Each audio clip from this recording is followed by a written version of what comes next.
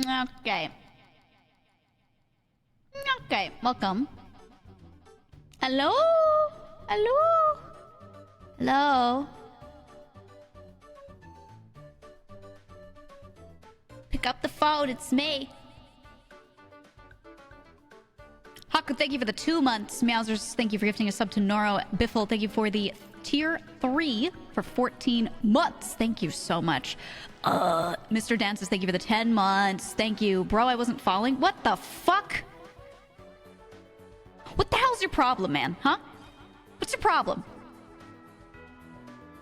Hello. Stop changing your name. It's fucking me up, man. I'm sorry. Okay. I forgive you. Look. I just ate so much beef. I'm starting to get like the itis from it, man. I'm trying to fight it off. Dances, thank you for gifting a sub to whichever name we're using today. I'm getting. You ever eat a lot of beef and then you're just like, ooh, after? I'm fully in that zone right now. I'm so. I could go on the couch and just pass the fuck out, but it'll be gone once I talk for a little bit because I also have caffeine. You know, that always helps. Hi, Geega, I love you. Can you stop saying that? You don't though. You say that every time. Here, actually, your viewer card is really funny if I read it out, though. Hold on. Let him cook. Look. Hi, Geega, I love you this time. Last stream that you were here, you said, Geega, I love you, and then another time you said, yum, yum, yum. Right? Before that, you said, JK, I hate you. Yeah, see? This is why you're allowed to say. You said, hi, Geegs. Geegs is smart. Geega, will you speak at my wedding? And then a few minutes later, you said, I have a ball python. I think we can allow him to stay. I think he's been good. I think he's been good. You get a pass. You're ruining his wedding. How many of you here don't know the story about the guy that came in and was backseating? No, he wasn't backseating. He came in and was trying to tell everyone something like, oh, it's my birthday or whatever. He was just like saying something for attention, and I like, you know, because I'm me, I was like, no, you're not, because they would think that like they could just go unnoticed. So I like roast this dude, and then he was trying to say that it was his wedding day, and I was like, you're not on Twitch at 3 p.m. EST on your wedding day. Shut the fuck up. He was like, I really am though. You know, he starts doubling down. We ban him, and then in his unban request, he's like, you're literally ruining my wedding day. I still have it. It's like my prized possession. I'll never accept or deny it. I just need to leave it there in unbanned purgatory forever. It's the best one I've ever gotten. Ever. Hey, it's my funeral. Divorced. It's almost like there was another one that would come in and they would keep saying that it was their birthday. But I remembered them. They said it was their birthday, and then like 4 months later, they didn't say anything for 4 months. They come back 4 months later and they're like, hey, bestie, remember me? I'm so proud of you. Been here since you had like 30 viewers. It's my birthday today. And I was like, hold on. And I checked their follow age, and like they start following when I was like basically almost partnered, you know? And I was like, okay. First of all, lie number one. Lie number two, I go back in their viewer card and I say to them on the spot, I'm like, you said it was your birthday 4 months ago. And they were like, oh, I must have forgotten. Oh, well, I'm so silly. And I was like, all right, buddy. Okay. All right. I don't think that's the case, you know? Okay, ban. Hey. Yeah, they had. Oh, it's like, you know when we joke here and we're like, hey, bestie? We have like 5 tildes and we do a whole bit. This person was just actually doing that. I don't know. That was the queen. She had 2 birthdays. Wait, you don't have 3 birthdays. Actually, I kinda do. So we fucked up. My first year of VTubing, I picked whatever day on my birth week made the most sense for me to stream. And then it was also like my artist's birthday. And I was like, oh, it'd be so cute if I had just like picked the same day. And we did that.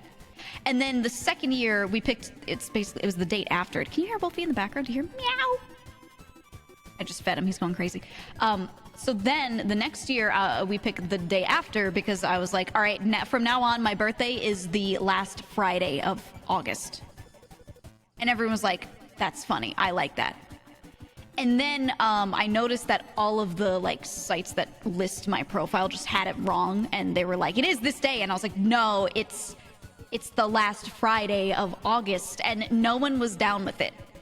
Like, chat was down with it, but no one else. And I said, "You know what? Fuck it. We're just gonna pick a day." So I used to joke that it was like that entire week. It's the 20th now. It's the 20th. I have to pick a day because apparently you can only pick one day. Also, various social media sites don't like it if you keep changing your birthday. Wolfie, why are you meowing? What's the problem, huh? What's going on? Oh, he's trying to get my other cat, Nucky, to play with him. Ah, I see you. He's trying real hard. Let him speak. I don't know. Congrats on your birth month. Thank you. We're almost there. We're almost August. Almost. And then I'll be, even older, which is great. I love getting older. That's so cool. What kind of cats do you have? Cats. You know, majority of cats in the US are just American short hair and you can't even discern, like, there's like no breed to them usually. I want a dog. I'm not gonna get a dog. Lifestyle-wise, it'd be fucked up for me. But I miss having a dog. Chaos, I'm not gonna lie, when you picked up your dog the other day and you're just holding him on stream, I was like, because I missed having a dog. I had this moment where I was like, oh, I want a dog. Because I was the same way with my dog, except she was like almost 80 pounds. So I'd pick her up and I'd have to like goblet squat down to the ground and then like go like, and really lift her up. And she wanted to be held so badly, but I could like, you know, we couldn't really go anywhere like that. I could just hold her and like stumble around. 80-pound dog would own me. Dude, I'm not even 5 feet tall. She, if she wanted to murder me in my sleep, she could have.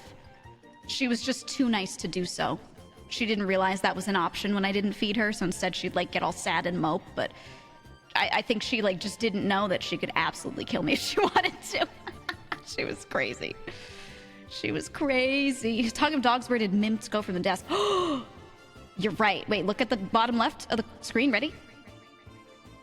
There she is. There she is. Okay, I'm done doing my stuff. Sorry, I was sitting in a really bad position, but now I'm sitting up, which means I can be tracked. I may have been lying sideways in my chair. Thank you for the bits. Thank you very much. I appreciate it. I appreciate it. Thank you. You may clap. You may. I see you already. Yeah. Yep. Wow, thanks. Yeah, thank you for the cheer 1, 2, 3. That's so cool. Thank you. I agree. I agree. I'm sorry if you saw me on Mike's stream last night and I got a little unhinged. Thank you. Thank you. I appreciate it very much. This isn't a leg, as they say. Okay. Mike and I... Thank you for the 777 bits. Thank you. Appreciate it. Now, Mike and I are good friends.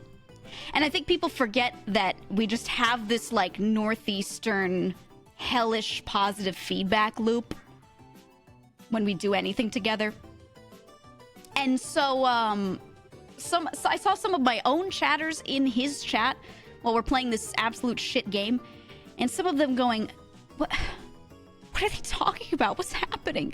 You know, forgetting that it's just, you shouldn't put us in the same room. You should not. You reciting the Rouge video at the end of Mike's stream was amazing. I have had that script ready to go since he first showed me that video months ago, waiting. I was like, one of these days he will say something and it will be my moment. And when we were on his stream and he said, would you like to sign off? I was like, I'm gonna read the Findom Rouge copy pasta. It's over. It's over. Here's the thing. The script has never been written down anywhere. It's just a video, you know? No one's like, I even looked for it. No one has ever typed this. This is like a me exclusive now. Damn boy, you frying chicken there. No, same voice, but No, no, no. It's much worse. I didn't read the whole thing, too. It gets worse. He thought you had to memorize. I actually did have the beginning memorized. And then in the middle of it, I was like, I need to pull it up. I did have the beginning completely memorized, yes. It just starts out with the Rouge voice. I understand that some of you have a pornography addiction. And it just goes. It's so funny. But yeah, I had to bring up the script because I wanted to do the whole thing, and then when I got to one point, I was like, we gotta save this. We gotta save this. Actually, my intent with it was I was gonna send him a voice message on Discord of me doing that whole thing in like shit quality, you know? I didn't realize it was a fetish thing. Amazing. You didn't realize when she gets on the mic and she says, find a findom. Like it's like a way to fix their problems. What do you mean you didn't realize? It's fucked up. Anyway, it's one of the funniest things I've ever heard in my life. So it was waiting in the shadows. It was waiting in the shadows, and I was waiting to recite it to Mike. I also I hope you saw the clip of him that I retweeted when we were going to play something together. Let me grab it. Let me find it on Twitter. I don't know if you know, but he did a stream the other day that was probably one of the funniest things I'd ever watched in my life. Which was, let me see if I have this tweet. He watched, like, TikTok lives. Yeah, here it is. He watched TikTok lives and, he sat around and like, just did a lot of research on, like, brain rot TikTok content that's popular right now. Yeah, the NPCs, but a lot of other stuff too. And he found this one guy who was streaming to like 6 people who does these Music Fridays. Now the other thing was that he was playing with sand. I think it was kinetic sand, and he ate the sand. And BGM off. Hold on, BGM off. I just need you to see what I was watching. Yeah, Gay Master. Hold on. It was. Oh, I can't begin to describe how incredible the stream was. Here we go. Sorry, it's cut off on the right. It's just gonna be like that. Yeah. This shit goes so hard. He ate the fucking sand. You wanna hear the crunch? You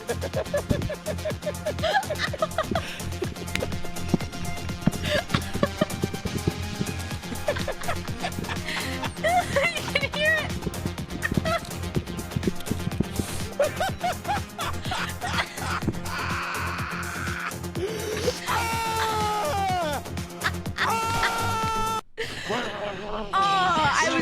Imagine you're just trying to watch a stream and you Game Master and it just keeps going. Oh my god, I was crying.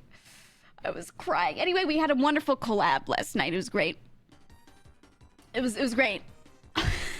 Game Master. Hearing the crunch of the sand. And the thing is, I came in like at this point in the stream. I didn't get to watch him do a lot of the earlier stuff, so I didn't even know the context. I just go, oh, he's on. And I click onto his stream, and he's just like, Game Master! And I was like, what is happening? Bible thump. He is, I know, we've lost him. Oh, it's just so funny. Anyway, I keep shilling Mike, because I find that, like, he's got such a good, dedicated community, but I want more people to find him. You know what I mean? Sort of in the same boat I was in recently, where I just, like, didn't have much reach. Not that many people knew about me, but I also had, like, a great group of people showing up, you know? Because he doesn't shill himself, and I, up until a certain point, like, never shilled myself either. So I'm, like, trying to... Go watch Mike, okay? Game Master! Normal Tuesday. I thought you had a day off. I never do. I don't. I fill my free time in with collabs or working on something. Anytime you think I'm resting, I'm probably, like, working on some YouTube shit, you know. You can find Mike at... Don't worry, I'll shout him out. I'll do the shout out. You don't have to worry. Oh, there's the Nightbot shout out. Here, I'll do it so it's the clickable one up at the top because I actually, for once, I love this feature, this Twitch feature. Wow. Wow. She only has days she isn't streaming. Yeah. Yeah. Well, what I'm trying to do is set up some days where I can go hiking. Which is a thing I used to love doing, and I medically just kind of couldn't for a long time. Now I medically can, though I can't take it, like, you know, I can't go too crazy, but it's getting a lot better. But the thing is, it keeps being hot. Fucking hot. It keeps being so hot. And dude, we talk about this like every day. I only like temperatures under 75, preferably under like 72. I don't want to go hiking when it's like 80 something out, when it's like 90 something out. No. I really don't want to, and that's fucking me up. So it's like, now that I'm finally medically okay enough to be going and hiking and doing this stuff again, which was my favorite form of exercise, now I'm like dying. I'll hike in the winter, it's fine, you know? What is that in your, oh, in your units, 20 something, I'm not sure. 20 something for like the hot weather. 70 like 3 would be what in Celsius? 72 is 22. Yeah. 22 Celsius for you guys with your inferior units that have less. Anyway, sorry, I really don't like Celsius. I like some things about it. Here's what I'll say. When it is 72 in here, and I change it to 73, I can feel the difference.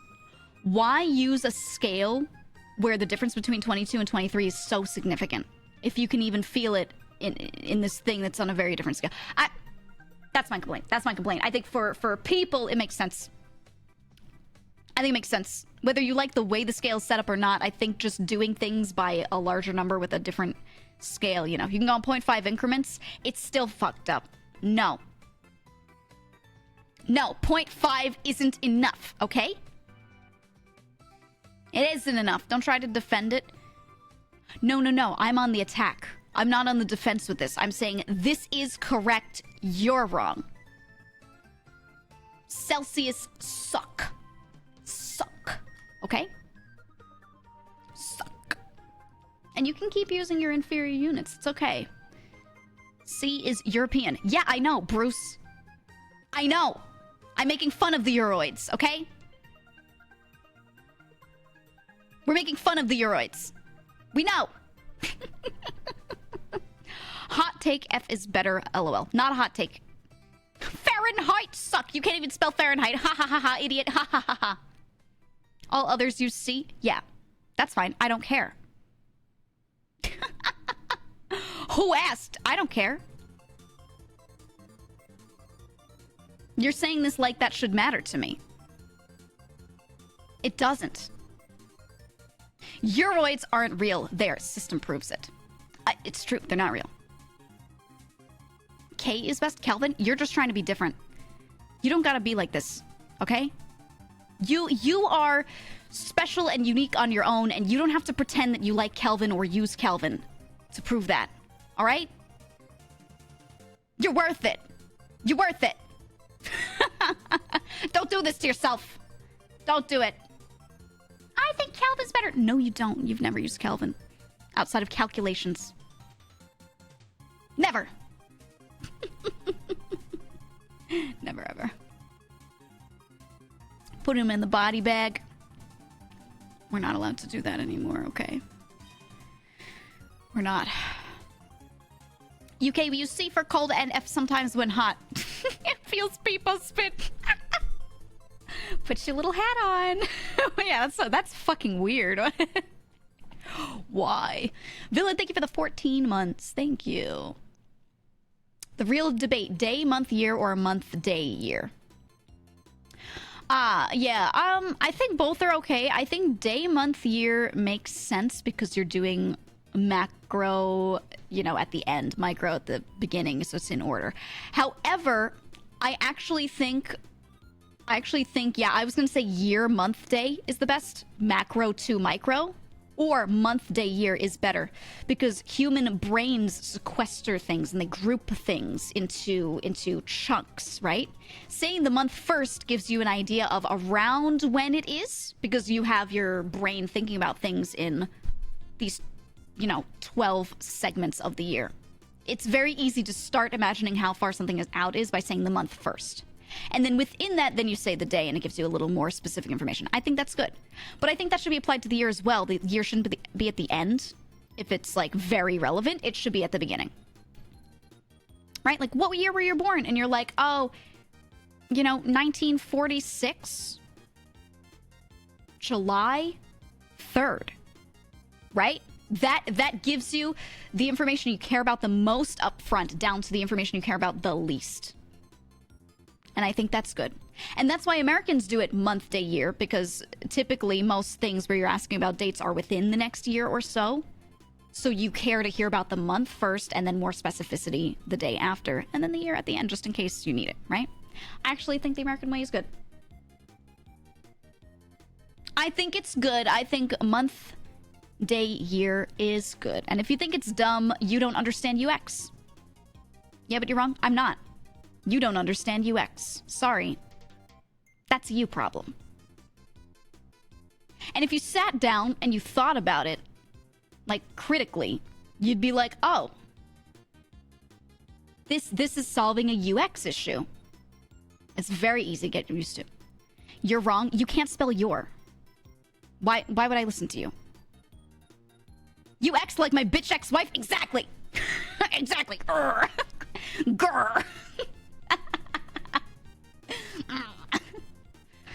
I'm so tired of her. Decim, thank you for the Prime sub. Thank you. Thank you. It's also creating UX issues. It's not, though. Very easy to solve. Very easy to solve. Being in a military family, it's always been done as year, month, date. I think that makes the most sense, yeah, but UX-wise doing just throwing the year at the end. Most important thing to know when asking about a date is usually month, then the day, and then at the end, usually the year is the thing you care least about. What is a UX issue? UX stands for user experience. User experience, and it's a field usually applied in tech, but it applies to literally everything. And it means making things the most efficiently usable you can, typically. There are a lot of things that go into it. Understanding people's behavior, and building things for those people, for their usability. Because sometimes you think something looks really good a certain way, but it is used terribly, right? Like if a UI looks great, you play a game and the UI, the design looks beautiful, but then navigating through it is like shit. Great example, the Skyrim inventory. It comes in from the side looking all modern and you're like, ah, so clean, so nice. And I can still see everything in the middle of the screen and the UI, from the base game. That's great. And then you start trying to move through it and you're like, holy fuck, this sucks. That is bad UX. That's really bad UX. Another example. Leah, thank you for the tier 3 for 8 months. Thank you. That's what Sky UI is for. Yeah, I know. You think a streamer doesn't know about Sky UI? Of course they do. But that's the thing. Sky UI is fixing the UX issue. It makes the UI look and feel different, but the UX is what they changed, right? The layout and the usability. Okay, so that's UX. And then it doesn't have to apply to stuff like that. It could even be, for example, you ever go on a website and there's some confirmation box that comes up and it's like, do you want to do this? Okay or cancel? And the okay button is red and the cancel button is gray. Have you ever seen that? That's horrible UX. It makes you think red is no in your brain, right? That's very human behavior. Red is no. Right? But then they made the okay button red. That shit happens sometimes, and that is like god-awful UX. Hate that? Yeah, you've seen that, right? Like, sometimes it's actually done on purpose to get you to click a certain way on accident. So that's UX. Does that make sense? The guy who came from a military family. Yeah. Once you learn the military document format method, it's the most convenient system to fall on. Especially if you have ADHD. Okay. I hate when cancel's on the left and ok's on the right. Wait, that's fine. That's fine. It's actually on the right pretty often as well. I've seen it both ways. All that matters is the color coding, the font, the way the buttons are set up so that you can tell without reading the text which one's probably yes or no. The owl in Ocarina of Time. Yeah. At baby's first experience with horrible UX is the owl. Literally, yep. Exactly. That's like a great example that I feel like everyone could fucking relate to, right? You keep accidentally hitting no, let me hear it again. And you're like, ah. Would you like me to repeat? Ugh. But yeah, you can kind of like, you can purposefully put bad UX in that benefits you but not the user to make someone click something. It's a little fucked up. Or like when games switch, which one is on the top versus bottom when most of the other games on the same console have it flipped? What do you mean? What on top bottom? You mean like UI elements? Or the fact that Amazon intentionally made it a 15-step process to delete your Amazon Prime subscription. Yeah. It's behind 10 different button clicks, 3 different "Are you sure?" and more. That's purposeful UX design. Making it really, really, really difficult for someone to get out of something, to cancel subscription or something. Because what happens is human behavior is like this. When things take more clicks or they're more difficult, people are more likely to not do it. They're more likely to just let it lapse and be like, oh, I'll deal with it later, ha ha ha, because they don't want to do it in that moment. It's more than they bargained for. So they leave it, and then they're likely to have some stupid auto-renewal happen. They get another month out of you, maybe more, you know. The worst is when you have to call to cancel something. Yep, that's exactly it. That's exactly it. It's called friction. Yeah, specifically like a point of friction. You identify different points of friction. And if you're making a good, usable product and you want people to use that thing, you have to reduce points of friction. If you want something to be difficult and you want them to not do a thing, you add points of friction on purpose. And it's fucked up. That's how it works. That's how it works. And it's kind of funny. It's kind of funny. You could be like Amazon and literally name the Prime cancellation process the Iliad. Yeah. Yep. LA Fitness has made it so it's impossible to cancel on the internet. Yeah. Some UX issue in regards to what the typical month a year. Useful info first. It doesn't follow any order of highest to lowest or highest to lowest. You meant or lowest highest. Yeah, no, the order doesn't matter. It's most to least usable. I get what you're saying, Sean, but thinking that it has to conform to a big to small or small to big order is just causing yourself more issues than you need. UX-wise, neither of those are best. That's just, you know, that's just what makes sense. Yeah, you're talking about LA Fitness. You're saying they made it so that you cannot call to cancel. You cannot cancel on the internet. You have to send in a cancellation letter. Yeah. You're saying Italian meant controls. Oh, like how triangle is for the menu and O is for cancel, but then some other games, it's O is menu, triangles cancel. Yeah. Switching buttons. People who play Nintendo games and they're used to A and B being in a certain configuration, and then on like an Xbox controller, it's opposite. Confirmation A and B are like swapped. It makes it really difficult when I play a game that's like on Switch and then I get like the Steam version. Oh. TTS is for funny fart noises like this. What, are you mad that people are trying to tell me things instead you just want to hear farts?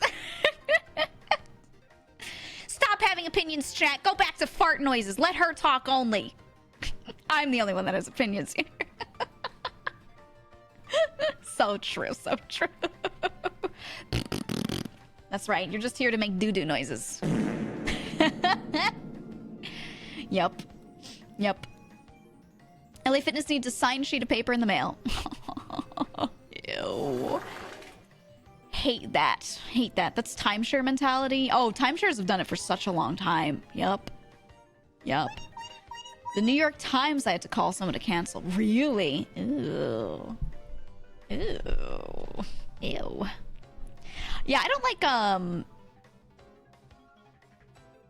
like subscriptions, is what I've realized. I want to pay up front and say, I want this thing for this long. Give me that thing. I don't like auto-renewing subscriptions. I want everything to be manually renewed. I just, like, don't like it. And I think you should have to pay for a month of use for a thing. Yes, you shouldn't just get things one-time purchase if they're updating it, you know, then the devs will never eat. Everything should be, like, a type of subscription like that. I just don't want these auto-renewing ones, right? I want to pay, like, minutes, right? I want to pay for the time I'm going to use it. Or I want it active for this month. I want to pay for this month. And that's it. And manually do it. That's what I want. That is all I want. You know? I don't, like I said, I don't mind having to pay for the time that I use the thing. I understand people are like, oh, I just want a single purchase. It just doesn't work for tech. That's by design. Of course it is. Of course it is. I know it is. I completely know it is. Very rare. But yeah, it just sucks. That's all I'm saying. It just stinks, you know? Stinky poo-poo. When you said calm down, it's not Zen's chat. Why would I not want people to TTS? I'm just sitting here, people talking. I'm scanning what you're saying, but I'm talking. Why would I not want you to TTS? Are you a fool? Whoever started the auto-renew system needs to be bullied. No.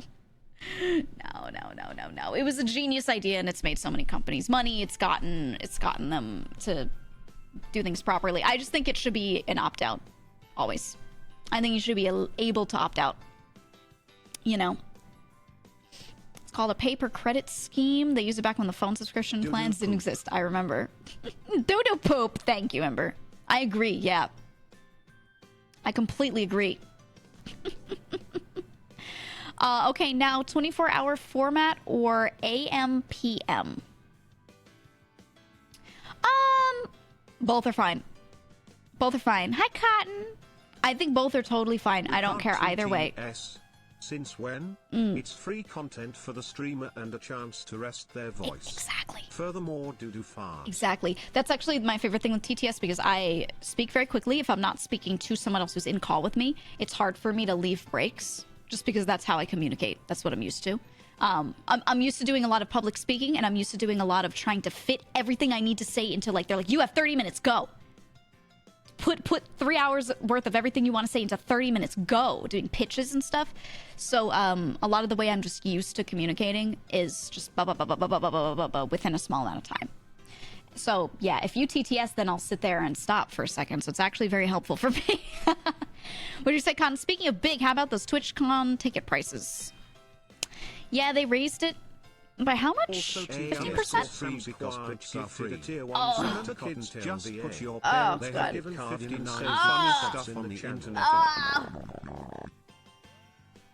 God. Jesus Christ. I need to, like, get rid of one of those entirely. Guys, all of my alerts are on Stream Elements except for bits. Bits are done through BikuBot, which is why they can double up. Just forewarning. And I want to use both of those things. I do not want to put all on one for specific reasons. So, sorry. It's just gonna be like that. It's just gonna be that way. So TTS is free because bits are free. Just put your parents' credit card in and say funny stuff on the internet. Exactly. I agree. You're so right. It's free for you. As a fellow fast talker, I feel that. Way too real. I trip over my words and don't enunciate properly because I'm more used to talking to myself rather than other people. Yeah, you just sit around and talk to yourself. You just speak out to the voices. Yeah, I mean, I've always spoken fast. This isn't just from workplace or anything like that. I've absolutely always spoken quickly because I just come from an environment where everyone speaks quickly, and when I hear people speak that speak slower naturally, I think they are talking slow, and it's weird to me. I've gotten more used to it over time, but it took a lot of time to adjust to. But then on top of that, the not stopping and not taking breaks thing, that comes from work environments. That comes from every second is valuable and could fit more information that could help you sell a thing or get someone on board with your idea. Can we develop this way? Here's why I think we should. Blah, blah, blah, blah, blah, blah, right? So for me, that's just how it is. What's worse, slow talkers or slow walkers? Slow talkers, because if someone's walking slowly, you can walk around them. It's annoying, but you can get around them. If someone's talking slowly, you actually sit there in agony. You just sit there in agony until they're done. Or you can tell what they're trying to say. Sometimes you even finish their sentence for them to just get them to hurry the fuck up, you know? You know what I mean? It's just how it is. Is TwitchCon worth attending? I don't know. I've never been. I have no clue. I have no clue, and I don't think I'm going to go to a lot of events like that at all because, like, safety reasons. I don't think I will. What I might do is I might take vacations around those weekends because, like, all the streamers will be gone anyway. A lot of viewers will be gone, and I might go see, like, family at those times or something. Just because I feel like it's like it's a good weekend to just have everyone go do that thing, right? And I go see people that I like, family that members that I just have not been able to see in forever. Because as a streamer, it's really hard to take like a week off to go see someone who's far away. We'll be content starved. Yeah, but you could also go out that weekend. You could also go to that event, or you could also go see family, or you could, you know what I mean? So I don't really see that as a problem if it's like a 1 week or a weekend thing, you know? No. Literally go do anything else. Even if you don't go see someone, you can go do a thing with friends that you haven't seen in a while, right? You can catch up on VODs. Do you know how many people have YouTube channels that they are working so hard on and just trying to get their Twitch viewers to notice and to watch? You could just support all those YouTube channels. Check out like every streamer who's got a YouTube channel that you like watching. Go and watch through their content. And there would be way more content than a weekend's worth. You know what I'm saying? Maybe check out a streamer you've never checked out before who is actually streaming. There will always be someone who's streaming. You're not going to be literally starved, you know? So, don't complain. Shut the hell up. Do some jumping jacks. I don't know. That's what I'm saying. But yeah, so I think I might like take those weekends and I might use them for my own travel, but like personal stuff, just to get that out of the way, like at the best time I could, you know? I think that would make sense for me. You know? There's other streamers other than Geega. Pretend I didn't say anything. No, there aren't. You should cry. Geega, can volume up a bit the music?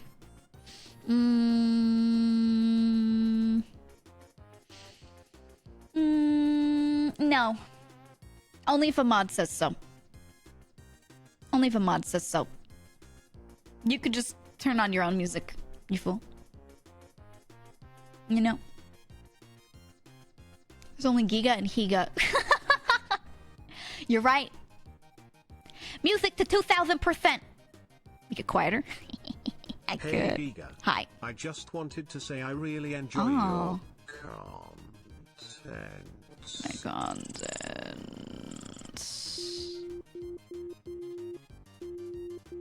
No, he's signaling. No, no, no, no. No signaling. No signaling. No. No, no, no, no, no, no, no, no, no, no, no. Do fart, am I right, guys? So true. Thank you. Oh, yeah. Oh, you're right. Yeah. I agree. Oh, yeah. Really, really saved it at the end there. Really saved it. Uh-huh. Anyway, I have to learn how to manipulate TTS one of these days. We have a beautiful guide written and available in the Discord. A wonderful how-to in the Discord. Just for you. Just for you. There's nowhere else for me to put it that makes sense. It's easiest to leave in the Discord for, like, editing purposes. So, that's where it is. What do the signals mean? I don't think the people sending the signals know what the signals mean, to be honest. Is it idiot-proof? It's pretty simple. If you can't figure it out, I think you don't belong in the chat. Like, you're gonna get cooked for some reason or another, you know? You're not safe here if you can't figure it out. Notwithstanding if you're like ESL or something like that, or even learning disability, no. But if you're like just an English-speaking individual chilling out and you look through the guide and you go, this is too hard, I'm sorry, you're gonna get cooked for some reason or another. Make something idiot-proof, they'll just invent a better idiot every time. Every time. Gatekeeping chat via TTS. Gotta do it somehow. The culling, you know? The culling. You don't have to be a big knowledge haver. You just have to be able to figure something out with a guide, right? Like, I don't... if someone just doesn't know some basic things and they never got the chance to learn it, I don't care. That's not like their fault usually, right? Sometimes they could have learned a thing, but they didn't know what they didn't know, right? That doesn't make you an idiot. Being handed a simple guide that's very easy to follow and not following it is like, hold on now. Now hold on, right? So I don't care if you can't fill out a New York Times crossword puzzle. I expect the average person would like not know half the shit that's in there. It's obscure. It's fine. If that IKEA furniture guide is not doing it for you and you're at it for hours and you still can't build it, now hold on. Those are pictures. Wait just a minute. Wait a minute, you know? I assembled my IKEA chair on my own. Very good. I'm glad. Glad to hear it. IKEA directions, GOAT. Yeah, I think they're really good. I remember one of my brothers building something. Now, it's okay to like make a mistake occasionally. It's fine. Sometimes you do something backwards and then you look at the guide and you go, oops, I put something on backwards. I remember one of my brothers was helping a friend build some IKEA furniture. The friend could not figure it out. Eventually, he was trying so hard. Eventually, me and him went over to our friend's house and helped him figure it out. And the guy just could not read a simple diagram. And I was like, what? How? He like looked at a thing and he couldn't figure out what piece it was. And I was like, it's the big rectangle and it's numbered and lettered and everything. And it's like part A. One of these exists in the package. And there's one thing that looks exactly like part A. And it's the biggest one. And I was like, bro, it's right there. I melt my brain daily at work. You know? When I come home, I have the mental faculties of a particularly stupid sponge. You know, in this job and in my previous work, I also melted my brain daily. No excuse. I don't think. Now, it's one thing to be like, I'm not going to build this right after work. Maybe I'll do it on a day off. But let me just say, I don't know. I did it. I don't have much sympathy. The problem is that they are pictures on a 2D plane with no words. Not all of us can look at it and say, oh, this is this part. They're diagrams. They're not just pictures on a 2D plane. They're diagrams with letters and numbers, and they give you every context clue you need to figure out what it is.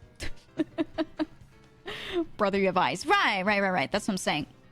They lay it out, and there are 10 screws. 5 of them look like this. 5 of them look like that. So you open your package of screws, and you separate the ones out by group of what looks different. And then you go, oh, these 5 are A because they look exactly like the diagram. And these 5 are B because they look exactly like the diagram. Right? It's drawn for you. And you go, wow, it looks just like the picture. You know what I mean? They're labeled and the parts are labeled. That's the other thing. So something they didn't used to do is they didn't used to label all the packages. But nowadays, they put stickers on the packages that are like, this is screw A. This is screw B. Right? They do that with most of them now. They didn't used to. For those of you that struggle with that, I agree. They did not used to, and sometimes that was a little frustrating in the beginning. But now it's like, it's just how it is. Oftentimes the pictures are actually 1-to-1 scale too. Yeah, when you're doing the original diagrams, some of them are. Or they show them next to each other so you can see the scale between each other. Right? Like Legos. IKEA wall rails are wrongly designed. They give no info on offsets for where the furniture ends up being height-wise once hanged. I agree with that. The stuff that you use to attach stuff to the wall to keep it from falling, or... Yeah. It's gotten better now, but some of it was so fucked. I remember the first time I moved out, all of my furniture was IKEA furniture, because I was like, I don't know what I want yet. I'm not going to go in and buy, like, that nice couch or that nice dresser or anything. I was like, I'm going to buy something that I care about less. It's lower quality. If it breaks, it breaks. Some IKEA stuff's really good too, don't get me wrong, you know, but I was like, I'm just gonna do whatever. I don't want to spend a lot, and as I live alone, I'll kind of figure out what it is that I want, right? So I got like all IKEA furniture, and I remember just building like my first entire apartment out of IKEA furniture pretty much. And I was just like, huh, okay, you know, this is like, this works. And everything was like monochrome. And I thought to myself, well, I'll get everything in just like black, white, gray, you know, maybe a few wood textures, because I'll decide what I want this all to look like later. And then I realized I just want everything to be monochrome anyway. I don't even like colors half the time. Like, I like them, but like in my space, monochrome, and then like one red thing, one blue thing. You know what I mean? I realized that later. I was like, oh, okay. So like pretty much everything on my desk is black. And then I have my own desk mat that's me. It's like a dark silhouette, and then it's red. That's just it. That's it. That's what I've got. That's just how I ended up doing it. My problem with the IKEA is all the fumbly little parts. Oh, yeah, if you have, like, big hands and you're dealing with the little... Yeah, you want to get, like, little magnetic screwdrivers at that point. So you can just pick it up with the screwdriver tip itself instead of your hands. Because, yeah, some of them are so tiny. Like, I get that. I have tiny hands, so for me, it's fine. But, yeah, I think it's fucked up. I think it's fucked up. My room with a black and white filter would look no different. My space is... Yeah, everything is very monochrome. And then I have the occasional, like, navy blue or bright red accent. Because navy blue is still, like, a neutral, basically. And then the red just pops out really nicely, so I just have a few things like that. And I don't know, it just... When a lot of these things are relatively monochromatic, it makes the things that are an interesting color stand out. So, like, my Nintendo Switch sitting on the dock stands out so crazily against everything else, right? Everything else is like black, white, gray, brown. I like brown, I like wood tones and things too, but I'm just kind of grouping that into like, yeah, grays, whites, wood finish. Right. It's very like, I even like, I remember looking at an IKEA catalog and a lot of the furniture was like white. They had these sandy, light birch colored wooden floors. So it's not even very yellowish, you know, very desaturated. And then they had a lot of light wood furniture as well, and it was very Scandinavian looking. And I remember my brother looking through this catalog. Now, he was moving into his first apartment. I was helping him, you know, figure out what he wanted. And he was like, this just looks like a Scandinavian hellscape. And I was like, you don't like the monochromatic stuff? I understand it's light, maybe like darker. And he was like, no, this is hellish. He like hated it so much. And he was like, where's the color? And I was like, what do you mean? Yeah, it's IKEA. That's, first of all, it is Scandinavian. So, yes. But second of all, just, yeah, this is hellish. The way he said it was so funny. And I was like, all right, let's just go and let's get things that are in various colors for you if that's what you want. And then while we're in there, each individual item, as he's looking through it, he was deciding, he was like, you know what, I kind of like this color out of it. He didn't want to go for the super bold colors for each individual item. When we checked out and we laid out everything, we built it in his apartment, he realized that nearly everything was monochromatic. Nearly everything. Or if it was a color, it was super desaturated. That's what he went for. And I was like, maybe you actually do like it. You just liked darker colors. And he was like, wait a minute. I do like the Scandinavian hellscape. He was like, this is Scandinavian heaven. And I was like, that's right, it is, yes. He was converted after like one trip to IKEA. And I noticed as we were shopping, as he picked each individual item and picked out the color for it, it was like, I noticed it was getting monochromatic, and I was like, I'm not gonna do anything. And then what I did was I got him like one nice woven blanket to put on his couch, and it was in a bold color, super bright, bold color that I know he likes. And I just got that for him. And he put it on the couch, and he stood back, and he looked at this monochromatic room with this one color. It was kind of like a teal cyan sort of thing. And he just stood back and he was like, oh my God, it's beautiful. He was like, you can really see the color because it stands out. He had this like, I don't know, the way he was talking, he never talks like that, you know? He never speaks that way. So it was just so funny hearing him come to these realizations about interior design. It's gorgeous, it pops. Meant to like IKEA ironically by not liking IKEA XD. He thought he liked color. What he liked was colors standing out against a monochromatic background because he wants it to be featured, right? There's a difference. Some people are really like maximalists, right? And they want everything to be a bright color and they want it to look like primary color vomit. And they love that. And if your brain likes that, that's cool. But it's just not what he liked. It's not what he liked. And he finally realized it. I don't know. I love doing that. I love like doing stuff in people's spaces, helping them with their interiors and everything. Because I'm a minimalist. I think owning less is great. I think you should throw everything out. I think you should get rid of like all your stuff if you can. And you know, don't surround yourself with too many things, colors, if your brain isn't happy like that. You're like, I only like red. Okay.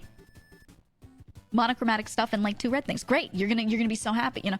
And so like, I just think, I think that's the way. I think that's the way. I know you spent 100 hours in The Sims on interior design alone. Absolutely. Absolutely. And me, I'm more, I say monochromatic, but I'm more of like a browns and navy blues kind of person. I like the library feel, right? Like dark walls, wooden bookcases, but everything's desaturated. Nothing's like super reddish wood or yellowish wood. Lots of books in there, which have their own colors on the bindings and things. You know, like that's what I like, but I still consider that really monochromatic because it's very like, it's very desaturated. There are no like bold, bright, vibrant colors or anything. I don't know. If something's gonna be bright and vibrant, I'm like, just put one of those in the room. Don't like go crazy. I don't know. I have one friend, she just absolutely loves vibrant colors, and she has a room that looks really nice, it ties together really well, but everything in there is vibrant, and it makes my brain hurt. It makes my brain hurt. You know? Navy blue is base. Navy blue is the most goated because you can treat it like a neutral and that it goes with absolutely everything. It does not clash. It's the best. The best. Brown and green gives the forest vibes. I like green. I do. But I've never had like a room in a space where green was the big thing. I always just put plants in a room. But I haven't had plants since like getting my cats, or a lot of plants, because they'll just eat them. And that's like the one thing this room is missing right now, is like it needs like a plant or two or something. Because plants also, the way they grow in, they're very like not boxy. So if everything you own is IKEA furniture and everything looks really square and you're like, this room looks too like 1960s brutalist and I can't figure out what it is, it's probably that you need a plant. You need something that like just breaks up the lines, right? So they're goated. They're goated. You want a room to look nice? Just put 2 plants in it. Boom. It's great. It's better. It's improved. But my cats will eat it, so I just don't have a plant in there. I have one fake plant, and it's tiny. You know? It stinks. I wish I had like better spots to put them high up, but I just kind of don't. I just don't. Blue, orange, and wood. Favorite apartment color scheme? Ooh, blue and orange? Yeah, yeah. Just pick colors from the get-go and go with those. Right? Just go with those.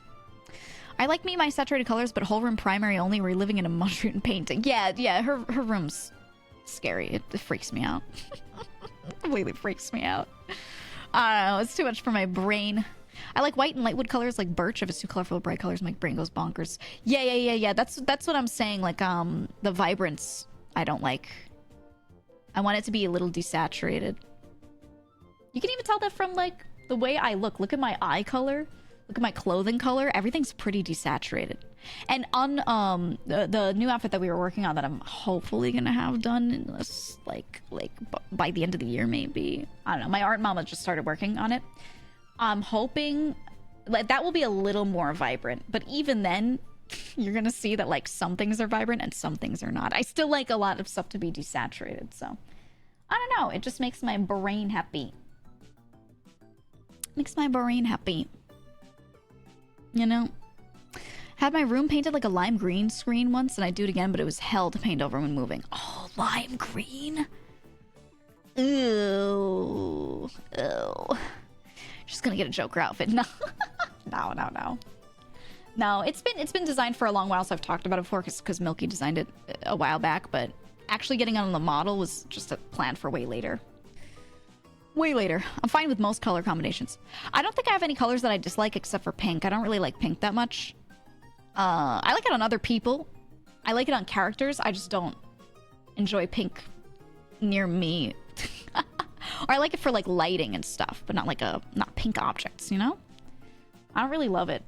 But every other color, I could like make that the main color in my room and still be happy. That's fine. Literally me with blue. You don't like blue? I think red and blue are the top 2 colors when they poll people and they check what's your favorite color. I think, what was it? Red and blue were most popular, then purple. And then I think orange was the least liked. Or the least often picked as their favorite color. I think that was the one that like always lost. No, green is like next one down. Yellow is a little less liked as a favorite color. This is just number of people saying this is their favorite color. It doesn't mean that they hate those other ones. But yeah, very few people pick orange or even yellow as like that's their favorite. It's usually red, blue, purple as the most common. You know?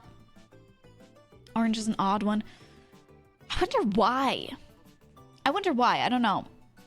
I like lots of blue things, but I don't like blue on me. Oh, okay, I get what you mean. You're saying, like, same with you, like, with me with pink. That's how I feel, too. There are a lot of things that I look at that are, like, a pink aesthetic. I'm like, that's nice, but I just don't want it in my room, and I don't want it on me. You know? I don't want to wear it. I don't like it as a wearable color. Ugh. No, thank you. I have never seen an orange room. One of my friends had a living room that she did where the walls were, like, a forest green. And they had like light birch woods everywhere, and then the accent color was orange. And if you pick the right shades of those things, it can actually be done really well. It just wasn't a lot of orange, it was just like a little bit, and it looked really nice. I thought it was really good. But again, both were desaturated, so maybe that helped. Yuki, thank you for the 6 months of Prime. Thank you.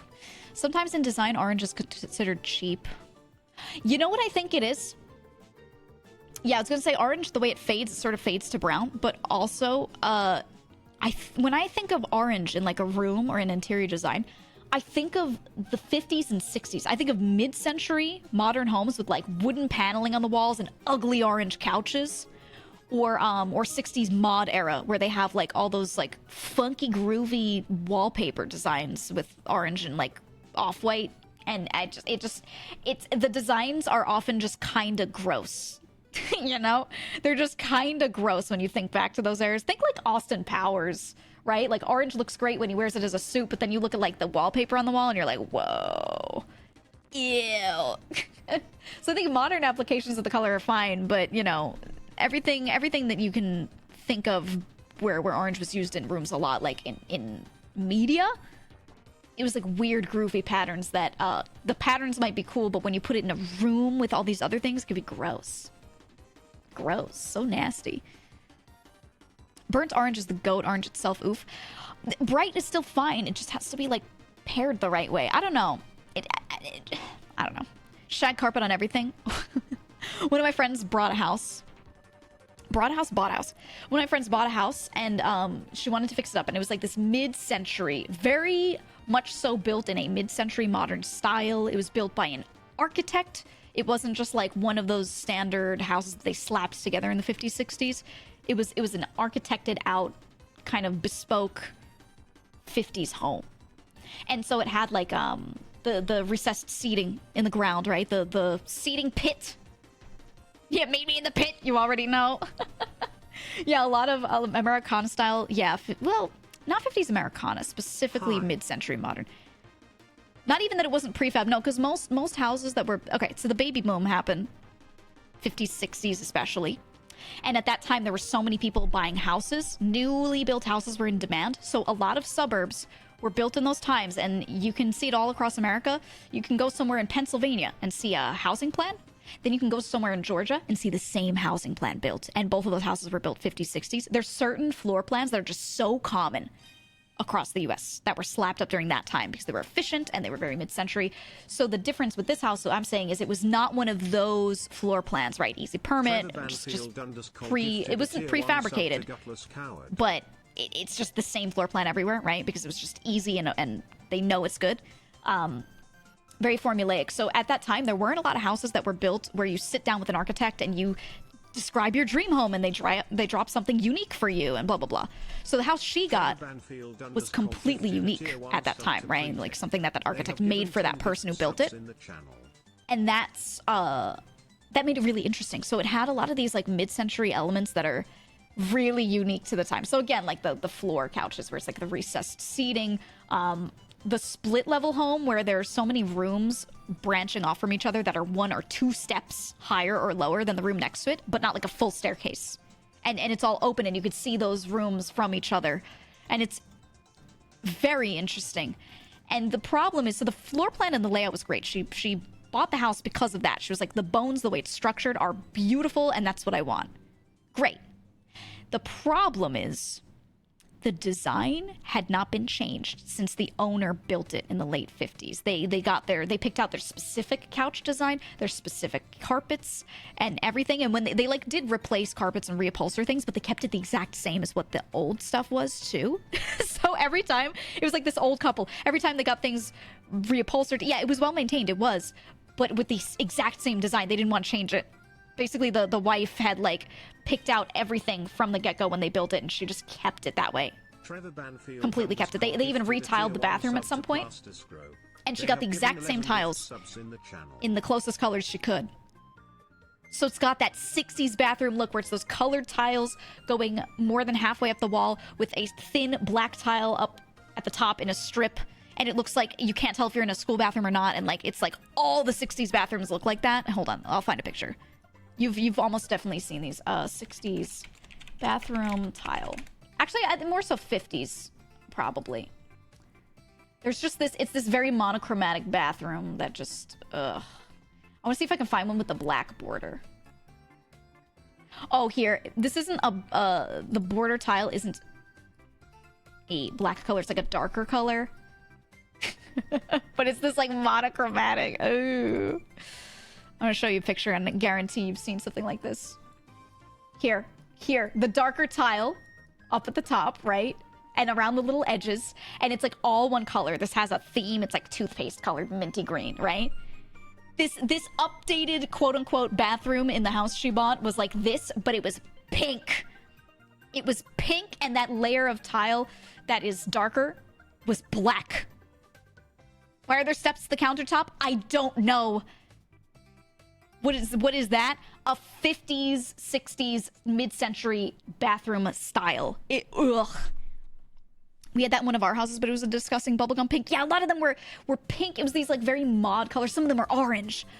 Oh, you like the stairs? The only thing I could think of for the stairs is, like, maybe they had a cat. But why would they want the cat on there? I don't know.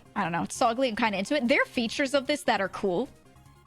That could be applied in a modern way. That could be good, but it's just ew. Ew. Don't forget the olive drab green appliances. Yup. The stairs are just shelving. I mean, it could be stepped shelving for when you're in the bathtub. Perhaps those are meant to be little shelves that are staggered where you could grab bath things. But it just looks like weird stairs. I don't know. They could have recessed that into the wall, right? A little recessed shelf in the wall would have been way better. Stairs for escape out the window. Yup. But yeah, this is the kind of style I'm talking about. So my friend bought her house and it was all like that. So they bought it at a pretty good price and then she ripped out like everything and redid everything. That wasn't invented yet? No, it did exist. It did exist in some old homes. There were things that were recessed. There were. They absolutely knew how to recess shit into walls. It just wasn't common. It wasn't common, but there are old homes, especially like even Victorian era homes. They're old homes that still have recessed stuff because they did a lot of built-in cabinetry and everything. Right? They had a lot of really old. If you buy a really old home, you're probably gonna have a lot of storage spaces and built-in cabinetry and built-in bookshelves and all that are just like they've just been with the house the whole time. But yeah, no, it just. I remember walking into the house. She was like, "Check it out. This is gonna be the before. This is before we worked on it and everything." And I walk in and I was just like, "Did I time travel? This place is ooh." I could see the structure though. And it was well maintained. So like the vision of what she wanted to do, I was like, I completely get it. And this was a good purchase because it was so well taken care of. But like, oh my God, it was so ugly. It was so fucking ugly. Oh. Ugh. They did, and it was usually made of Douglas fir in my grandma's house. Yeah. Or what's another really old thing? Oh man, a cedar closet. A cedar chest sometimes, but a closet, a wooden closet made entirely of cedar wood. Oh. Love it. Love it. Love it. Cedar chest's my nemesis. I had one for the longest time, and it's my mom just has it. She just has that now. I was like, I don't have the space to take this, you know? But, oh, it's the best. Classic. My house has a very old bidet. Maybe you want to change that out. I don't know. Maybe you want to make sure that's clean.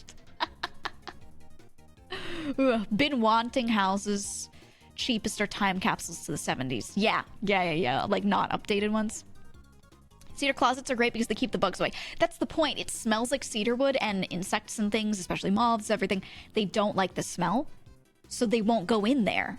And it's like a natural, easy way to keep bugs out if you don't mind the cedar wood smell, which I personally don't at all. I don't at all. So if I'm storing like a winter blanket and it's going to be there all summer and it's only going to come out in the coldest of winter, I'll put it in the cedar chest. I don't want to think about it. No, thank you. Now we have modern solutions now. You can put them in those like vacuum storage bags, right? You could like throw them in there and vacuum the air out and seal it. Like there are other solutions, but for the longest time, that was just the easiest, you know? That's just the easiest. Who the fuck carpets bathrooms? Oh, I've seen carpeted bathrooms. Holy fuck. Not the most common, but ew.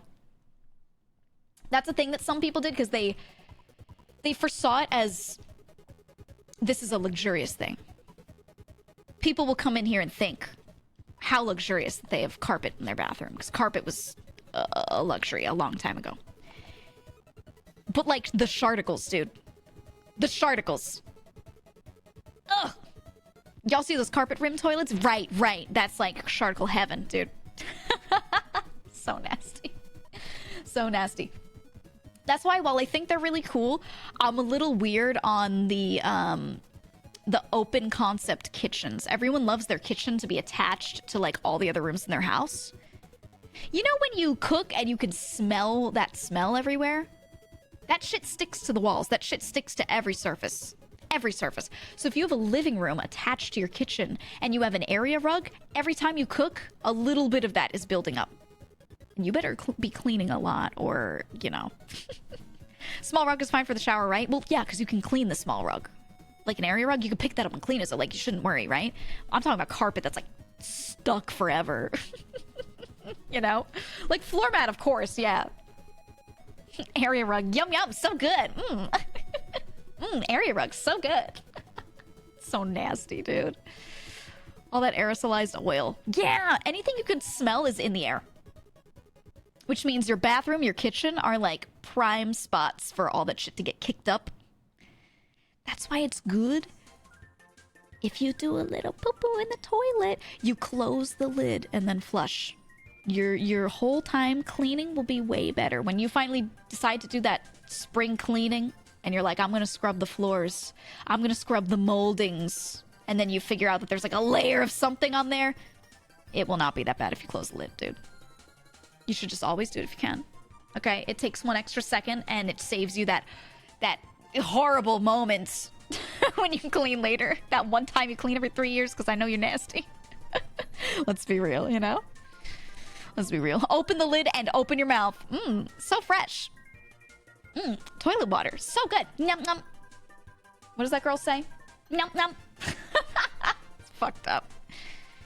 Fucked up. That's the reason some parts of the world have outdoor kitchens. Yeah. Here's a handy rhyme Yep. to help you remember. Close the lid when you do shit. Close the lid when you do shit. Yep. I think closing it every time is like, safer because those things still are in there, you know? But yeah. Yeah. My last dog forced us to remove 50% of our carpeting. Have any of you gotten someone to clean your carpets, or have you done it yourself with a real rug washer? And just seen what the water looks like on a carpet that appears clean, that looks normal, that you vacuum all the time.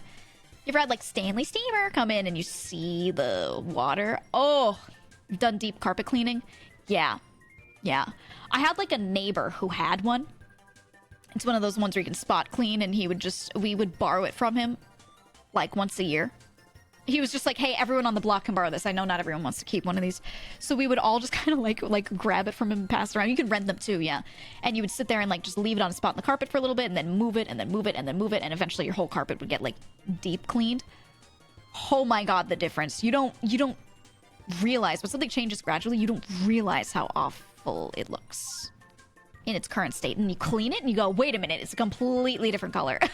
And then you're like, the deep realization, like, oh, where? It sinks in. Oh, it's so nasty. Done it for work, black water always. Yeah. That's why I'm a fan of like area rugs rather than like carpet that's stuck in there. So you could replace it, you could wash it.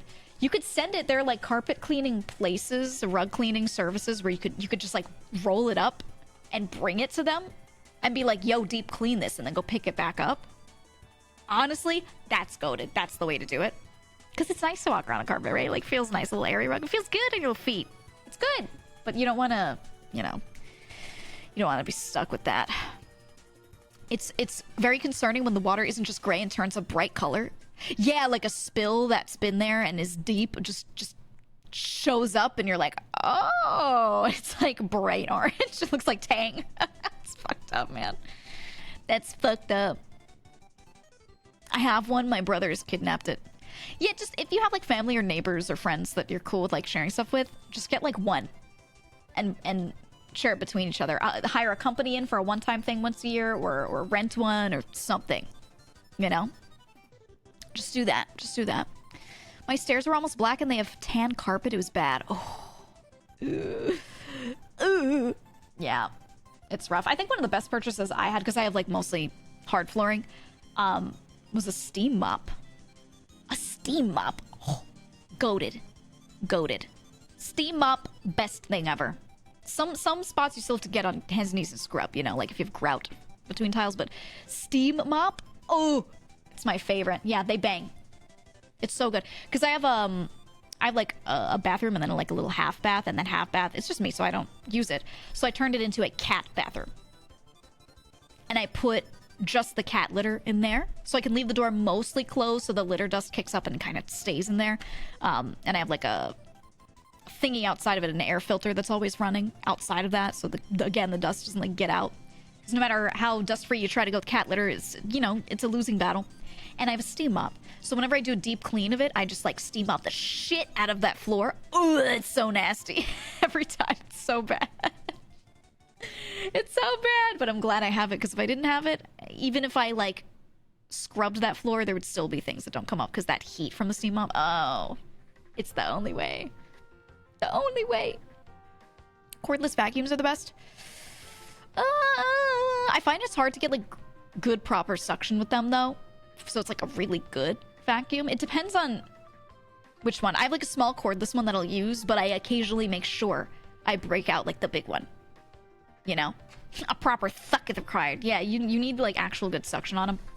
Because otherwise there's going to be so much, like if you have hardwood flooring between the floorboards, you're not going to get any of that with like the little one, you know? The Gawk Gawk 3000, my favorite vacuum. No, really though, it's like, it makes a huge difference. Because I'll go over the floor with like the little vacuum, and I'll go like, oh, well that picked up the little litter bits that the cats left around. That's great. And then I go back in with the big one, and I get like the dust, you know, between everything. Complete difference between the two. If it wouldn't damage your wood, I'd suggest a degreaser. Ooh, yeah. That's getting like really into it though. I've got hardwood, so I got a heavy ass back. Yeah. I really like, you know, when that same friend that had her old house when she was fixing it up, I suggested to her because she was like, oh, look at the original wood floors. They're so beautiful. I'm going to keep them. And I was like, hey, those floorboards have spaces between them, which is normal for older floorboards especially. I was like, have someone sand it down and repolyurethane it and everything. Have them put filler in between. Because the polyurethane doesn't always like fill those gaps, you know? Depends on how they do it. I was like, have them go in, and they basically, it looks like they're spackling, right? They just like throw a layer of shit on there and move it, and it gets between all those cracks. And I was like, just put a proper filler in and then polyurethane it. And she did, and you know, it's all great. But it's like, it'll save you so much effort with cleaning. Ugh. Those floors in my old place are like that, and the gaps are hellish. Yeah. Especially if you have pets. Oh my god, all the stuff that gets in there. Ugh. I don't know how many of you are ever gonna be buying a house anytime soon, or if you did deal with it or anything, even if you're renting, you know. But if you're renting something or buying something and you're able to alter it deeply like that, spend so much time when you're first getting a house looking through all of this, because a lot of these things you're not going to want to do later. Doing it when you first get one, okay. Doing it later when you're already living there, it's so hard to get yourself to do it. Buying house, lol. I know. That's why I was like prefacing it like, I don't know if you will. Because it's bad right now. It's been bad for a couple years. It got kind of good when COVID started, but also people weren't working. So, you know, and then now suddenly it's really horrible. The rates are horrible. The prices are terrible. So not expecting it. But if you find yourself fortunate enough, don't expect you're going to hop and skip and jump to like 3 houses after this. Pretend you're going to live in it forever and just take really good care of it in the beginning. I've seen the difference because I've had a lot of friends kind of get houses more recently, especially when COVID started and the rates went low. They kind of like, anyone who was waiting to look for one, they like did a swoop in at that moment, you know? And the difference between the friends who went and like, oh, I'm gonna add filler between the floorboards, oh, I'm gonna replace this thing, you know, right in the beginning when I can, versus the ones that are like, I'll just make it work right now. It's huge. Their home experience is hugely different. You know, it's crazy. Holy shit, 6%. Yeah, the rates are like 6 to 7%. The interest rates on mortgages right now across the US. Fucking ridiculous. At the beginning of COVID, they were low and they were like 3%. So, any of my friends who were kind of looking into it, they, as soon as they saw those rates crash at the beginning of COVID, they were like, oh, we're gonna do it right now. We're gonna do it right now because we don't know how long this will last. And they were lucky. And some people held off. Some of my friends were like, you know, I'm not really in spot to buy one. I kind of could swing it, but I don't think I should yet. I'm going to wait a couple years because they've gone down now. Maybe they'll go up a little bit. And they were so wrong. It swung back up and the rates are 6 to 7%. And yeah, the prices overall are still high. And now there's like no hope. They're just sitting there like, well, fuck me, I guess. It's so bad. It's so bad. Even I've been looking, and I'm not in like the best position to go buy like a super expensive house or something, but I keep my eyes peeled. It's almost like there's no use keeping your eyes peeled right now. You know what I mean? It's so bad. It's ugh. It's not a good spot. It's not a good spot. So even if you're lucky enough to have a good job, even if you're lucky enough to have a quote unquote well-paying job, a lot of those people are still just renting. It's so bad. You could get 2.5% if you hit at the right time. Yeah, back when things first crashed, they were getting really low. Some people really lucked out. Some people did, and I'm fully jealous. But at the time, it was not for me. Not a consideration for me. You know, 7 to 9% in Canada. Could you imagine paying 9% interest on your mortgage? Home mortgages are like 30 years for a lot of people. They're like 30-year loans, you know? Paying 9% on that? Oh my god. Even 3 feels like a lot. I'm not gonna lie. Even 3 over that amount of time feels like a ton if you're doing a 30-year mortgage. Oh man. Both Ontario and British Columbia. Oh god. It's fucked, man. It's fucked. My brother has an $800 mortgage and I hate him. You don't have to tell me, like, for real, but, like, where the fuck are you living that you've got an $800 mortgage? What the fuck? You gotta be in the middle of nowhere. You gotta be in the boonies. There's no way. You gotta have, like, no internet or some shit. He bought the house in 2009. Oh. Okay. Got it.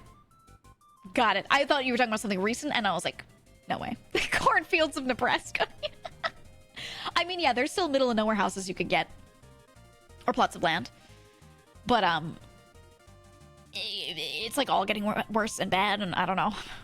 Breaking my lurk, we can get 14% plus interest in EU. What?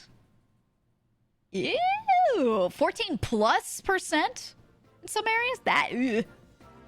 No, thank you. But correct me if I'm wrong, I believe home ownership is not as culturally important in the EU as it seems to be in NA, right? I believe there's a bigger rent forever culture, right? Or maybe that's country dependent.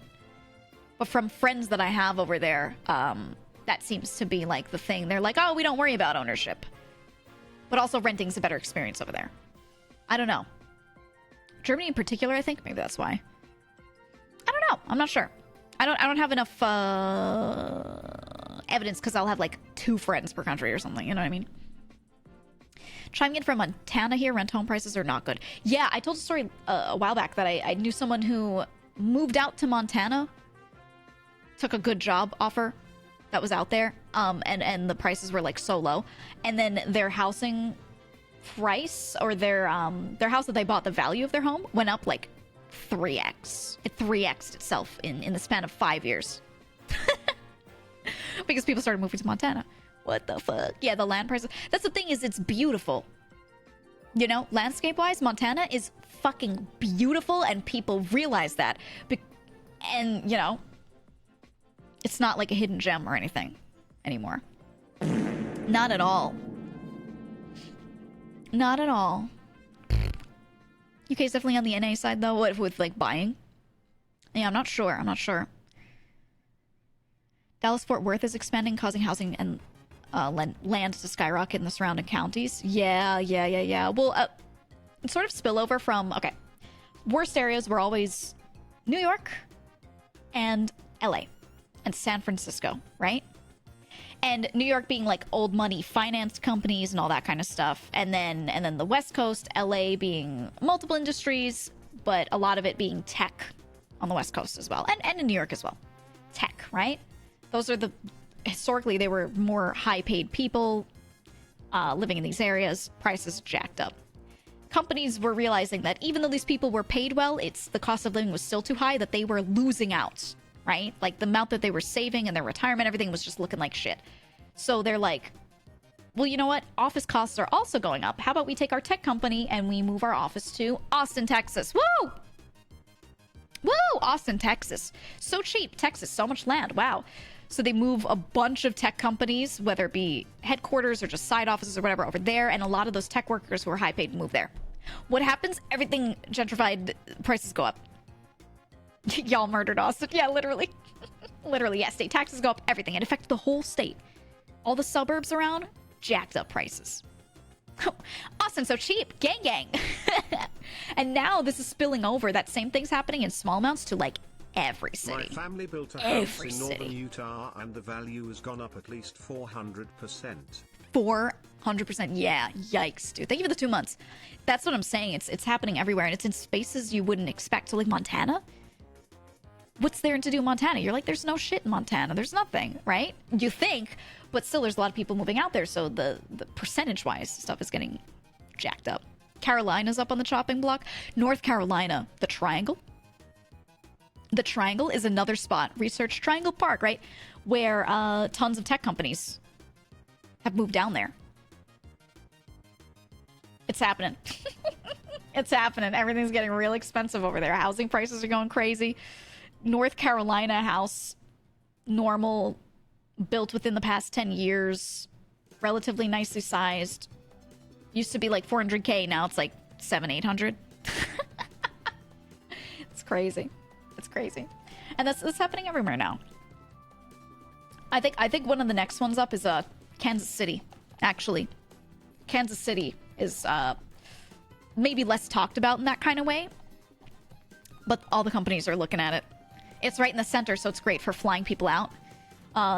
It's great if you need to go to that LA meeting and then you need to go to that New York meeting or whatever. It's right in the center, you know, pretty good. The prices of land and everything around there, pretty low. And yeah, that's what I was gonna say. Google Fiber. Google Fiber. Kansas City was one of the first areas to get like very widespread Google Fiber. So the tech companies were like, ooh, like rubbing their hands together, like this might be good. So yeah, that's one that I'm like looking at. And I'm like, I think a lot of people are gonna end up going there too. It's gonna get that Austin, Texas treatment over time. Oh shit, I should move to Kansas City. If you're looking for Google Fiber and you want to buy a house and you don't want it to be super expensive, honestly, like, do it before they do it. Is it fiber pretend fiber? Real fiber. Didn't fiber die? The plans to expand are too difficult to do, but wherever it is, it is. So if it's there already, like it was actually rolled out there, it's there. Getting new fiber rolled out for Google Fiber is like really, a lot of the planned areas, they're kind of running into issues. But yeah, North Carolina's big. Yeah, that's what I was saying. RTP is getting crazy. I had fiber in South Dakota in 2008. Really? I mean, a lot of areas, the fiber cables, not for Google, but like for any fiber, kind of existed, and it was a matter of them updating a lot of stuff that are on the ends of those cables so that they could expand that service to the homes. But the cables themselves could handle it for a long time, actually. So Google Fiber's cool, but there are a lot of other companies you could just get the same kind of internet speed through, and like you don't need fancy Google Fiber specifically. You know what I mean? That's just how it is. Comcast blocked them out rough. Not just Comcast, it's physical restraints too. If they wanted to roll out their own new cables, that's just what a shit show trying to get permission to do that everywhere, you know? Like literally, hey, can I tear up the ground in all these areas to physically roll these cables out? What a logistical nightmare. It's like saying I want to add a train line through a suburb, and then there are all these people with houses and backyards, and you're like, actually, I want to put a train line here. You know what I mean? Now, that's a little more disruptive, obviously, but it's not a temporary disruption, but like, you know what I'm saying? You're like, I want to draw lines through these areas. Can I do this? It's different, but it's also similar. You know, infrastructure prices, Monka, yeah. But living in Kansas City means living in Missouri. Dies of cringe. I know. You'd have to live in Missouri. I don't even know what happens in Missouri. What do they even have there? I never hear of that place. Is it okay? Or Kansas, right? Isn't part of the place, you know, Misery. Misery. Damn, it's so many of you. Cows, probably. Oh, the misery. Oh, the misery. They have tornadoes too, don't they? Do they have, they got corn and maybe some wheat and some soybeans like everywhere else, and tornadoes. Tons of twisters. Oh, yeah. They have old people Vegas in Missouri. What does that mean? Wait, elaborate. What does that mean? Branson? What the fuck is Branson? Literally never heard of it. Hold on. You're all in the know and I'm not. Let's see. I'm looking it up. Oh. Missouri grows corn. It's another front for big corn. It's all big corn as far as the eye can see. That's why the prices are low. They're luring people out to be turned into corn. Can I just say, I'm so glad you guys are with me on big corn now. Someone put the corn tag on the stream. They redeemed it like months and months ago. And I was making jokes about it, and like, I'm glad you finally picked up that this is a real issue, and, you know, big corn is looming over us. Big corn. Let's see, what does Branson have? City of Missouri, it's currently like 99 degrees there. Ew. Ew. Branson is an Ozark town in southwest Missouri, known as a family vacation destination. 76 Country Boulevard is famously lined with theaters which once hosted mostly country music performers, but today present diverse entertainment. Along the strip are the Marvel Cave, the Wild West style Dolly Parton's Dixie Stampede dinner attraction. Cheer 100, we got big corn, but the secret threat is Big Schmeat. No. Big Schmeat isn't a threat to you. You just simply be not afraid. And Silver Dollar City, an 1800s themed amusement park with live music. This sounds like it could kind of fuck. Like it's country, but maybe it kind of fucks. I don't know. Or is it like, one of you said it's more for old people? Let me look at images. It does look like weird Vegas. Okay, I see what you mean. Dolly Parton? Yeah, you already know. You already know. Oh yeah, there's so many like weird attractions. Oh, it's kind of cute. It's kind of cute. I feel like this is the sort of thing that would be really fun to go to like once or twice, and then after you've been there 3 times, like you've seen it all, right? I don't know. I mean, Midwest has to have something, right? You gotta get a dub, like one dub at least, and this is like an okay dub. I won't make fun of it. I'll let you have it. Which it's is Christian full of weird Vegas. attractions, right, Twitch? Yeah, of course. Like the streamers. Christian Vegas makes sense because I've been to Vegas many times for like work things, like work conventions or meetings, stuff like that, right? And every time I was there, there would be some people on vacation. Most people are there on vacation, but there'd be some on vacation that were clearly like big Christians, you know?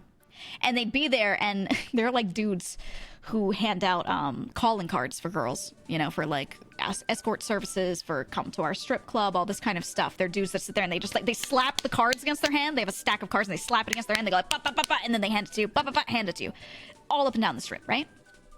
And there would always be people that are walking around. You could just tell from the way they're dressed, their demeanor, like they're probably Christian. And then the dude, yeah, the snapping sounds. The dude would hand them the thing, and they'd look at the card, and they would go, oh, throw that away. Or there'd be some guy going, you shouldn't be throwing things like this around. There are kids here. And I remember one woman going, oh, good Lord. Just like that. Good Lord, literally like pearl clutching, like holding like the area like above her bosom, just going, oh, good Lord, clutching her invisible pearls. And like there's so many people, and I'm like, I understand, especially if you're older or not, you know, on the internet. I expect someone to hold it and go, oh my God, when they look at the card, right? Because it's got like a near naked person on it. But the reaction that they have sometimes are so funny. Instead of just going like, oh my God, right? Instead of just a little shock, some of them go, shame on you, you handing this out to the average person just walking down the street trying to have a good time. And like, I've seen so many people like and then you look at the way they're dressed and you're like, that's just a nice Christian family, you know? I think it's hilarious. I think it's so funny. So funny. So I get it. Christian Vegas. There are also a lot of people that will be like, that's where the devil goes to hang out. You want to go to Vegas, the devil's gonna get you. They got all kinds of sinful things going on there. And they won't let their kids go to Vegas for like a vacation with the boys, with the friends, you know? I think it's funny. I think it's real funny.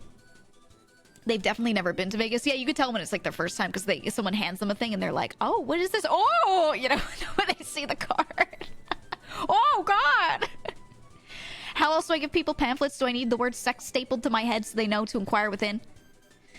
Yeah, I mean, it's easy to do that way because it's discreet, right? Some dude is like interested in a service. He doesn't want to like be seen taking a picture of the sign with the number on it, right? He doesn't want to be that guy. He doesn't want to get caught or something. He thinks it's weird.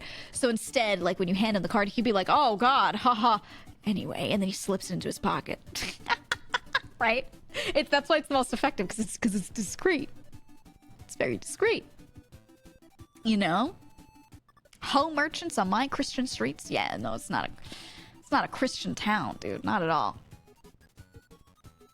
Darlene, write that number down so I don't accidentally call it Darlene.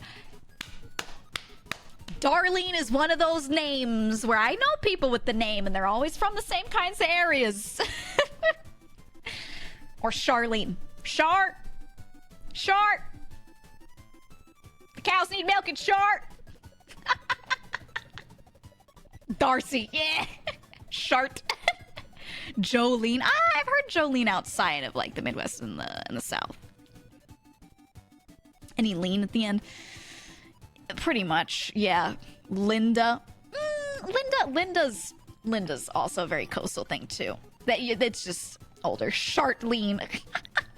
No, Darlene is one of the ones where I'm like, ooh. Linda normal. Linda more everywhere. Same with Carol. Marjorie. Oof. Marjorie. Debbie Ann. Oh, the two-part names. Cheryl Lynn. Debbie Ann. Cheryl. Mary Lou. Bessie Lou. Anne Marie. Bobby Joe. Yeah, it's some of those that you just like don't hear on the coasts, you know. Anne Marie you do. There's a lot of Italians named Anne Marie. It's more so it's like Anna Marie usually, but they'll like Americanize it to Anne Marie. You see a lot of those, but that's like the only one. My friend has the most southern double name and I cannot dox her. Yeah, no, that's fine. As long as you know what I'm saying. I hear Anne Marie's. Yeah, they're everywhere. But man, it just gets oof. Who can forget famous southerner Billy Joe Armstrong? Billy Joe. What's the point of the two names? I want to say it's so bad. Send it to me. My grandma's a Ruth Ann. I've known a few. I've seen a few Ruth Anns. I've seen a few. Those exist on the coasts too. Billy Bob Thornton. Oh, that's Billy Bob. I don't know why that's so funny to me. When it's like two super well-known and common names put together. John Joseph. I've met a John Joseph. That is so funny to me. Every time. So funny. John Joseph. She messaged it. Oh, Noro. Yeah, I can't dox this person out loud either, but that's a good one. That's a good one, Nora. Holy shit. Oh, Joe Bob. What's the guy from 18 Kids and Counting? What's his name? The dad's name. It's something like Joe Bob. Jim Bob. Isn't his name Jim Bob? His name's Jim Bob, right? How many? Oh. Yep, it's that TLC show. Isn't it Jim Bob? Let me see. Their names are crazy too. The Duggars. Yeah. Hold on. Was it Jim Bob? Duggar family. They also have, like, everyone has a name with a J because they wanted it to be cute, right? Let me see. Let me get the list of their family. This is the shit that I think is absolutely insane, by the way. This is Jim Bob. Yep, it is Jim Bob. The wife, Michelle. Is he the one? Yeah, one of the sons was caught, like, doing something horrible. In a Christian family? Who would have thought? Whoa. Oh, no way. Anyway, that's everywhere. No one's safe from that. Their family, so they are, I believe, I'm not sure if they're with this exact group, but it's the concept. They're like those quiverful Christians. And the thought is, it is your duty, not just like the typical Catholic one, but it is your duty to have like as many kids as you can. Not just to let them happen, but it's to specifically try to have more kids. Because the idea is, duty, the more kids you have, it's a quiver full of arrows, right? If your children are like God's warriors and you can have more of them and set them out onto the world and keep the values going. Like purposefully have more kids. Pope out more kids, right? So you can have more of them spreading the word and like populating the earth with more of this. It's a step beyond, whereas like the typical Catholicism kind of thing is just like they believe you should not have them. Well, they're all, you know, God's creations. So if it happens to you, you should have it. That's like the Catholic thought, more so, right? Depends. They're all different kinds of nuances. But with the quiverful Christians, it's like very purposeful the way they talk about you. Zerg rush. Zerg rush. It just sounds icky to me, right? It's like have them on purpose. Not because you want them or anything. It's like you should want them. You have to want them because you need to have more, because you need to populate more of your exact people, right? And I think that's terrible for the kids. I think it's awful. Big families can be good. There are things about big families that can be good. I have a big family, you know, but there's a point. There's a point where it is. I think it's fucked, you know. But this is their family. Ready? These are their kids, all with J's. Josh, Jana, John, Jill, Jessa, Ginger with a J. Joseph, Josiah, Joy, Jedediah, Jeremiah, Jason, James, Justin, Jackson, Joanna, Jennifer, and then get this, Tyler. It's our great nephew, but they put him on the page anyway. Jordan, Grace, and Josie. Those are their kids. This couple's kids. Tyler. I always laugh. He's not their kid. He's their great nephew, but I think it's so fucking funny that they put him on the page. And there's just some kid, Tyler, like smiling. Jiler. Look, the fact that they have this many kids is just, what the fuck? So many. Do you think they all wear jorts? It's crazy to me. It's crazy.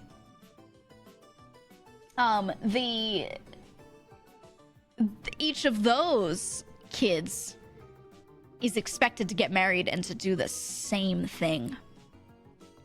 To do the same thing to try and get more kids in the family so they have grandkids. A lot of them have already started to have kids. And there's a couple of there's like especially one of the girls. There are a couple of kids in the family that like got a little rebellious and they were like, I'm gonna marry someone a little outside of the sphere of what you kind of want me to marry, like specifically people that were not part of that exact religion, right?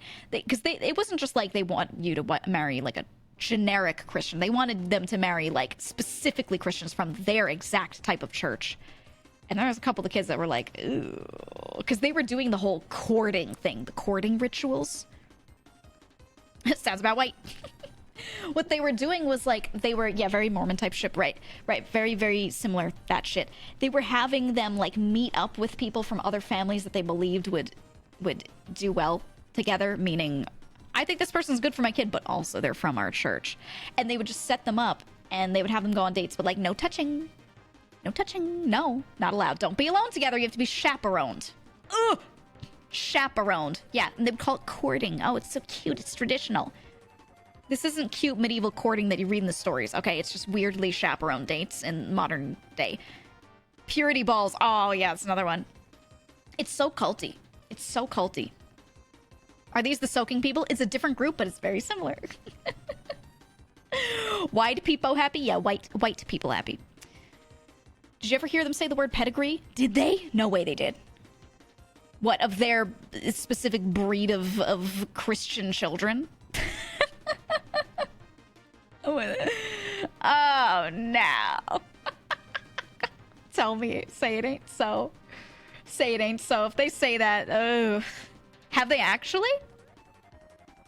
Where's that? There's a word for that? Oh, I know. And it's even deeper because it's so specific, right? Ugh. Hey, we can't touch, so how about you exhale into my mouth while I do this?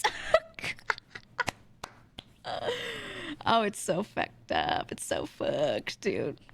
Yeah, it's so weird. I laughed because someone earlier said inbreeding speedrun. Yeah, like, it can't be that many people with that much diversity, right? Because these movements always start with small groups of people and then expand, usually through having children, right? And it just, I feel like the genetic pool's gotta be too small. It's gotta be too small because they keep coming from the same few, like, initial families. It doesn't matter how many generations down you are. A lot of them came from, like, the same, you know. And maybe they, you know, indoctrinate people. But I don't know. The fact that they're taking people from their same church and trying to marry them all together, I'm like, man... you're you're doing it to your damn self. It's like the Amish when it comes to gene pools, right? The Amish are like an example of how that's worked over time. How that's become, right? Ugh. It ain't good. It ain't good. Some trees don't fork. Some trees converge, you know? Assuming the people at your church aren't already in your gene pool. Classic. I don't know, man. I'm just like, I see it and I'm like, ugh, man. I've told this before, I had a friend that I met in college that was formerly Amish. Sorry, not Amish. They were technically Mormon, but they were one of those branches of Mormonism where they kind of also lived like semi-Amish. It was a weird, not Mennonite, no. They were technically Mormon. But there was a lot of weird Christian values that were also embedded, and I think it was just like the area they were from, the exact group of people. Mennonite. No, they weren't any of those. I don't remember the name of it, but it was like a very small group. It was a small group. And they kind of accidentally learned some things about the outside world, and they decided that they wanted to go to college, and they were a little scared of how much they didn't know. They were confused, and they decided to kind of bargain and be allowed to go to a college that was very outside. of their standards. No, it wasn't one of the big ones like Latter-day Saints or anything like that. It was technically they were Mormon, but it was just within it there were some extra values that are beyond what I knew about Mormons, you know? A little more specific, and I guess it was just like their exact church that they went to kind of pushed these things together. So it was like they were a mix of Amish and Mormon. You know, it was like way more old-timey traditional than modern Mormon, you know? So they were not really allowed, but they kind of like bargained to go to a different school. And I remember just showing them a lot of things. It wasn't exactly Rumspringa because they weren't literally Amish. It might be fundamentalist, something closer to that, right? And I remember just them saying a few things and some of us sitting around. They were in a club. They had joined a club. They weren't really trying to make friends with people that weren't too close to them because, or to what they were, right? Because it was weird. And they just didn't know how to interact. So they're just kind of keeping themselves. And he was sitting around. And I remember him just sitting and talking about something in a club and how something worked. And we said something. And he was like, that's not how it works, right? I thought blah, blah, blah. He said something that sounds so archaic and so wrong. And we're like, hey, what are you talking about? This thing works like this. A basic principle like electricity or whatever. And we just start to see that this dude's gaps in knowledge were crazy. And that was part of why he was allowed into the school, was because he had such an extenuating circumstance that they were willing to give him a chance and try and help him with being modern, you know? It's like a special program that they just admitted him to. And we were like, bro, this is weird, some of the stuff that you've got going on in your brain.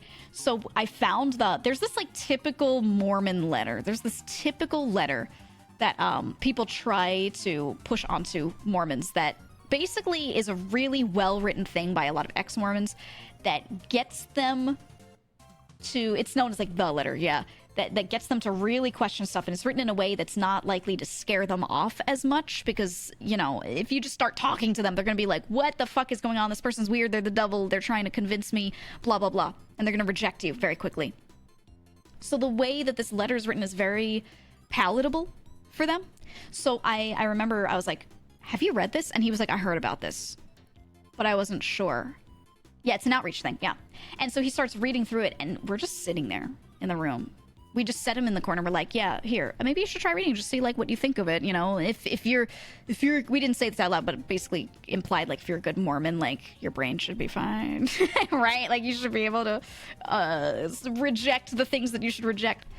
So he's sitting there in the corner reading it, and we're continuing with our club activities, but we're just like looking up and checking, you know, and seeing how it's going as he's reading. And we're just looking. And we just see him like leaning closer to the computer and like leaning into his hand and just looking and reading. And he's like scrolling up and back down and up and back down, rereading stuff. And then he just, after he reads it, CES letter, I think that might have been the one. It's like a very well-known one. After that, he just turns around after having like read it over a couple times. Stop Geegin, won't stop Infinite Evil, thank you for the 7 months. And he looks at us and goes, guys, we're like, yeah? He goes, can I ask you some questions? And we all were like, man, we are very willing to answer any questions you've got. And I remember spending so much time just like helping this dude out. And I even found someone like, there was like an online ex-Mormon group. And I said, hey, you know, we're all willing to help you out, but it probably like it might be like throwing someone in the deep end, you know? And I was like, maybe you should talk to some of these people. Man's whole reality came crashing down. I mean, he already knew some stuff was wrong. He already knew some things were off and was already kind of getting out of it. But what he thought was he was just getting out of his specific, like slightly more culty situation. And he thought he was going to be like a standard modern Mormon, right? So with doing that, he was able to kind of like, he had already kind of left his family, and he thought he was like not done, but he thought he was on the road to being done, and it wasn't going to be a very long road, you know? So then he reads that letter and he's like, oh my God. Yeah, only regular Mormon, only standard Mormon. Then he starts realizing that the whole thing has issues, and he was like, oh, the CSR letter, is that what it's called? Yeah, I read it over myself, and I was like, wow, this is really, I couldn't have even written this in a way that was like so palatable to one of those people. You have to have a deep understanding of it, you know? Which at the time I just didn't. I read about it, but like, you know, But it was just, yeah, it was just such a cool experience. And I didn't spend the most time with him personally, helping him out with this stuff. I was there during these club activities and everything, but like one friend of ours just like was living in the same dorm and was like, I'm just gonna take this guy under my wing. He needs like constant like someone to talk to, you know? And his room was like down the hall, and he was like, all right, it's over. And they ended up becoming roommates like the next year when you could like kind of pick. They did that, and it was like a much better time for him. Thought he was changing the subclass, not the whole class. Yeah. Exactly. It's one of my worst fears, to just learn basic concepts I think I know are flat wrong. I mean, yeah, but I think it's happened to everyone. If you grew up in like the 80s, 90s, there's so many things you thought about science that changed. So many things they taught you. Even, what's a simple one? The food pyramid. When you learn that the food pyramid ain't right, that's a huge one. That's fundamentally like everything you thought about nutrition. Pluto? No, Pluto is not. It was a reclassification. It's been around the whole time, and it stayed the same the whole time. Pluto's not. That's not one. It's the same. They just changed what they called it. Okay? Food pyramid, yeah, was literally propaganda. Yeah, food pyramid was wrong. And it was designed in a way where they were like, you don't need a lot of these things, but you do need a lot of these things. And here, I'm going to show you the food pyramid. It's wrong. And I think this contributed so much to obesity. Let me find like a simplified one.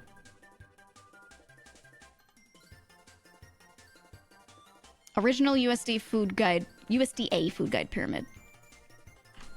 The original one was fucked, and I think a pyramid diagram is also like not the right way to display this information anyway. You're so smart. I'm not. I just read a lot. I've been vegetarian for a decade and am still alive. Of course, the food pyramid is wrong. So here's the idea between the USDA food pyramid. This is the old one. 2005 Encyclopedia Britannica. That's so you know it's real. What they were saying was, this is how much you need basically in your diet. This is the percentage of things, right? So what's on the bottom, they're like, this is the basis. You need grains and carbs, and you want to be this percentage. Fats, oils, and sweets, they put together. For nothing. The milk. They put fats, oils, and sweets together. I say this all the time. Look at keto. Look at the current keto diet. Fats and oils are a great source of energy, so long as they're not done in, like, excess. Food pyramid right? Confirmed big corn scheme. Big corn scheme. Yeah, look, vegetables. Of course, corn is shown on there. Fruits. Meat, poultry, fish don't have too much. 2 to 3 servings. Milk, yogurt, cheese. 2 to 3 servings. 6 to 11 servings of bread, cereal, rice, and pasta. Holy fuck. Is this, like, the wrong proportion of everything? Now, if you don't have a lot of money, maybe this is relevant. And you'll notice that this is also sort of in the order of like how expensive at the top and how cheap at the bottom a lot of things are in the US. This is what's readily available. These are the industries that became so big and so easily available at the bottom. Because they pushed this, you know? They had been pushing it for a long time and they kept pushing it to keep it that way, right? This shit is wrong though. And if you eat your food based off of this, it's not good for you. People actually eat vegetables? Fucking idiots. Yeah, no. Vegetables... I mean, I think a pyramid diagram is wrong. They use the plate method now, which is a little better. Still don't love it. But it should be like meats and vegetables. Meats and vegetables as like the vast majority. More so even various vegetables and things. How come like mushrooms aren't even put on here as like a separate thing?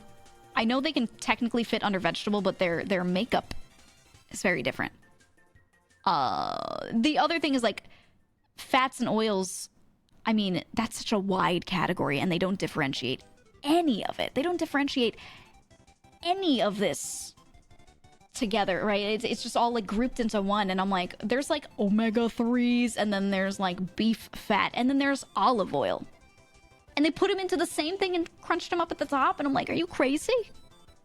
Saturated versus unsaturated fats, all that kind of stuff. I don't know. Everyone just looked at this in the textbook and went, okay. I feel like a mushroom, kept in the dark and fed shit. All I eat is detritus and it sucks. everything's detritus and I hate it. I'm so tired of detritus. Now they usually create detritus. But yeah, no, this pyramid was just wrong, and they put this in every US textbook, and they were like, okay, kids, this is what you're gonna eat. And that's so weird. That's so weird. And everyone was like, yeah, this makes sense. I never knew anyone that actually took the food pyramid as like a dietary guide. The thing is, no one had any dietary guide except this. They didn't have an idea in their head of like what they should be eating, really. They were just like, fruits and vegetables, healthy. Which for fruit, not necessarily. Fat, bad. All fat's bad. And they just, this was it. This was just what was in their brain. This is the only image. And people really like keep imagery in their brains when they're thinking back on like, what should I be eating? They'll literally picture like, okay, what was in the food pyramid? Like, it's the only reference, you know? It's fucked up. So yeah, that's when I say the food pyramid is wrong. Now that you see it again, does it make sense to you now that you're looking at it? Do you get what I mean now? I heard that kids in the 90s just drank milk all the time because parents thought it was important. Yeah, they made everyone just drink milk. The food pyramid instead of food triangle implies there are at least two other sides. Dink dong. Ooh, I mean, that was implied. They were like large volume at the bottom, small volume at the top. Volume was the idea, so kind of, yeah. They just drew like a, you know. Can I just say, pyramids were so cool and trendy. Especially in the 90s, early 2000s. Pyramids were just like, think of how many movies were set in Egypt. All the discoveries that had been happening since like the 80s and beyond, even before that, about mummies and shit. It was like the coolest fad ever. The coolest thing was pyramids, you know? Those fucking Got Milk posters. Oh, yeah. Oh, yeah. Why is it always Got Milk and never Have Chicken or Wow Corn? Yu-Gi-Oh! So was true. a part of the scheme. I should have known. Yu-Gi-Oh! Absolutely. Pyramids are still trendy. All my old high school friends on Facebook are getting into pyramids right now as we speak. What? Why? What? Huh? They're trending again? You're telling me pyramids are the new hotness? It's like, oh, there's this really relatable YouTube short I saw where, yeah, there's a girl doing like an MLM pyramid scheme kind of thing. And it was like every girl who's doing it. And it was just like this girl posing like Snapchat text on the front, everything. And she's going, hey, ladies, anyone looking for a new thing to eat and keep yourself slim during the winter? Try, and it was like the name of whatever drink. Hashtag nurse, hashtag fit, hashtag boss babe. And she just made like a million of these posts. And she was like, every girl who peaked in high school is this. Oh, it was so funny. And the thing, oh, I'll find the shorts and send them to you guys in the Discord at some point. That is so good. So good. I just they're so funny. Pink sauce marketing in a nutshell. No. It's even worse. It's like, it's all the MLM stuff. Gang. So good. It's all the MLM stuff where it's they prey upon these people and they take the old format of Tupperware parties, which was also kind of an MLM, but not as bad, not as predatory, because back in the day you didn't have to buy shit up front. Now what they do is they make you buy stuff up front. They're like, buy a big pallet or, you know, a bunch of this thing, and the more you buy, the more of a discount there is. And then you try to sell it. You have to sell it. So they would go and buy this themselves and then try to sell it. And it's just like so dumb. So dumb. I don't know if Tupperware is like this now, but back in the day, you didn't actually have to buy in. You just held a Tupperware party and had like a rep come by and they'd show the products and they're like, if you want, you could buy it. And it was still a tactic, but it didn't feel as predatory. And that was what I remember being exposed to, seeing a Tupperware party and being like, oh, well, it's like they're really trying to sell it to you, but they're not like making you buy shit up front and then sell it to your friends, right? But then stuff like Avon and Cutco knives and all those things, those get like more predatory. I don't know. You still don't. My sister's Tupperware. Yeah, Tupperware is like the one that stands out to me where it's using the same format without being like evil about it. You know what I mean? Like their marketing scheme was just like try to have local people sell to each other because their whole thing was Tupperware was actually good, right? It was like actually really good and lasted forever. And they have these like lifetime warranties, whatever. It's really solid. And they would just try to get people to sell them to each other because they thought word of mouth was good, right? And it was. And that was like their marketing scheme. And then companies, yeah, like Avon and Cutco knives and all those things saw that. And they were like, how could we make this predatory? How could we guarantee more sales from this? And they were like, oh, we just sell it to the person up front who tries to sell it to everyone else. So now they feel pressured to sell it because they're in it money-wise. And you're like, whoa, that's like really, whoa, predatory. It's fucked. It's fucked, man. Anyone here actually call in that warranty for replacement? My mom did for a salt shaker. The lid on the salt shaker she had for like 30-something years.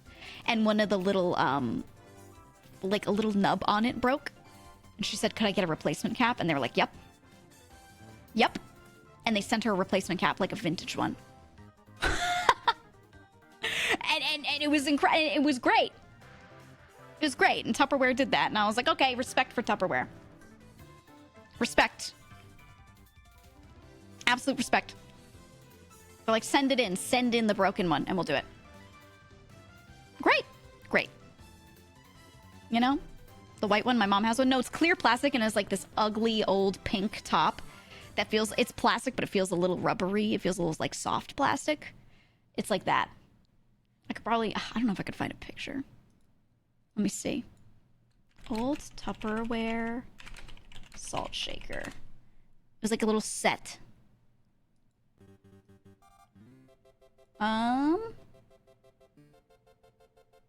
I see a lot of pictures of some of them, but it's not exactly it. Let me see. Pink.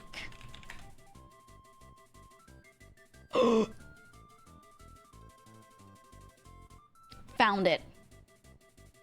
Found it.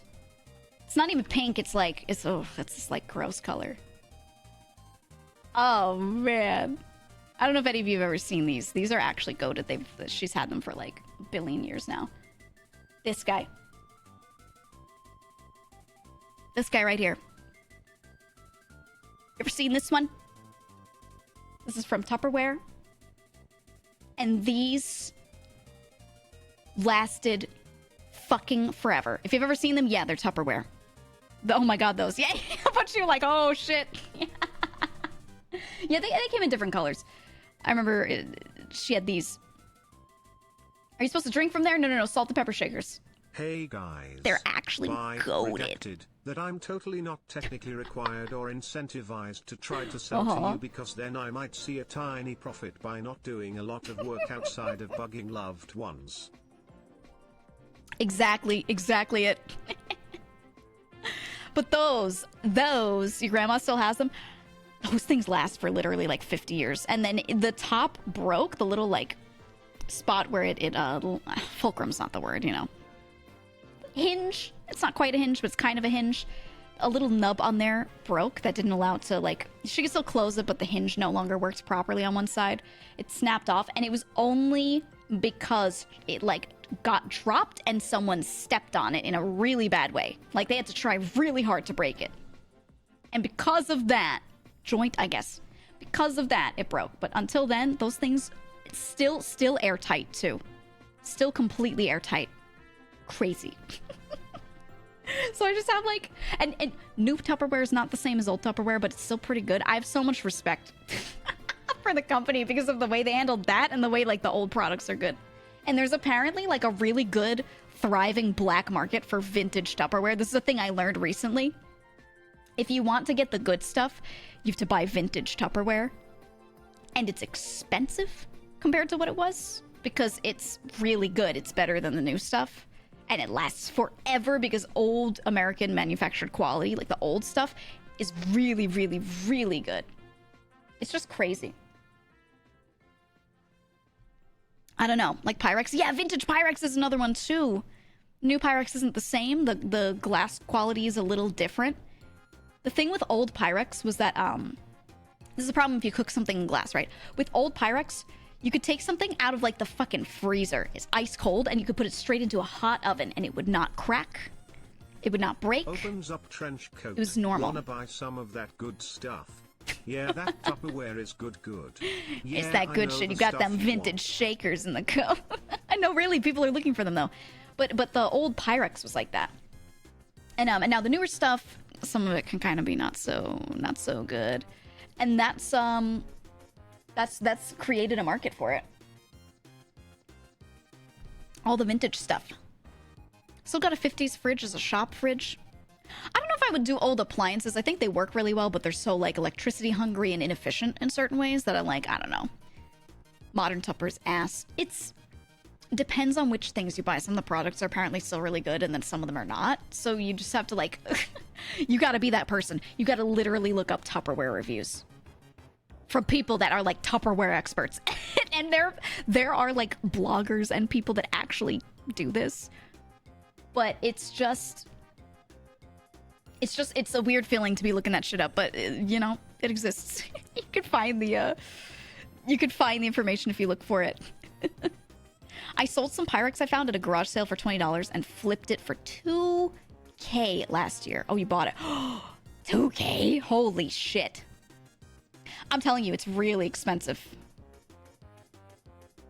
Really expensive when you get some like a real vintage piece like that. Crazy, because they truly no company is manufacturing these base materials like that anymore. That's why old Tupperware is good. It's the way they made that plastic was different, and they do not make plastics like that for normal consumer use anymore. And that's just how it is. They do not do that kind of manufacturing process, because now we have these more efficient manufacturing processes that are quicker, that are easier, that are cheaper for those companies, but the resulting product is not going to last forever. And that's fine, because they want you to buy more of their products. They don't want it to last forever. Right? But it's just how it is. Reselling shit like that on eBay is a fun hobby. Yeah, there's like a whole industry of people that go into old homes. They go into like old storage units and things, and they buy up old vintage stuff and try to flip it. I think that's a cool hobby. I don't know. There aren't many people that actually do a full job out of that, because you really, it's so luck-based. And yeah, after TV shows started showing this off, it became popular and everyone thinks they could get rich because that guy on that show got rich that one time. So it's not the best, but it's a cool hobby, I think. Unless you have an in and you can get into like estate sales before other people or something, you know. It's the issue Tupperware is having with the food quality plus glass containers becoming popular. Yeah, people are like straying from plastic and their glass is like cool again. Everything's glass containers are better again, which they kind of are. Glass is better to be using than plastic, but still, you know. I don't know, man. I hate plastic. I hates it. Yeah, I don't know. I'm one of those buy it for life people, and I put like a disgusting amount of effort into researching every little thing I buy so I could try to buy the best thing and not have to replace it. And so everything down to like, what plastic containers do I own, or do I go for glass or whatever? I like research every little thing so that I spend that time up front so I don't buy more later. And I try to do that. And it's actually really hard because the quality of things has changed so much, is what I've realized from all of that. I don't know. It ended up becoming a big pastime of mine, especially when I first lived on my own. I just was like, I'll buy whatever for right now, whatever I need, and then I'm going to spend so much time researching everything and try and slowly build up a set of things that I just never want to get rid of, you know? And not try to buy it too much in excess. And it's been like kind of doomer-y. You end up becoming really jaded because you figure out that a lot of things that you want to buy, oh, my mom had one of these for 50 years. Maybe I could find one with enough research, and maybe it'll be expensive, but I could have one for 50 years too. And then they're like, no, they don't make them like that anymore. And you're like, oh. Okay, so do I buy an old one? They're all used, so they're all like 50 years in. Oh, okay. You know, like that's the roadblock I keep running into. I don't know. It's a little sad. And there are some companies that have kind of turned it around, and they're like, you know what, we're going to go back to, especially ones that are run by younger people, where they're like, let's go and try and make things quality again. Let's try to make really good quality shit. It's a buy it once kind of product. Those exist, but they're so expensive. The upfront cost for those is so expensive. It's not even funny. You'll be like, I want a really good backpack and I never want to replace it. And they're like, we're a buy it for life backpack company. Our backpacks cost $1,500. Minimum $800 with the most basic ass backpack. And you're like, what? Huh? It's crazy. It's so crazy. So if you want to build up stuff like that, I mean, when are you going to buy a house? You know what I mean? Mine was $450, so yeah. Yep. Clothes are like that too. Oh my god, all the tech wear. The non-fashion tech wear, the like utilitarian tech wear, where it's like, let's make things out of materials like Gore-Tex, you know, that like will just last fucking forever and will never get bad in any way, and you can't even like cut through it easily, you know. It's not gonna get scraped up. Gore-Tex everything. You know how expensive fucking Gore-Tex is? You want Gore-Tex shoes? There's gonna be like $200 shoes half the time, you know? Like, ugh. Yeah, $500 pants. They have articulated knees. They're made for real climbers because they got articulated knees. That'll be $500. I get it. The base materials are actually that expensive, but holy fuck.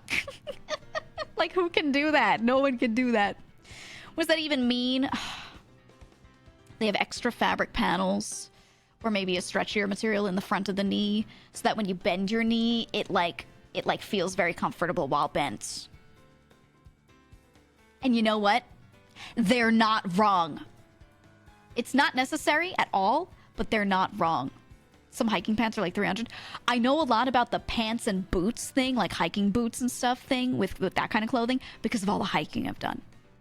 I know a lot on that front. I've researched a lot on that front. And I got like the good hiking boots that I'll never need to replace. Oh my god.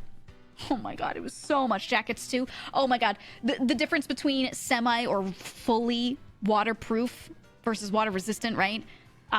Wind breaking materials, things that are actually wind breaking. Once you get into this shit, it's like this rabbit hole. You just never realize how fucking deep it is. If your needs can articulate, then I'd feel content spending that $500. Currently only my mouth/throat area can articulate. The knees, they're speaking to me. Something about this clothing is really speaking to me. Yeah, it's like crazy. Articulate knees, they're so eloquent. You know, never need to replace. Yeah, that's the idea. That's the idea. And some of those companies are telling the truth and some of them aren't. You know? And you have to find someone who's like, yeah, I've owned a pair of these pants for 10 years and they're good. And it's like, okay, maybe now I'll buy them after this guy spent 10 years reviewing these pants. What a large fucking effort, you know? I don't know, man.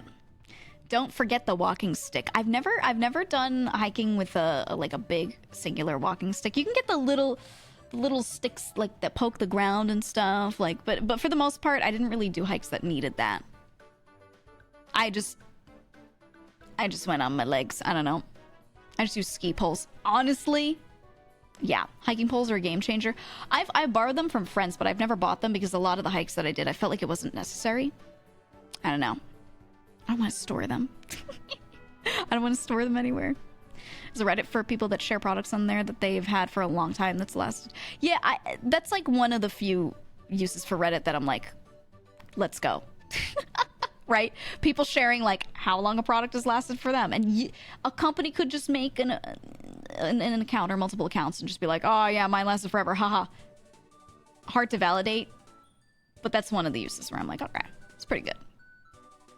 Get the 2 smaller 6-for-1 for each hand. Yeah, as I'm saying, like the little poles. Yeah. Flashlights threw me for a loop when I learned how expensive they could get. There are entire communities that are like, bro, the number of lumens on this tiny flashlight, you don't even know. I got 5 billion lumens in this baby. It's usually people that like the Gore-Tex hiking boots, the really good backpacks, tech wear, but only the utilitarian kind. Gear hipsters, right. They're like, bro, my lumens. that kind of stuff, it's like the same community, you know? The same community. And because I got into hiking a long while ago, I ended up like, I wouldn't say getting into that stuff because it's not like I've purchased a lot of it, but I've read up on a lot to kind of determine like, what do I care about? Do I want this? Do I not want that? Oh man. Feeling called out? You're one of those. You're one of them. Yep. The camel backpacks. A camelback? Of course I have one. Yeah. Yep. So bright you can use it for self-defense. Literally, though, if you close your eyes and someone, like, flashes one of those really powerful tiny flashlights at you, some of them, yeah, it, like, sears your fucking eyes. The bright flashlight community does it again. It's crazy. Have you hiked up any mountains? I have done a few mountain hikes. Yeah. For the most part, I preferred, like, a distance one where I'm changing elevations, but I wasn't going for, like, let's get to the summit of this thing. I did, like Pikes Peak, for example. I don't know. Not like the absolute tallest mountains, though, because I didn't really care. I just wanted, like, a nice landscape kind of hike. Something that looks good, something that's good for me, but I didn't want to, like, try to do altitude training too much. It's not really what I was into. Done rock climbing? Yeah, absolutely. Absolutely. Just hike or do camp? I had done camping a few times. Some hikes, they're just so long that you kind of have to. It's actually that many hours. Some of them you could still do during daylight hours if you get out there really early. But yeah, there are a few hikes that you just have to camp if you're trying to do the whole trail. But nowadays, most trails, you don't have to camp if you don't want to. They have a few, like, side trails that are kind of let-off points. So you could do them all within a day and, like, get back home somewhere. But I don't know. The camping isn't so bad. It's not my favorite. It's not my favorite. I'm not looking to hike for 2 days. I kind of don't have 2 days. So I got really into, like, just doing the single day ones as much as I could. I've raced up Pikes Peak. Yeah, it's a really nice one. It's a really, really nice one. Pikes Peak is an actual mountain? What do you think Pikes Peak is? It's a peak named after a gentleman named Pike. The last name Pike. What do you think it is, dude? It's called, you know, Blank's Peak. What do you think a peak is, you know? You didn't do the whole Appalachian Trail in one go. Have you seen pictures of people that have done the entire Appalachian Trail? Starting off, built up for it, like working out, but also like bulking for it. And then the end of it, they look like a skinny person, super sunburnt, long beard. Like, they look like they fucking just got left on an island, stranded for months. That's how they look. It's crazy, that amount of walking and everything, what it does to you. All the climbing. Oh, they look like Forrest Gump. Yeah, like Forrest Gump before and after. It's insane. I'm telling you right now, there are people that you can pay them to take you through a really long hike, and they're sort of like it's a level beyond a trail guide. There's some people that will do these like long-term hikes, and they'll take a group with them. One person, I'm not friends with them, it was like a friend of a friend, but one person that I kind of knew sort of in my life did this. Like a Sherpa, sort of, yeah, but like an American one. Basically, what you can do is if you want to get healthy, start working out a little bit, start doing basic hikes, you can hire someone to do this hike with you, or basically to bring you along on one of their hikes they're gonna do anyway in like a group. Burga. And you can go and do this for your health. If you have a hard time getting yourself to the gym and you want to do like a big cut down and you have some time, you have some vacation time, you can go along and pay money to go along with one of these people's hikes. They tell you what to bring and what you're gonna need and everything. You're basically on their diet plan of like, here's what you're gonna eat, here's how much you're gonna bring of these different things and these tools, and you just go. And there are different let-offs in case you need to be let off, but you try to go for as long as you can. And some of them will pace down, you know, they'll pace down for you knowing that you're not at the same fitness level as them. And they'll just try to get you to go as far as you can. And one person that I semi-knew, was like my friend's friend, did this just for weight loss. They had a hard time losing weight, and they were sort of building up their health underneath all of that. They were working out a little bit, and they were going on some hikes and things, but they just couldn't get themselves to shed a lot, and they were like, I just want to do one big shed, you know? and they kicked their own ass through that. It was so hard because they were like not fully prepared for it, but this person again paced down, and they came out of it looking so different. There's still work to do to cut, but like they looked so different getting out of it. And I was like, you know what? That's actually a really good idea. Where you look for these people? I'm not sure. I'm not sure how you'd find that. But I'm sure if you ask through like hiking communities, there are a lot of hiking communities online and everything to get information. You could probably narrow down to something. I'm not sure. There might be even some people that are just willing to do it. Like, hey, I'm going on this hike. I'm looking for a group to do it. If someone who wants to do it at a medium pace wants to come along, you probably just could. Craigslist, that might be a little scary. I don't know. It sounds a little scary. But I just remember looking at this person and, you know, it wasn't the longest hike ever, but it was several days. It was like a week and a half, like a 10-day thing. Oh my God, a huge change. I did a big hike without preparing. I couldn't move for 3 days after. Yeah, it kicks your fucking ass. Kicks your ass. Craigslist hike guide sounds safe. Craigslist hike guide to me sounds like you will fucking die. And sounds like you will die. It's always strange when someone has a healthy build underneath but can't get rid of fat. Some people are just not blessed with certain types of metabolism. Some people have like legacy weight. If you've had it on your body for a really long time, it becomes harder and harder to shed. These fat cells do change over time, and they become harder to get rid of.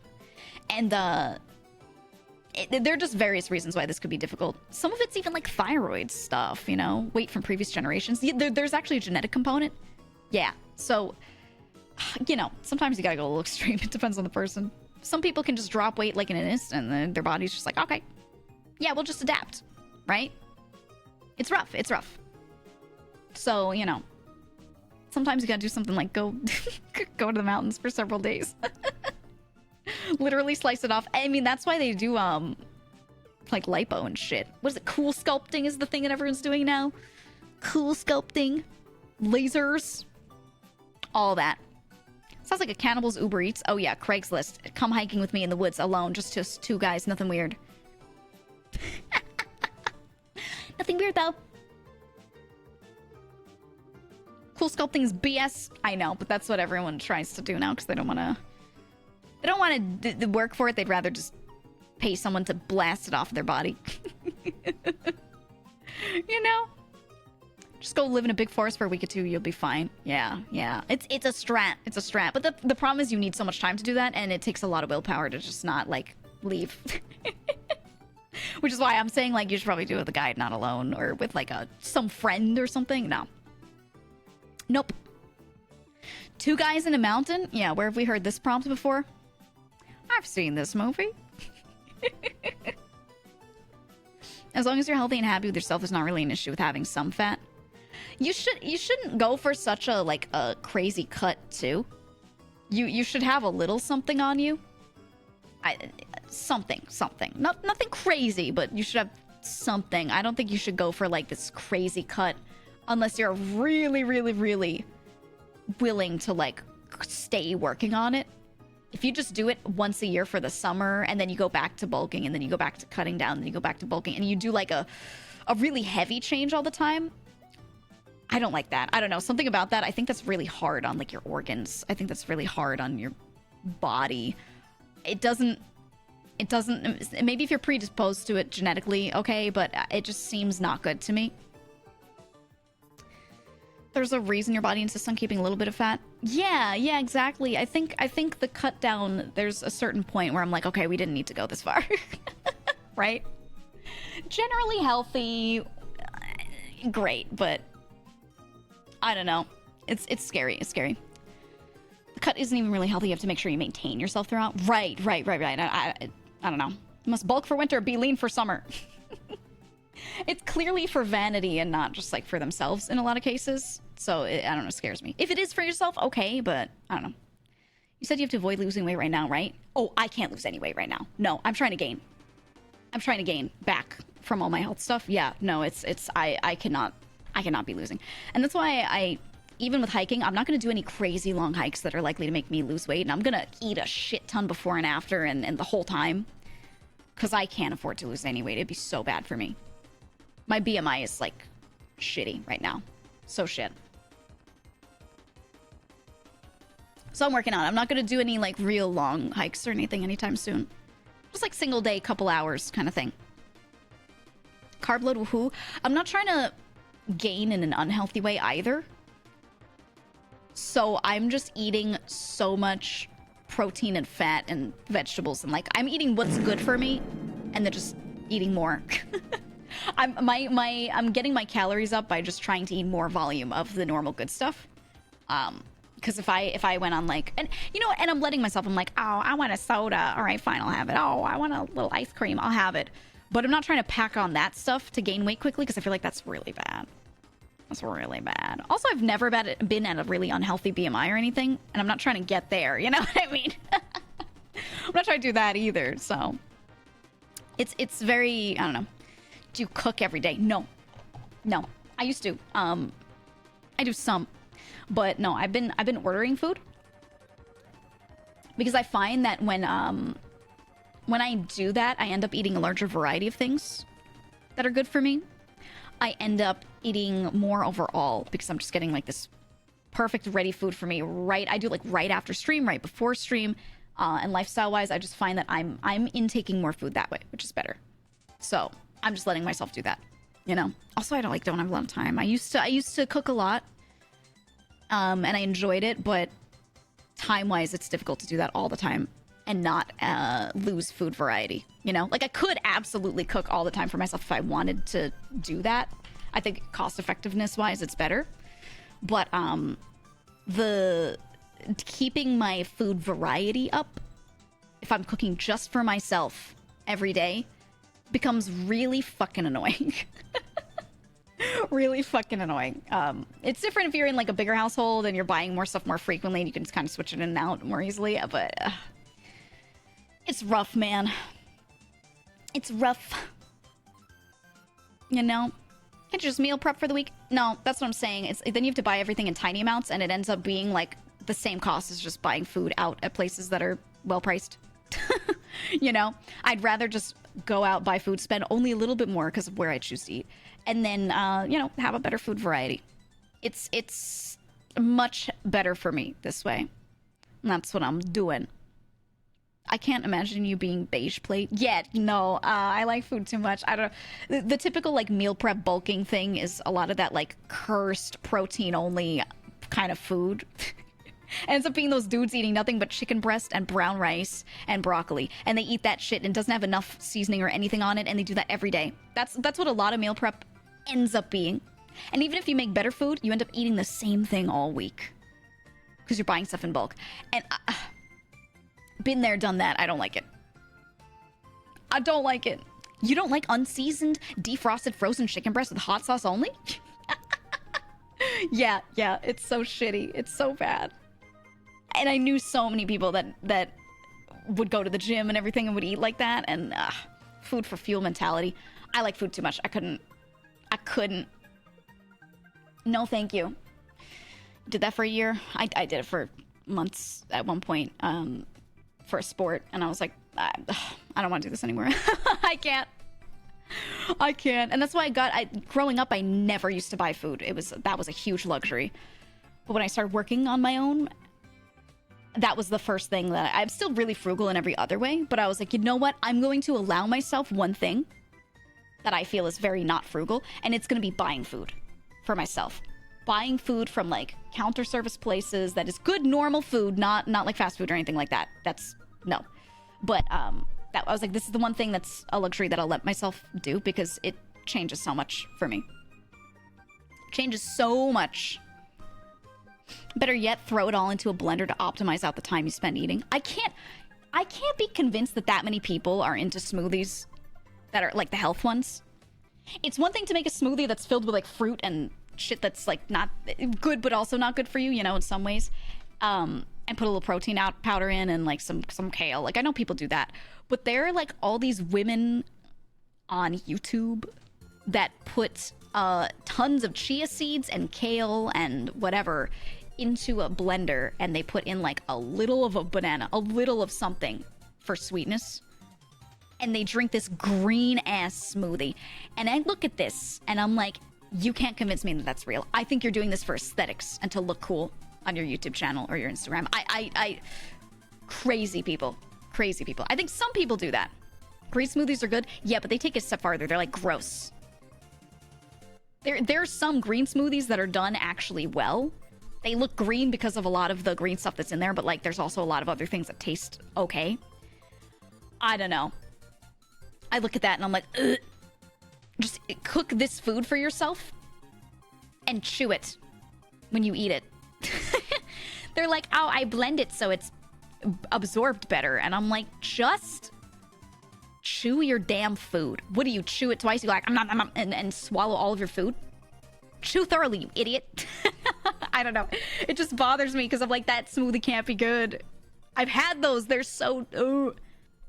Some protein shakes go hard. There's some that do go hard, but I'm not talking about that. I'm talking about the weird green smoothie trend. There are ways to make them good, but I'm saying the people... I feel like they keep one-upping each other on social media. I feel like they take that green smoothie that's like half good stuff that's not that good for you, but it's okay, that tastes good, and then half stuff that doesn't taste good, and they blend it, and something that tastes okay, right? Then there are people that are like, I could do better. I'm not going to put the fruit in there. I'm just putting in kale and chia seeds and fucking ice. Boom! And they just like, they're like, smoothie. Shots of fresh cut grass. I'm gonna go outside and put a little of my lawn homegrown in here. Grass, so good. Gang gang, you know? That shit, ugh. I'm convinced that the ones that are going extreme with it, a few of them are real that can handle it, but most of them, I think they're just doing it to do it. Just to be like, oh, I'm so strong and I'm healthier than you and get good. I don't know. I like can't believe that many people like it. My coworker does 2 bites max almost. Bro eats like a dog. Well, when he chews, he just doesn't chew. He just goes... Like when you give a dog like a big thing to eat and they just get it in the back of their mouth and they just go... And they're like shaking their head as they bite. And they're like, once it's down, unchewed. Yeah, some people do eat like that. I don't know. It's weird. Chewing's for suckers. They're not wrong that blending something actually will absorb more thoroughly, but like, I don't know. It's just weird to me. If you want to lift, you can just make delicious buttery stir fries. Healthy and delicious are not mutually exclusive. That's the way I eat. That's the way I do it. I'm telling you. Butter. Obviously, there is a such thing as excess, but butter, great. Oil. Cooking a lot of things in just standard, cleaner oils. Olive oil even. Ugh. So good. You can start...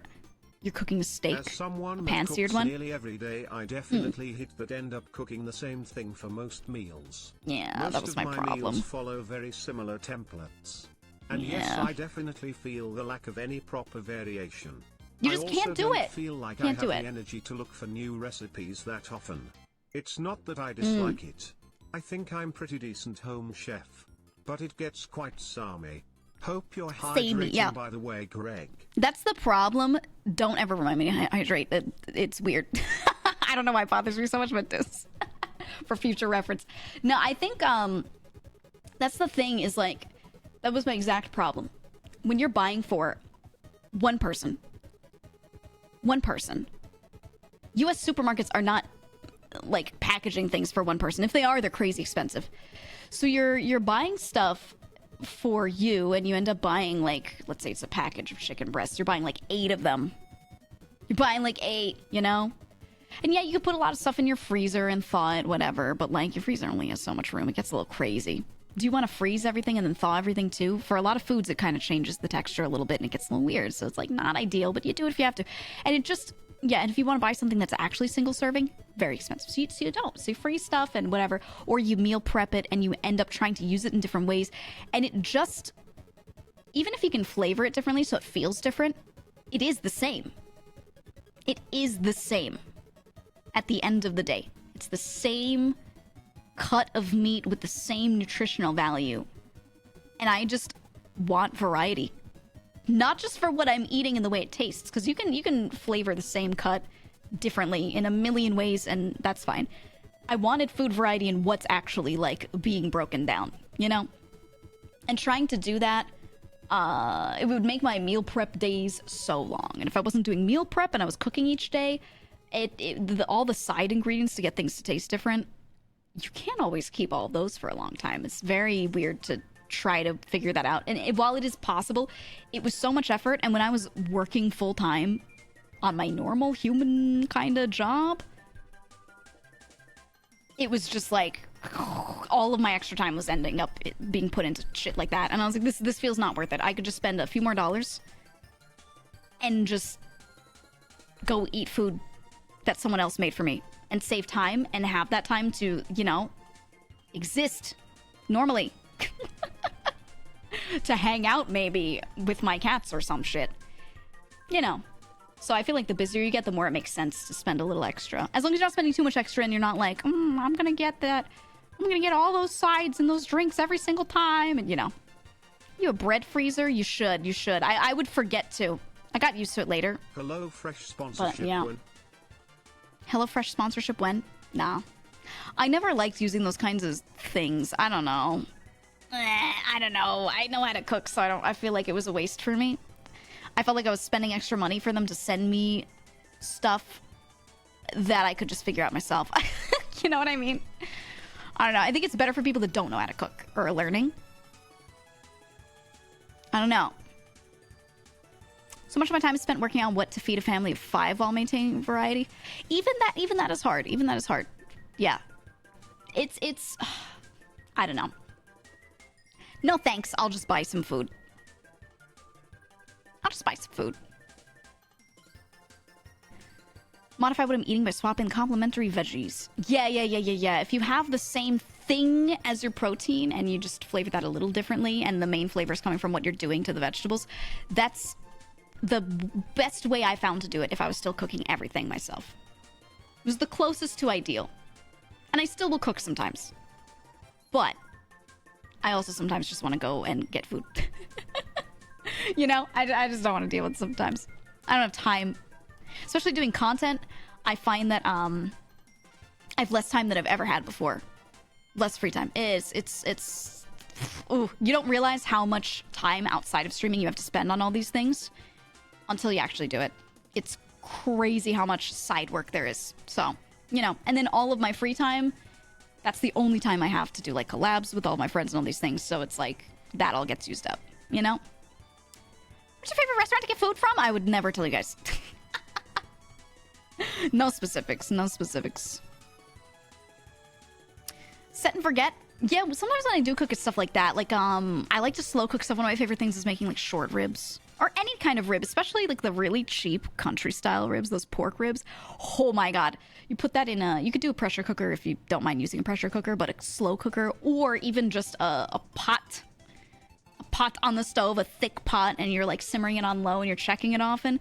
And you make those over the course of several hours. Ugh. It's the best. It's the best. I love it. I love it. Favorite type of restaurant? I don't have one. I like variety. I like variety and I like to eat a lot of different things, so I don't pick one as like, oh, this is my favorite. Because I like to bounce around between everything I can. Prep meals from services like HelloFresh I like mostly because of the variety. I could try stuff, you know. That's good if you have not tried a lot. It's a really good way to do that, yeah. I'm past that. You know what I mean? So for me, I don't need that sort of thing anymore. I don't. I got a pressure cooker as a gift a couple years ago. It's still in the package. No, use it. No. So many meats are better slow cooked. Like a lot of the cheaper cuts, especially. It is so much better to get into using it. Like please learn. It's the one of the most goated things you could learn to do is how to pressure cook stuff well, because you could slow roast, slow cook anything in a short amount of time. Oh. Please learn. It's not that scary. It's not that scary. A lot of people are kind of scared that they're like, oh, what if it explodes? But if you just don't forget about it. Set a timer. Set multiple timers. Set a timer on your phone and bring your phone around with you or, you know, whatever will make sure you don't forget. And you'll be fine. As long as you don't forget about it. You know? You're very entertaining on Mike's stream last night. Very base. Thank you. Sub-base. Do you prefer pizza or bagels? I like both. I actually prefer bagels. If you gave me the choice between one or the other, I would crave a bagel more often, but I love both. I love both. But something about bagels, man. It's the one. It's the one for me. You know? Bagels on her pizza. Pizza on a bagel. Nah, pizza should be on pizza dough. Pizza bagels are not bad. Pizza should be on pizza dough because pizza dough has this kind of malted flavor, if it's done right. That malted is maybe not the right word, but it's the closest I could think of. That just makes sense. It just makes sense, dude. Okay. Anyone tried slow cooked meatballs on toasted garlic subs? Oh, yes. Many times. Many times. It's so good. Would you say instant pot cookers will automatically bleed pressure so you don't even have to worry about it? That's true. They're designed for idiots. They're designed assuming you're gonna forget. And we all have those idiot moments, okay? Everyone, no matter how smart you think you are, no matter how thorough you think you are, how capable you think you are, you're gonna forget something one time. You're gonna do a dumb thing one time, right? So they like completely foolproof that, which is great. Favorite bagel and why is it cinnamon raisin? No, ew, are you kidding me? Those have their place, but favorite? No, egg everything. Egg everything is the best bagel. The best. Cinnamon raisin. That's an occasional thing, and it has a good place, but occasional thing, all right? Can't say egg bagels, you're an idiot. I'm just kidding. What do you mean? Why? It doesn't even taste the flavor doesn't change that much. It's the texture. Egg dough or egg in the bagel? Egg dough. So they make a plain bagel dough and they also throw some egg in there. Sometimes I believe it's mostly egg yolk. So it looks kind of it looks a little yellowish. A little orange, you know? They're the best. They're just the best. You like poppy or sesame seed? I think you gotta go with everything. But just poppy or just sesame seed is good too. Yeah. Sesame on its own is great. I love it. I had an everything bagel from this one place that ruined all others for me. I can't travel and have a bagel. Anytime I go somewhere, a bagel. Anytime I go somewhere and people are like, oh, let's get bagels from this little shop. I'm like, no. And I'll try it. And I think a not so good bagel is still edible, but it is not it. It is not right. In so many places, you know? I hate it. Are you pizza snob? Yeah. I don't like chain pizza. I'll eat it if I have to, but like I can't stand most chains. They're not right. They're not right. And you know, when you're traveling, everyone wants to get food at 10 p.m. and when you're somewhere else, it's almost always that things close at fucking like 8 or 9. So what's open? Oh, Papa John's. Oh, Domino's is open. We could order a pizza. And I'm like, fuck, no. I hate it so much. And I'll eat it out of necessity, but like, it's so bad. It's so bad. I hate it. I hate it so much. I can't stand it. It's not right. It's not right. Okay? Onion bagel, my beloved. Oh, onion bagels. Fuck. Yep. Bagels from Costco slap. Out of all, like mass-produced bagels, the Costco ones are actually the best ones. Yeah. They are. Buying local is the way to go? Yeah, you gotta. Domino's has a bizarre aftertaste. Something's really wrong with the sauce. All parts of it are, like, not right. But something's really wrong with Domino's sauce. The flavor. And I just cannot do it. I can't do it. If you tried New Haven style pizza, like Connecticut, yeah. Absolutely. I've heard some horror stories about American Subway. Like what? They're pretty alright. they're fine, I guess. I don't know. Pumpernickel bagels with the jalapeno cream cheese. That's not bad, but like you don't gotta do all that. If you're going to a place that's good, a plain bagel with plain cream cheese should be good. You know what I mean? That feels like a lot to me. A lot. I almost never get flavored cream cheese because I'll get bagels from places where it's like, it's so good on its own that I don't want anything in the cream cheese. You know what I mean? I feel like that's the way to go. Papa John's gives me massive stomach cramps in the morning. Really? I'm just saying I don't like the flavor. I'm not saying I don't trust it as food. Like, it's food, you know? I don't know, man. Quiznos is better? No, Quiznos still stinks, dude. I don't know about American Subway, but Canadian Subway always gives me diarrhea. Huh? You good? You aight? What happened to you? What do you mean it gives you diarrhea? Why would it? I wonder. Subway's very location dependent. It's still relatively kinda good with consistency. That's the thing with chains, right? What you want in a chain is you want the consistency. You want to go somewhere and be able to trust that it's going to taste the same.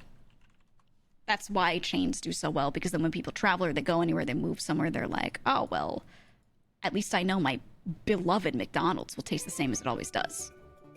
And that's the appeal, right? But then when a chain is inconsistent, it kind of like, it's really sad. It's kind of really sad. And I find, yeah, Subway is one of those ones where, like, here's my thought on it. In more densely populated areas, they're usually better. And they're similar to other ones in more densely populated areas. And then Subway's out in the middle of nowhere. They don't sell in the volume that they should to keep stock rotating fast. And I think that's why it gets weird. Because that food is sitting in those trays for longer. Yeah, the turnover. I think that's the problem. Because the base ingredients are manufactured in the same places and sent over to them. And then they have all the same equipment to cook all the same food. The recipes are all the same. That's completely consistent between them. Otherwise, their supply chains would be like fucked, but that's how they do it. So I think it's the spoilage of it. Because I've always noticed when I'm in the middle of nowhere going to a Subway, it's like that spinach is looking a little wilted, you know? That meat's looking a little gray. Like it's just been sitting there. It's very different. And then in a densely populated area, I'm like, fuck yeah, Subway, let's go. And it's like, fine. So I think that's the issue. The major issue. White Castle's that way. I always expect it to tear me up, but damn, is it good? Oh, I can't do White Castle. Something about it is like, ooh, I don't like it. I don't know. I know some people that love White Castle.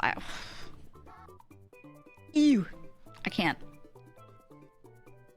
There's a fucking nasty Subway in high traffic area near me, but the best Subway I've ever had is in the middle of Ohio. What? No. Ohio? I bathe in her blood. It's because they got the 5G in that shit, and it's tricking you. It's tricking your brain. The Subway in Ohio? The microchips. The microchips are in the meat. They're direct wiring to your brain as you eat it. It dissolves into your bloodstream and then goes to your brain and attaches, and it's making you think it's good, and it's keeping you in Ohio. The microplastics. The microplastics, I'm telling you. The chips. Microchips. It's happening. It's happening. Got cryptids making sandwiches in Ohio. I will never not find it funny when you walk up there and they're like, there's a sign. It's like, this is your sandwich artist. Tell your sandwich artist what bread you'd like to start off your order. Oh, you want sauce? Make sure to let your favorite sauce choice be known to your sandwich artist. Yeah, goofy as hell. What the fuck? Sandwich artist. No! No. They're a line worker making sandwiches. It's okay. There's nothing demeaning about that. There's nothing bad about that. It's a very normal job for a normal person. Yum yum, Subway. Yum yum, wheat or white. Subway, so good. This is your sandwich artist, Mothman screeches. This is your sandwich artist. And you look, and just in the back of the room, it's the Hat Man, just in the corner. What bread would you like? 6-inch or 1 foot. Sandwich artist was my dream job in my freshman year of high school. Yup. Yup. I don't know, man. Yeah, even the Hat Man's gotta live.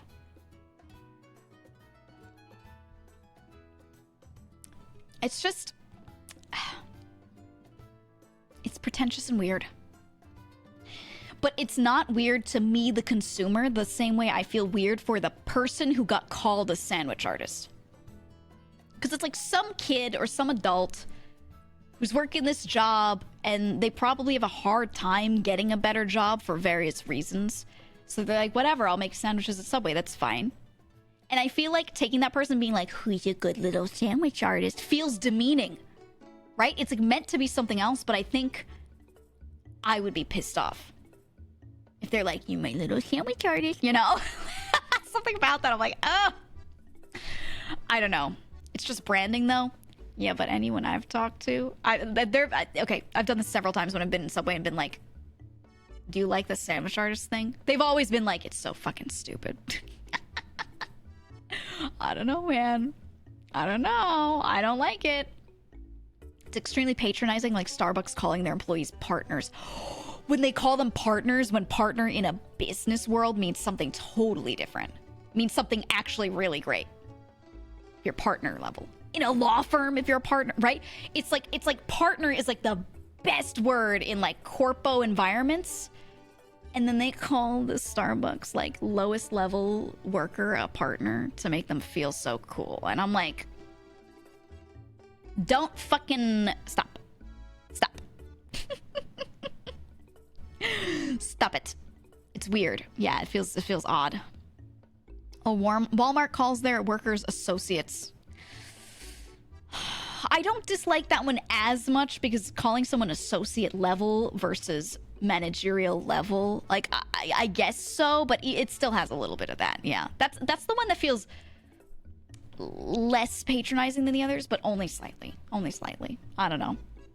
It's certainly better than sandwich artist. Okay. Shelf stocking artist. So good. So good. I don't know. It's weird. McDonald's is replacing their sandwich artists with machines. They have a robotic store in Texas. Oh, yeah, like the assembly line kind of. Yeah. I mean, that tech existed for a long while. Hey, can I be honest? As the buyer, not talking about as a person-to-person empathy thing, because that's a separate conversation, but just as a buyer, I would love if a machine made it so it could be consistent every time. And it didn't forget my fucking shit on it.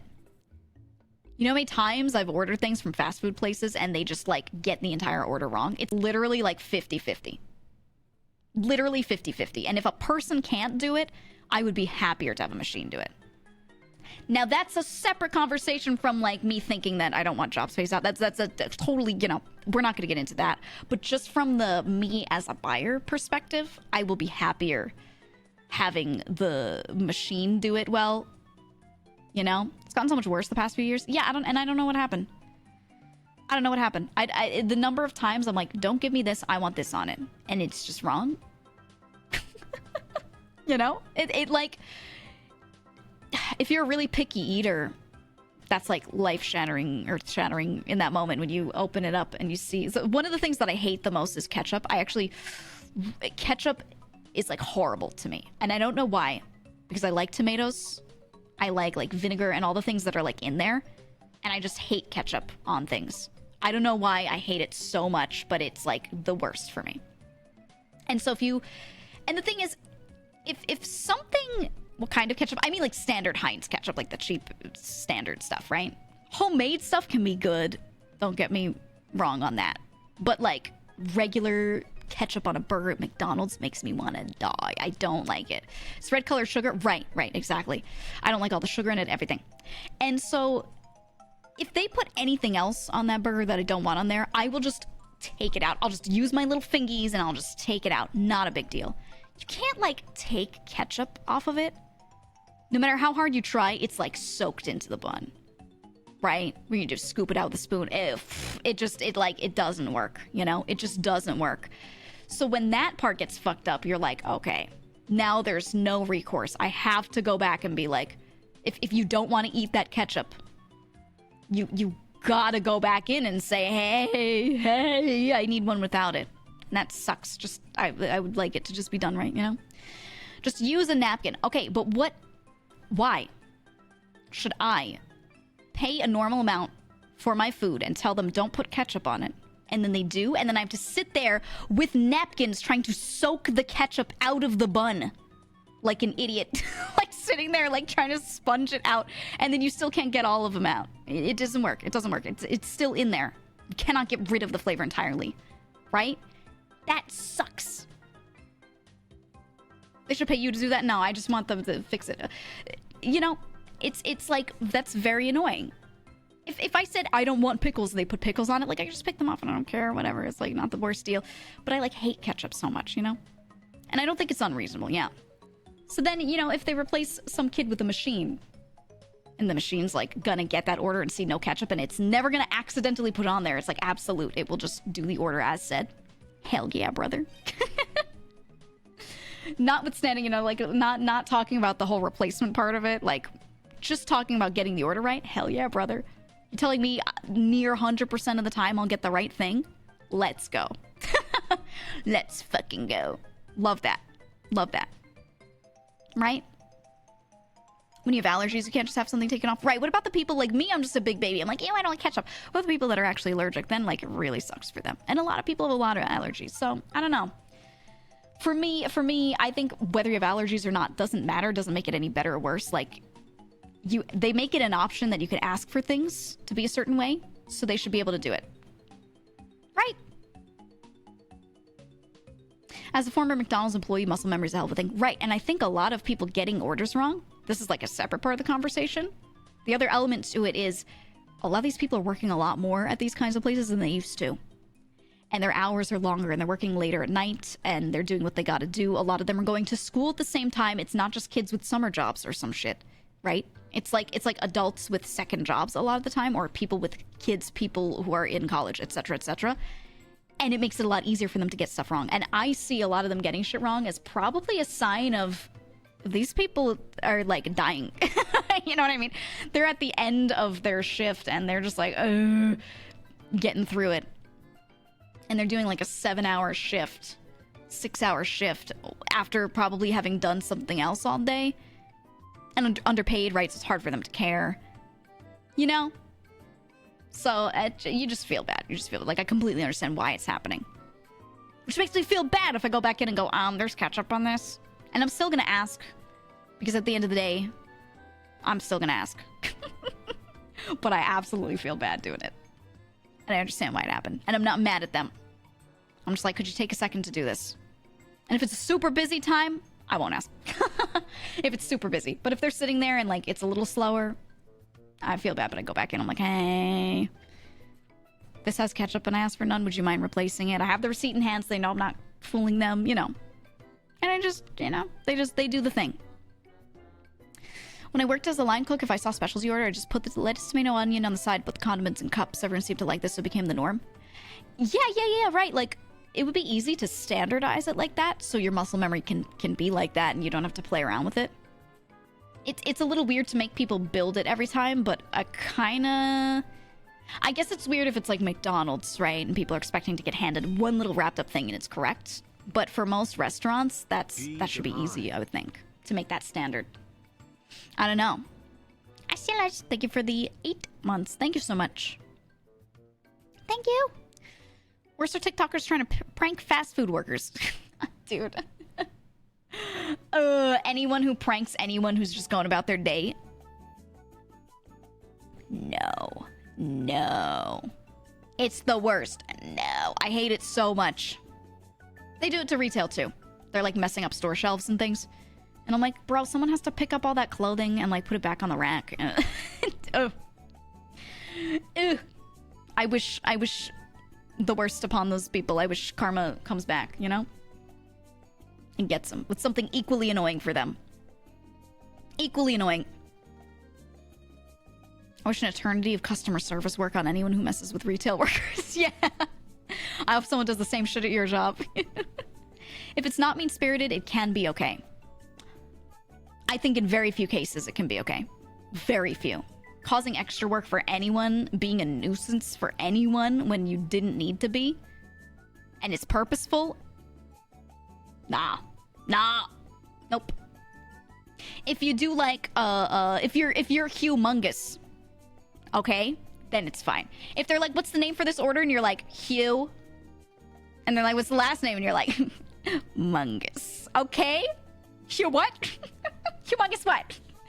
If you do that, I'm like, let's fucking go. All right, that's fine. That's fine. But you're not causing that person, like, you're not taking up their time. I mean, like that. Yeah. Huge ass. But then the other part is, like, even if it's something, like, super not bad like that, they film people. It's for their funny prank channel. This dude's, like, at the end of his shift, he's just taking your order. And you film him going, humongous.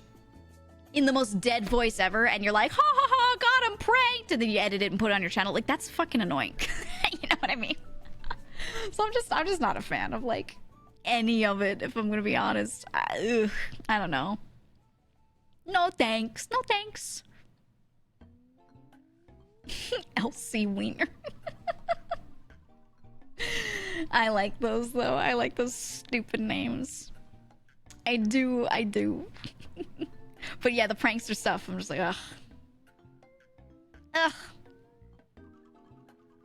Or grab an ice cream from coning, when they would get a singular ice cream cone from McDonald's and then grab the ice cream. I think it's weird, but the only person who's suffering is the person who ordered it and is grabbing the ice cream with their hand, so that's not so bad. But then the problem is that they film the worker's face, and I'm like, come on, man. If you just film, like, their arm and you took it, that's funny, but then you don't get the reaction, and the reaction on that person's face is, like, the content. I don't know. I feel like you should have to compensate them, because you're literally... You're gaining views and potentially money off of that person's facial reaction being the content, right? So I'm like, come on, man. Come on! No thanks. Speaking of food pranks, the Grimace Shake phase was pretty creative. That's been my most favorite internet trend of the past couple years. Literally. My favorite prank is ordering a very simple order at McDonald's and tipping the cashier $50 makes me feel all warm inside. No pun intended, Geega. Yeah. You know what I always do? You know they have, you can send in reviews through an app. They have, like, a receipt, and they'll be like, oh, you want to review your order? You can do it here. If I have ever gone through a drive-thru, and if I ever do that, it's late at night. Because I don't really like fast food. I don't like eating fast food that often. But if I do, it's because there's nothing else available. And there have been several times I've gone through a drive-thru, and there's, like, one place where this one girl was often at the end of her shift, and she was, like, it was her and one other person in there. There was even one time she was, like, the only person. She was taking orders and then going in there and making the orders and then coming out with them. And, like, I remember seeing her one day, and she, like, looked like she just took a cry break for a minute and came back, you know, and she was just working. And I was like, oh. And I just made sure that every time I saw her, because she was doing her best. She wasn't, like, doing a shit job at all, you know. I every time would take that receipt and go to that link and, like, leave the review. I remember writing a review that day. Kept power crying on the shitter, straight up. I remember leaving a review that day and being like, where the fuck are your staff? This one person, whoever she is, working at this time, this location, this day, is doing her best, blah, blah, blah, blah, blah, blah. And I left a thing, and I was like, this is terrible to see. Great job to her. She did everything she could, you know? And I made an effort from then on. If I ever saw, like, a big line and a bunch of, like, 2 stressed workers inside there that, like, you know, were trying to do everything, I would just leave a review every time and be like, these people, this time, this day, great. There was no manager, by the way. The manager wasn't in the building, by the way. Because sometimes I'll ask, like, do they have a manager in there with you, or are you guys working alone? And they'll be like, oh, yeah, our manager isn't even here. And I'd be like, all right, don't worry. I'll let the company know. I'll Karen out for you. And I'll just leave the fucking review. Because, like, you can, like, tip them, and that helps them personally, but it doesn't change anything. You know? It doesn't change a singular thing. Semi-related, if you fill out a survey and you're asked if you would recommend the service company, whatever, and you want to be a positive data point, make sure you choose a 9 out of 10. Oh, 9 or 10 out of 10. Yeah. It has to be 9 or 10. If you say 8 or 7, it's, like, considered underperforming and not good enough. It's true. How many stars would you give this? 4. It was really good, but there was one thing I didn't like. No, if you want it to actually be a positive data point, you gotta pick 5. Right? 7 or 8 is neutral, 6 and under is negative. Yeah. Average is 5, I would think, but that's how they check that data. They're like, no, I want to get 9 or 10, and anything less than that is unsatisfactory. Everything over 5 is positive. Mathematically, yes, but like the way they actually apply that, they would get people that were getting 7s and 8s, and they would fire them. They would fire them, and I'm like, oh, you know, it stinks. But don't get caught up in that idea that like, oh, my little review on the back of the receipt isn't going to be seen. It won't matter, because not that many people actually do those reviews. It is significant, that one review that you leave. So do help people out like that, like for real. Do actually do it. It makes a difference, because it's like one of the few things corporate will actually see.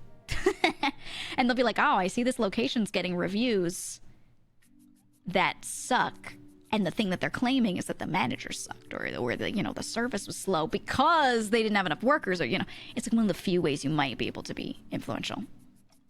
Maybe. Managed a pizza place for years, was always frontline sweating and crying with staff. I can't. Oh, yeah. It's so rough. It's like IGN game reviews. Dude, a game will get an 8 on IGN and everyone's like, oh, it sucks, I shouldn't play it. Oh, it's horrible. 8? Ugh, tanked. And I'm like, what's your problem, man? If you think a game's just okay, like 5, 6. If your experience was negative, you start going to 4 and below. If it was positive, you 6 and above, right? Terrible 10 out of 10. Yeah, it's crazy to me. Crazy. I don't know. That shit is so weird. And I was thinking about it, and I'm not going to do this. When I was thinking about the indie game gauntlet, I was like, you know what? Maybe I'll start assigning like a scale or a tier list or a rating, scores or something of these different games. And then I decided not to, because I was like, people's ideas of ratings and numbers and scores are not fair. And they're different. Everyone's mindset on what a 5 out of 10 should mean versus what a 7 out of 10 should mean is just skewed in some way. And I don't want someone to think I'm saying don't play a game if I give it a 6 out of 10. Right?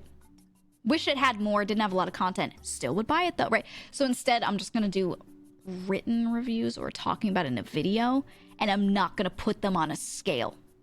I'm not going to do that. I might pick some favorites if someone's like, oh, what should I play in this genre? I might be like, these are my top few in no order. But I'm not going to put them on a number scale. I don't know. Something about it, I feel like it's just never going to go the way I want, you know? It's never going to work. So I'm just going to write about it or something. What I'm going to try to do is I'm going to try to do a video. Every two streams I do for the Game Gauntlet, I'm going to try and make a video out of it. So it can still be consolidated for you. But yeah, I'm going to talk about it, and I'm not going to be like, oh, my thought at the end, 6 out of 10. I'm not going to do that, you know? Reviewed at 2,000 hours. This game sucks. Goes on to 6,000 hours more.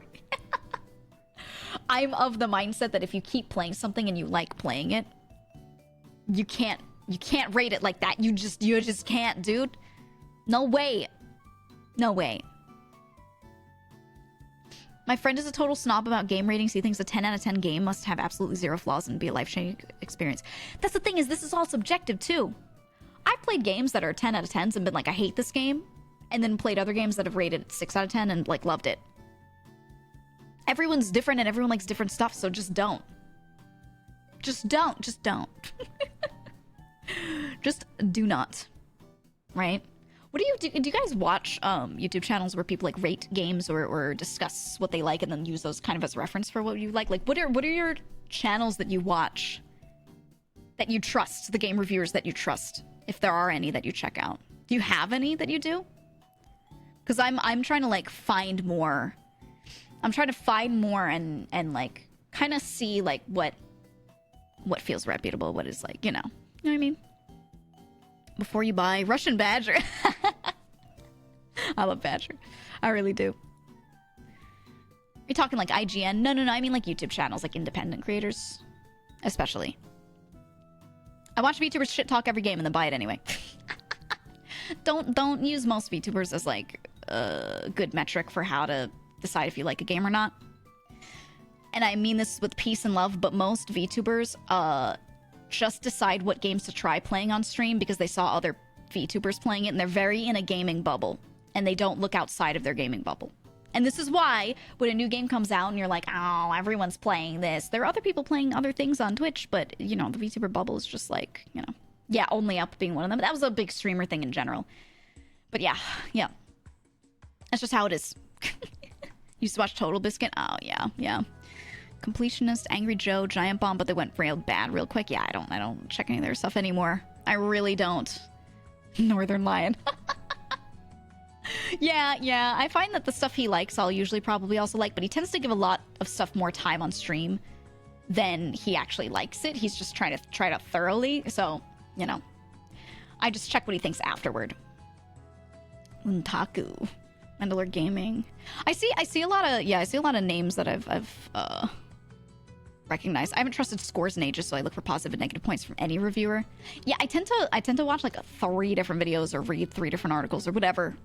Speaking of game reviews, Total Biscuit, rest in peace legend, Yeah. had this first impression series where he totally abstained from numerical scores.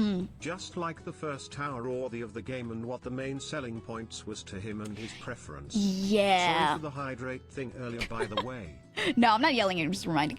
Yeah. That's kind of what I'm thinking, like when I'm doing reviews of games. I think I just want to talk about them, and I want to talk about the same points between these games, along with some unique stuff, but try and like cover the same topics on each one so you can hear what I have to say about it to compare, but not a numerical scale. Oh, environments and lighting and overall feel of the backgrounds, 5 out of 10. Like, I'm not going to do that, you know, because I feel like it's so subjective.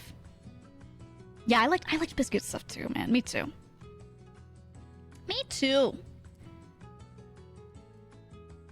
Let's game it out. Mandalore's a good choice. Funniest game reviewer was that one guy who would always end his video with 7 out of 10 for every game. Oh my god, who was that? I remember that. There was one that specifically literally said everything was 7 out of 10. Who was that? Wait, I remember this being a thing. I don't think it was one that I watched a lot. I just remember like this. I remember this concept. Yeah. I love that.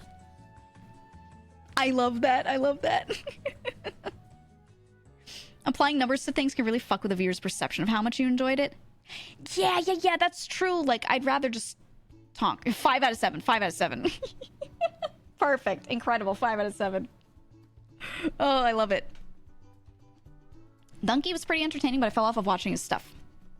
I still think he's doing well.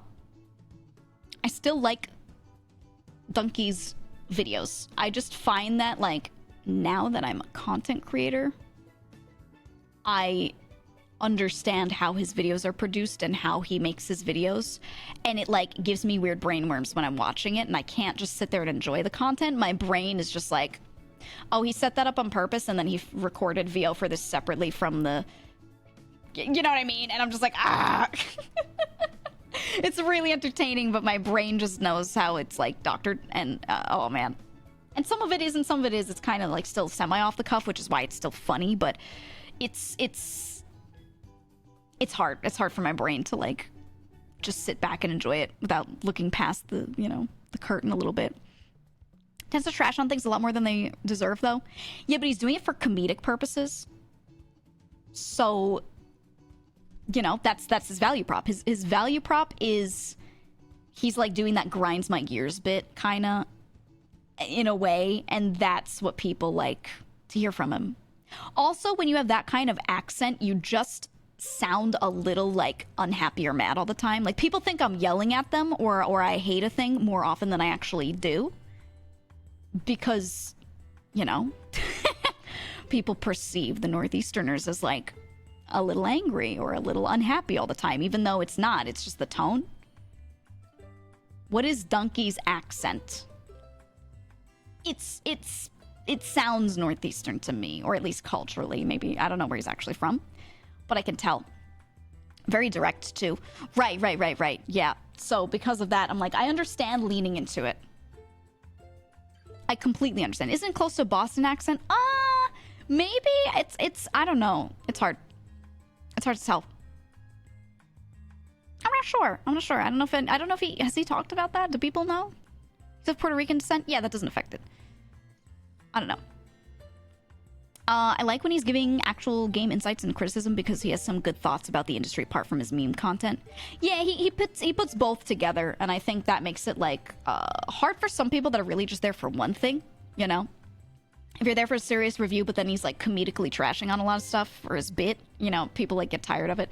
But at the same time, I still think it's palatable enough that it still does well, right? So I don't blame him. Hi, Rat. Enjoyed seeing you on Mike's stream. Yeah. Fell asleep midway through and woke up to you telling me to get a Findom. I'm glad the bit woke you up. Oh, it was so good. Get a Findom. Oh, it's so funny. I stumbled upon one. There was because I always check out new streamers, and I was clicking on someone and was listening to them talk. And I was like, this feels surreal. Something about this is weird. And I can't tell like what their content is or what's going on. And a lot of people are donating, but she wasn't like being very nice. Right? And it took me a couple seconds. But after that, I was like, oh, she's findoming, but like very, very lightly, very subtly. She's not one of those ones that's like, oh, you idiot, not paying me dumb wallet too thin, you know. She wasn't one of those. It was just like, it was like a neglect thing. I don't know. I think it was a neglect king. I was like, oh, that's weird. Because in my mind, I always think of it as a more aggressive thing, a more direct thing. And I was like, oh my God, it's like softly findoming someone. It was so weird. As a concept, I totally get it, but I hadn't like seen it. I hadn't seen it before, for real, like in the wild, in real time. I was like, huh. There she is. It was crazy. It was crazy. I can't afford $5. Disgusting. You know, the way she was speaking was very like, she saw someone that's unsubbed in the chat, for example, and someone in chat like replied and was like, Lamau unsubbed, we don't listen to you.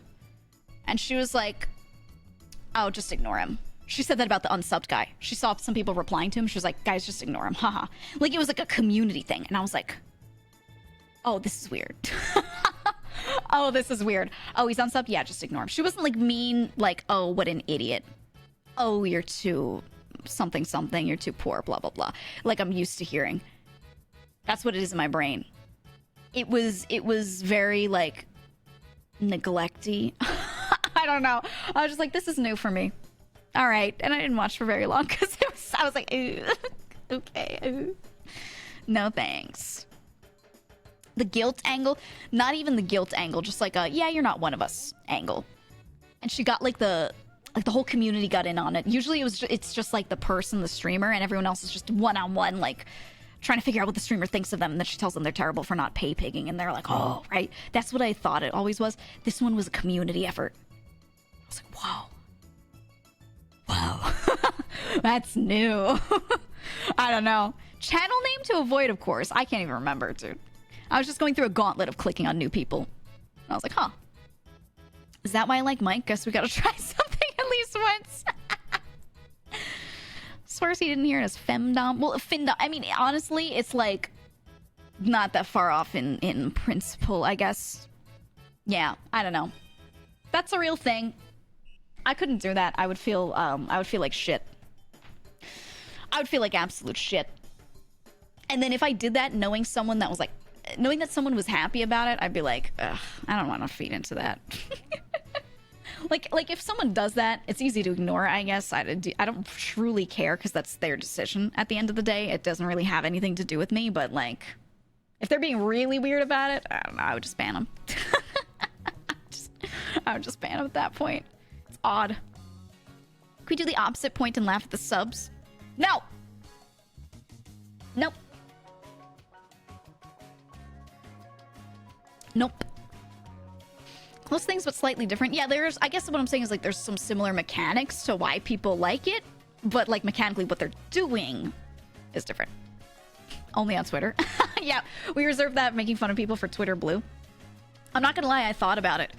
Because there's certain reasons as a creator why you might like really, really honestly almost need it. And I was like, man, I don't want to need this. And I haven't done it yet. And I think about it, and I keep not doing it. But I keep thinking about it, but I keep not doing it. So I don't know. I don't know if I'll ever get Twitter Blue, but it just stinks. The thing that almost convinced me was the fact that they made TweetDeck. They were talking about making, not that they did it, but they were talking about making TweetDeck a paid feature. And I was like, fuck, because I rely on TweetDeck a lot. I like it so much more than using the standard Twitter UI. And I was like, man, man, I use this heavily. And I extract value out of TweetDeck for real. I perceive it as something I get value out of. So I'm like, ugh. Bleh. I don't want that. MSM needs to get gold brand check marks to give out. I don't know how any of that works. I don't know. I don't know what that takes to get like the you're with a company check mark. I don't know. I have no idea what that is. To be honest, like what the requirements are or anything. I think that you have to pay up front, right? Isn't it like you pay a fee and you validate that you are a company? Is that all it takes, or is there some other like requirement? I have no clue. They're not looking into it though. No one within the company is like pushing for it. No one's like, oh, can we get that check? 1K a month for the main account and 50 a month for sub accounts. Oh, fuck that. No. No. Fuck that. Gross. Nope. 1K a month. Something you need a corpo to pay for you.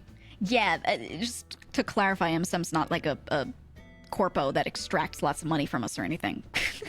You know, it does not make sense for them to have any like weird extra expenses like that just for like some cool ease or something. I don't know.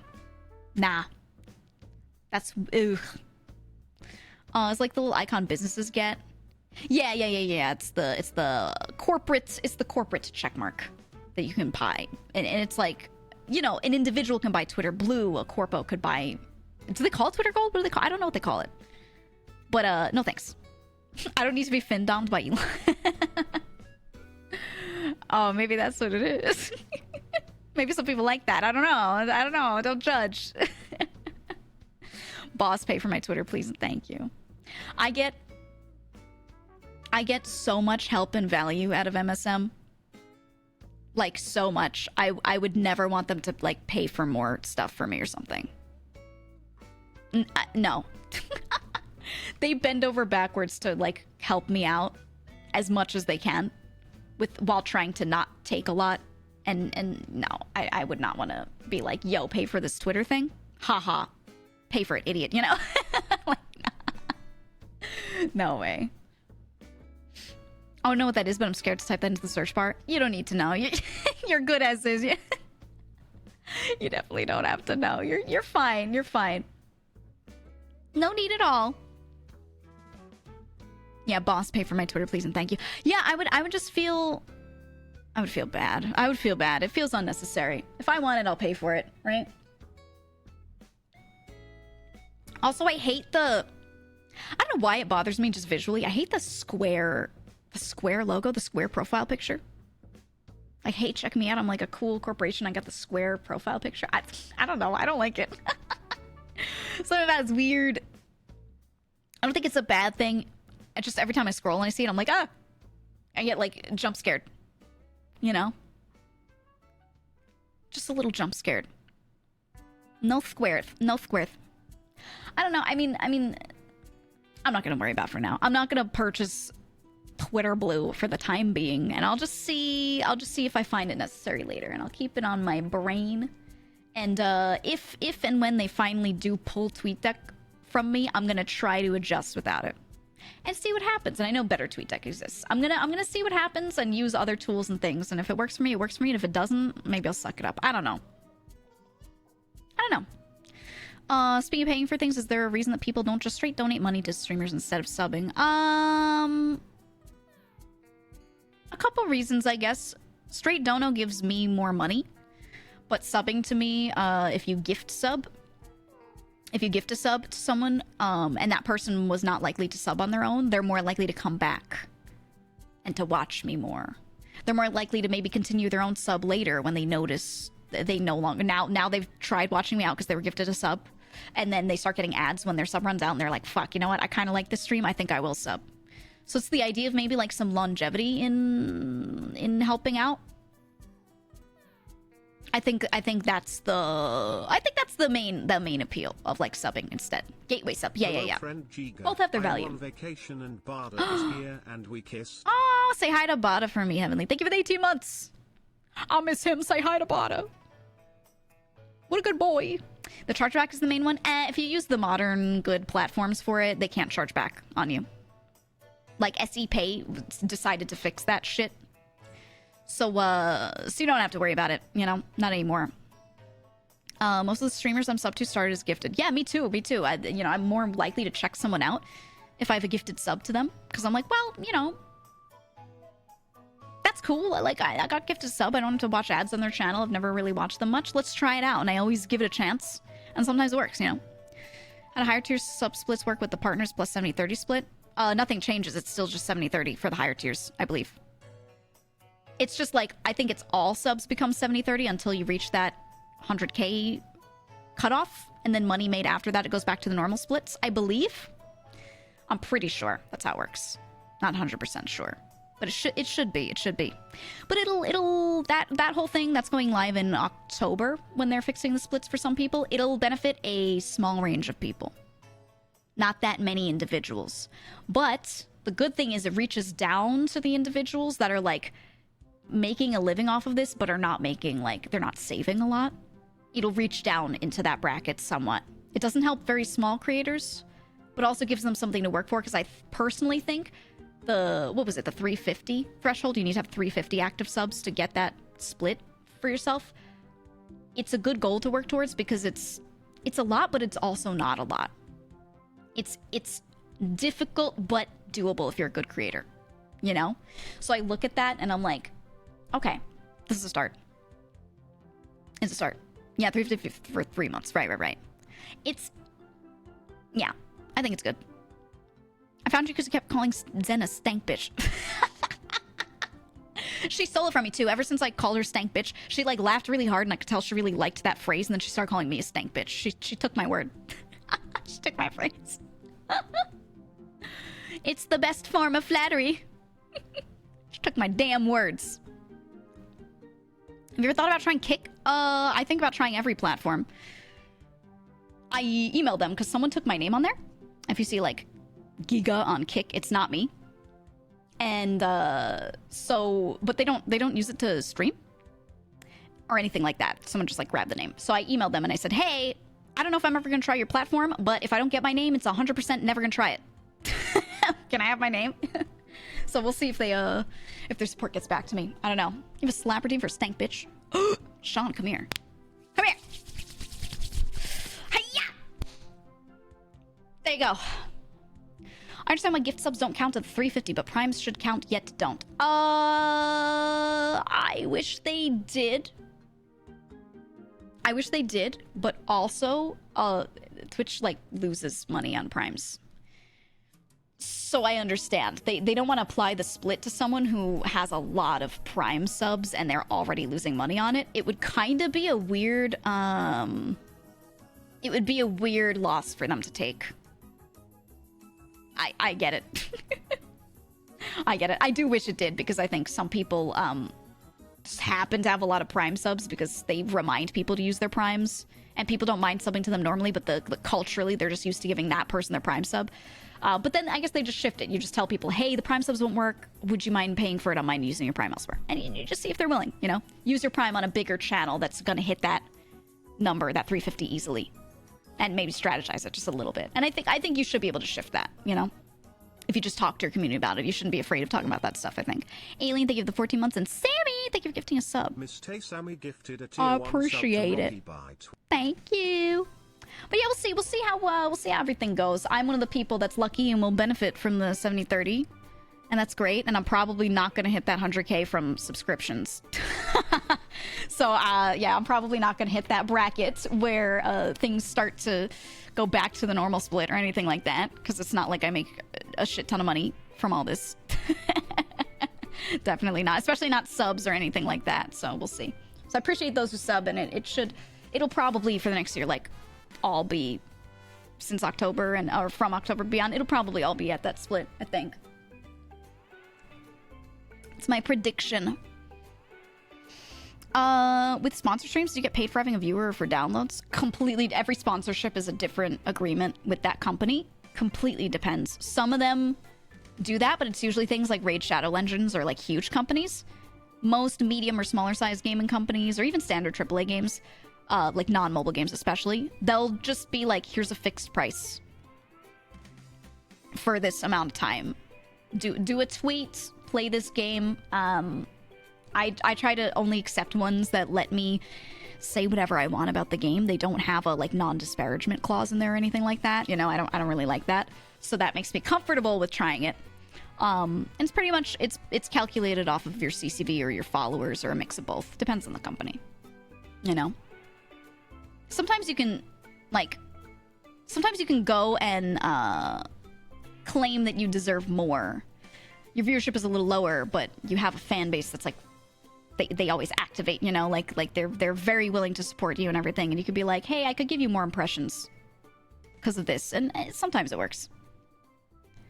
Why is when the stream tags Big Schmeat? Because I got a Big Schmeat. That's all. That's why. 250k, damn, wait, what's 250k? Oh, rolling for the NFB? Yeah. Yeah, you gotta be a big spender for that redeem. You gotta have a lot of points. Second question, could we donate money so that you then buy us a sub so that we get the sub and you get some extra money plus your 30%? Fuck that, no. No, money's still going to Twitch. Also, fees, every transaction fee, that's weird. Just sub. Just sub and give whatever you'd like to give, no questions asked. It would be, could you imagine the amount of work if you decided to gift your viewers their subs and they like donated to you first? Could you imagine how much effort it would be to keep track of all that? How many transactions you'd do? But no. No, it would not work at all. Want to break to it? I think it actually is TOS to have like an agreement to buy your own people's subs to circumvent a cost on purpose or something. I don't think you're allowed to do that. Pretty sure if they find you doing that, either it's already against TOS or they'd be like, this isn't in good faith, so nah. You know? Skeletor, thank you for the sub. I appreciate it. Yeah, it'd be weird. They'd probably put a stop to that even if it got automated. They'd be able to tell. It would look weird. I don't know. Yeah, we're not trying to money launder here. So, no thank you. No thank you. Also, thinking about the money. If you donate X amount to me and I spend that same amount back out to give people subs and then I get half of it back, every time that transaction is happening, there's still credit card fees and processing fees taken out. Right? So that feels like quite unnecessary.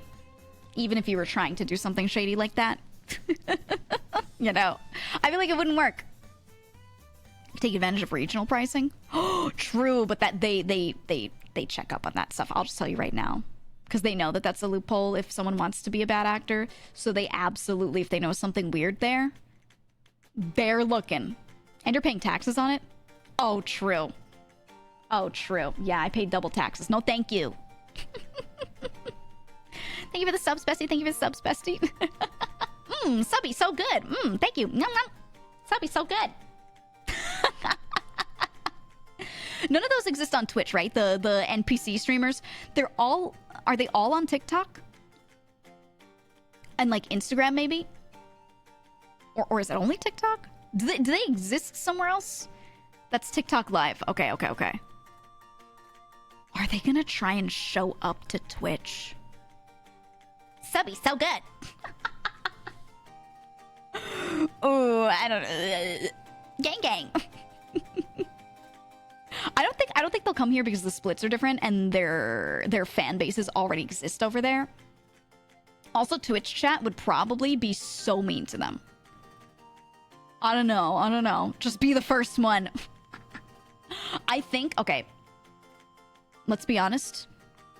If you hire someone to voice act and you set something up where a VTuber model just reacts physically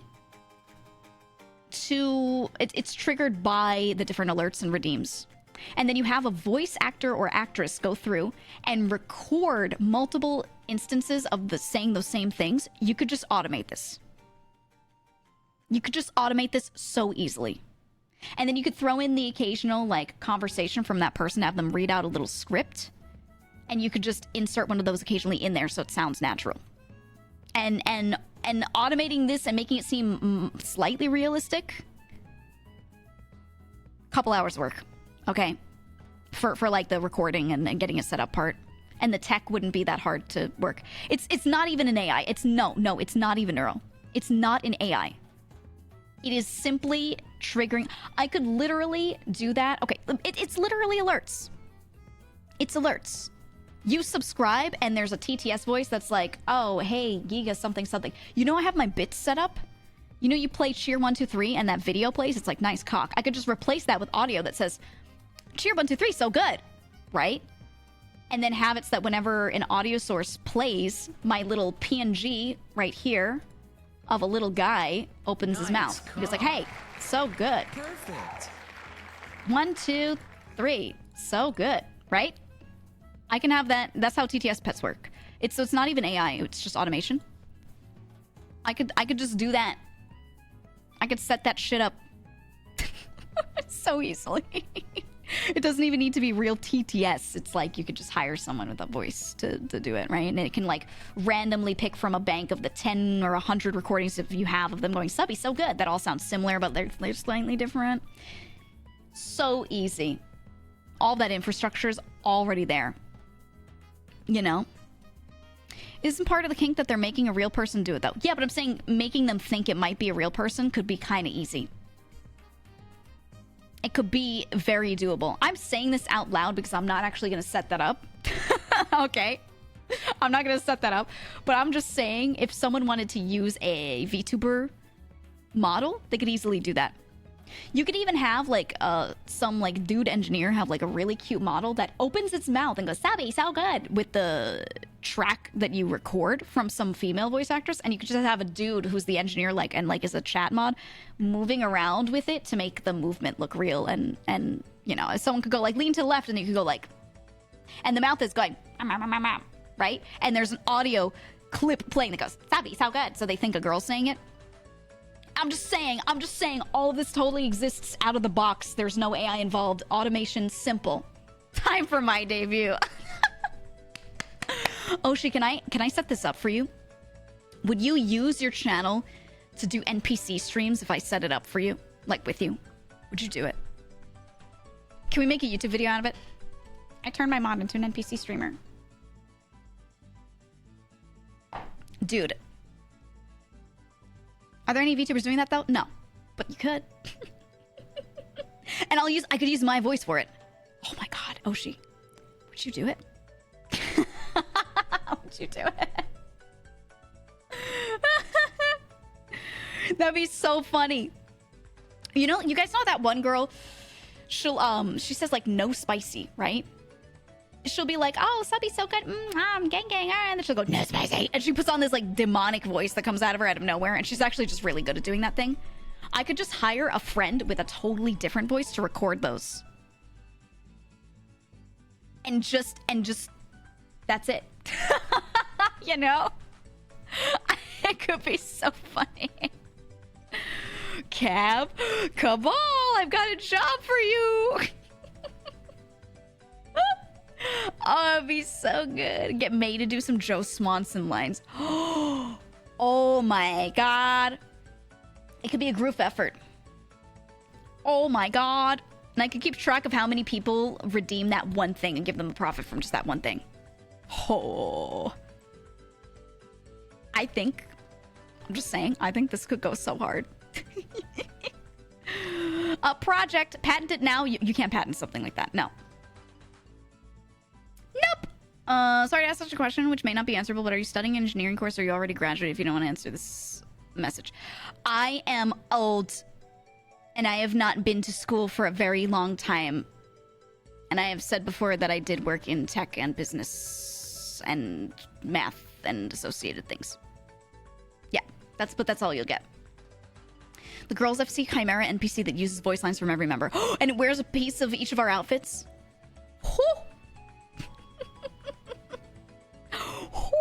Could you imagine? He is like 60. Oh. I'm so much older than that. Are you kidding me? Ah. Yes, a tender 876. Hi, Haruka. Big. Yeah. Big. That's right. That's right. How are you, Haruka? How are you doing? How you feeling? What's going on? How you doing? I hope Donkey Kong was fun.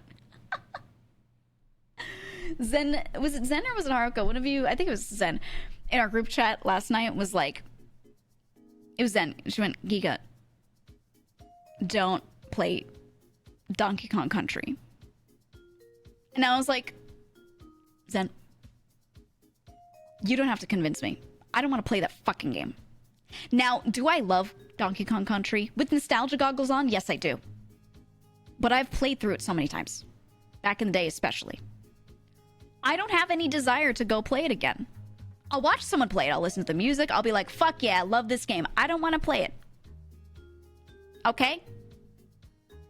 Now, eventually, someday, my brain will get those brainworms and be like, oh man, you want to play this? And I'll load it up one of these days. But I am not in that moment right now, okay? Thinking about, like, the mine carts and shit. Ugh. I just don't want to. I don't want to. I just want to listen to the OST and you know, we can do co-op. You can't convince me. I cannot be convinced, okay? I cannot.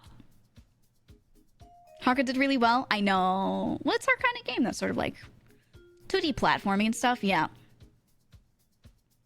Donkey Kong Country was never good. Rare was never good. Oh, take that back. I liked a lot of Rare games. I liked Rare a lot. Rareware, everything. Oh, I liked it.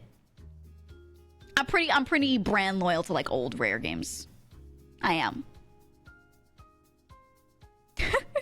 Exactly, Ryuka. That's how I feel. That's how I feel. I'm like, I just don't. I'm not that good at 2D platformers. Because most of my experience with 2D platformers back in the day was me watching my brothers play them instead of getting to play them myself. And so I know everything about those games. I know what level is what. I know all the OST. I know the characters, whatever. And I've played a bit of all of them. But I didn't get to sit there and like practice and get good. No, my brothers were playing and I was just sitting there reading a book and being like, that's cool. Anyway, you know? That's just how it was. And I got to play other stuff. I played a lot of stuff on PC. Because they were like they would like hog the consoles. So I would just go play something on the PC real quick. That like looked less interesting, looked older, but I thought was like fun, you know? Me playing through like Daggerfall and Morrowind and shit, right? That's the kind of stuff that I was like, okay, while you're doing that, or like Diablo 2, you know? While you're hogging all of these consoles, I'll play this. And then like, I guess I played a lot of GameCube era stuff. When it came to 3D, I got more time on the consoles. I stood my ground a little more, you know? And that was all right. But like the early 2D platform kind of things, I don't know. I just spent a lot of time like being like, I'll just go on the PC instead, I guess.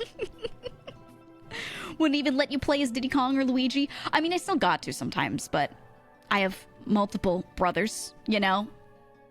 I have multiple brothers, and they would rather hog that. And I just didn't feel like fighting over it. I was just like, okay. I mean, I'm still happy to sit here and watch while I do another thing. That's cool.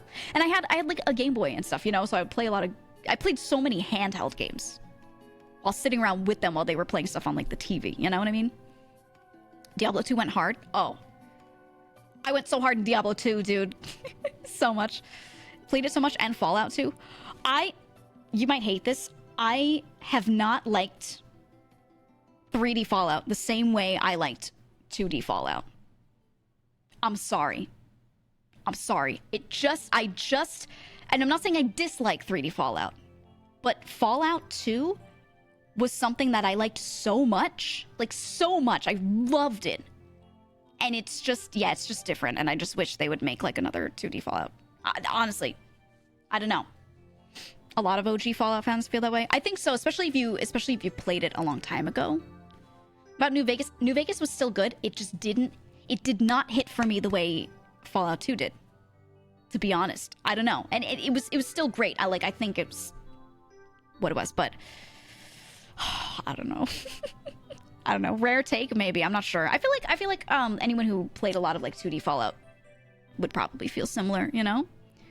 Me too. That's why I played so many platformers. Yeah, on mobile, not mobile, handheld. Yeah, exactly. Exactly. New Vegas is the closest story-wise to old writing. Yeah. It feels very nostalgic if you play it and you have also played like at least 2. Yeah. It's nice. Can't even type in crop rotation for CXP. School Fallout styled game right now. I think so. I saw something about that. I always keep up on everything New Blood does. And I'm just sitting there waiting for it because I'm like, ooh, what if it is like, what if it has that feeling? And so far everything New Blood has picked up that claimed to be like X old game, Y old game has actually delivered and been kind of like that thing. Or given me part of the experience that I wanted, right? While still being unique, not just being a clone. So like, you know, I kind of have high hopes. I do have high hopes. We'll see what happens, but yeah, like a Fallout 2 style game again with beautiful, like good writing. Fallout 2's writing was so solid. I won't spoil anything, but like the way the endings can go, oh, so good. So good. I like 2D Zelda. Haven't seen a new one since A Link Between Worlds. I like both 2D and 3D Zelda. I don't think I like one particularly more. They're just different things for me. I don't know. Fallout was one of the ones where like I get sad because they don't make new 2D Fallouts. You know? They just don't make them. So I'm like, that's why it makes me unhappy. If they did both, I don't know. Where can you play Fallout 2? I don't know where you would play it nowadays. If you don't have an old disc, which even if you have an old disc, you might have to do something. You might have to do something to make that work. Do they have it on Steam right now? Do they? Oh my god. How much is it? Fallout 2, a post-nuclear role-playing game. It's $10. Ooh. Oh yeah. Some of the graphics look so jank. It's the faces, the people's faces that look so bad. Released December 1st, 1998. Oh yeah. Yeah, I loved Fallout 2, man. I don't know. I just liked it. It was also pretty difficult, so if you want a challenge, you know, I find it does that. They Fallout 1, 2, and Tactics. Oh yeah. Oh yeah. Zelda 2 underrated as fuck. Okay, while I'm one of the people that actually likes Zelda 2, I'm not gonna say it's underrated. I know why people don't like it. I know exactly why people don't like it, and I'm not gonna complain. I'm not gonna complain. It's fine. It's okay. It's alright. It is kind of shit. I feel like I'm looking at it with nostalgia goggles on my face. Right? Fallout 2 stream when? I don't want to because it's a lot of hours. It's a lot of hours. And I really like Fallout 2. I already know all the same story stuff. That's one of those games where I go back and I literally will just like check the wiki. I love lore, okay? I love video game lore. I love games that have a lot of lore within themselves that call back to other things. So I like Elder Scrolls and Zelda and whatever, you know? I love game lore. If I play Fallout 2, while I haven't played the game in a long time, I reread the lore here and there just because I can and I like it. I would hate to stream it. Because on stream, I like playing things where I'm like discovering new lore. It's a game I haven't played before. I used to like replay a lot of old retro games and stuff, but I just like enjoy, I don't know, checking out new shit. Especially if it's new in a series that I like. Because then it's like I have so many thoughts and feelings about the lore on this that I can talk about, but also this is a new experience. So like new Zelda games, yay, great. So yeah, I just feel like because I already know everything in there, it's just gonna be me being like, so you see, this group of people actually was bad because I don't want to do that. I don't want to do it, dude. I can't. I read video game lore wikis incessantly. Yeah, it's my favorite, especially if I don't get to play a game. If I feel like the gameplay I wouldn't enjoy, I'll still go read the wiki to read about the characters and what will happen. And sometimes I'll watch like speed runs and stuff, and I'll just like pause on the dialogue really fast so that I can like, you know, not speed runs, let's plays.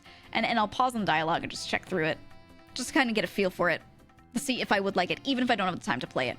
I'll just spend like a half hour, you know? One of my pastimes. I watch a lot of lore videos for Dark Souls. Yeah, especially games like that where a lot of the lore is given to you in like little scraps and implied and everything. I don't know. I love the storytelling from retro games like Fallout 1 and 2 that feels far more fleshed out than some current gen games. I think they had to try so hard to give you the lore in beautifully written ways like a book because they didn't have the ability to do as much cool environmental storytelling because they were so limited with graphics. They were limited with the amount of things they could put in the game, literally space on a disc or on a cartridge or something, right? Like they were truly limited. So putting in more text was the easiest way to do that. Just more text. And so if you don't mind reading, yeah, a lot of older games do a great job of like beautifully written lore, you know? But I don't know, that's just what I like. Which one, Oblivion or Skyrim, chat? Oh, for me, it's an easy Oblivion. So easily Oblivion over Skyrim. And I would say Morrowind is good, but I like Oblivion more just if I'm going to go back and play something. Morrowind has excellent lore and it's great. But just playing the game, like I just want to play Oblivion, you know? The best one. I even went back and played some of it on stream. It just, the Steam version, like, crashed my entire Windows Explorer midstream, and I was like, let me not do this. So I think I'll go grab, probably the GOG version and retry it at some point. We'll see. I've actually been watching, Dan's Gaming. Dan has been replaying it. Oblivion. I've been watching him. Morrowind is painful to play. You run so slow. It's frustrating. And the UI has some really bad things that are very annoying to deal with. Like all the stuff with the journal and the dialogue UI can get really frustrating with Morrowind. And that makes me, like, I remember that vividly. I don't want to do that again. Yeah, some mods are essential. Yeah. I'm talking about unmodded. If you have a lot of mods, especially they're good ones to help with the journal and going back through, like, the quest log and stuff, that's fine. That makes it doable. You know? Oblivion story-wise, but Skyrim is more fun. I have more fun with Oblivion, I'm not gonna lie. Skyrim's still fun on its own. I still like it. People shit on it. I enjoy it. But all the Oblivion story, yeah, it's so much better. Morrowind had a cool magic system. A lot of the stuff in Morrowind was cool, and then just playing it felt a little frustrating at times because of the limitations. If they just went back and took a lot of what they tried to put in Morrowind and just applied it to the new one, Come on. The Oblivion level writing, the ideas for magic and things like that, and how it's supposed to work for Morrowind into a modern one. Perfect. I don't know. Oblivion had custom-made spells and magic items. That was the best. That was fun, but I cheesed so much shit because of it. like I cheesed it really hard at times, and I shouldn't have been able to do that, you know? Battle in Morrowind is simply horrible. Yeah. Looking back on it, terrible. Playing it at the time? Oh, so good. So good. Return of Paladin. I like watching Dan play stuff. I just do. Morrowind also made you literally read directions to find locations and quests, no markers. I like the no markers thing. I would like it if it was an option. You could turn them on or off, and you could just not deal with it. But making it an option for difficulty, like it's just a toggle, and make it so that all the dialogue and all the things you're given, whatever, I think that'd be nice. Yeah, kind of like classic WoW, similar, yeah. I think that would be really interesting. I'd like to see that. Elder Scrolls 6 will be a perfect thing or a train wreck. I can't wait. It's 50-50. I have no prediction on which way it'll go. I think... Okay. They've spent so much time on Skyrim. They've done so many re-releases. They've gotten so many reviews and so much feedback. They should have more than enough feedback to know what the problems were and what they need to fix. They also made Oblivion and made Morrowind. Maybe not those exact devs, but they have all that. They should be able to My see what's favorite wrong. story about you know? Morrowind is how they would silently reboot your Xbox when the memory was getting low. If you ever hit a super long load screen, that was the Xbox restarting behind a splash screen. Is that the case? I only played it PC. That's fucked. That's so funny if that's true. Oh my god. Hey, it was a big fucking game for the time. That's confirmed by Todd Howard. I didn't know that. I like that. I like that a lot. No markers can be fun, but a lot of games fuck it up by not giving you enough clues to actually find a place without them. Yeah, I think Morrowind did a really good job of it, which is why I liked it. Some games, I didn't like it. Didn't Dragon's Dogma do that too? Yeah. Was it Oblivion that you could spawn permanent summons with a modified spell? I think so. I remember doing so much with invisibility spells and potions and just abusing the shit out of that for some parts of the game. And just getting a million sneak attacks and just, oh. It was dumb. It was dumb. Stupid. You know? Yeah, but they also made Fallout 4 after 3 and 76. Yeah, and that's why I'm saying it's a total 50-50 for me. I don't know. We'll see. I'm not letting good old Todd trick me. I'm not letting him get up on that stage and being like, yeah, guys, woo! And everyone's cheering and the crowd's like, Todd, Todd, Todd, because they know his name, right? And for him to say some things, for me to be like, oh my god. It will be good. Oh my god, it's on its way. Elder Scrolls 6. Oh, Todd did it again. Don't let Todd, you know, lie to you. Wait for it to come out. See how it is. He gets me every time. That silver tongue, dude. Yeah, Todd Howard whispering into your ear his poison and his lies, but they sound so good and you just want to believe them. You just want to believe Todd Howard so bad. Don't do it. Yeah, don't pre-order. Don't. It just works. See what happens. Let it come out. It just works. You know, and let like streamers like me get it day one and play it and test it out and see what you think. Just see what you think. I think Starfield will be a good indicator. Is it? I don't know the information on this. Is the same team? Are the same developers working on both? Because that sounds kind of scary to have them working on both at the same time. I'm going to assume it's very different people doing a lot of the work on both. Unless they're staggered. I guess if the work is staggered timeline-wise. I don't know. Yes? Is it the same team? They've been working on Starfield for 25 years. Well, yeah, I know. Elder Scrolls 6 is barely in development at all. That's true. So if they're staggering it out time-wise, I guess it will be the same team almost, right? Yeah. They didn't start on it. Why was that? I guess it makes sense that they didn't start it off development-wise. Yeah. From what I've heard, I believe they've started on some other stuff, but it's all the creative phase. It's all the creative phase stuff, and it's all the early stuff. So that could be great or terrible, and it doesn't matter. It's going to change by the time it gets to the finish line, right? Both are made with their new creation engine, too. It's going to be so many years, guys. It's going to be so many years before it comes out. I don't know. The gap between Skyrim and Elder Scrolls 6 is going to be fucking huge. Huge. Quest writing, basically. Yeah, I think that's the only stuff that they're like actually doing at the moment, if anything. He just told us it exists and it's coming. But nobody's doing any work until Starfield is out the door. Okay, so they're doing that first and then same team works on it. Well, see you in 5 years, guys.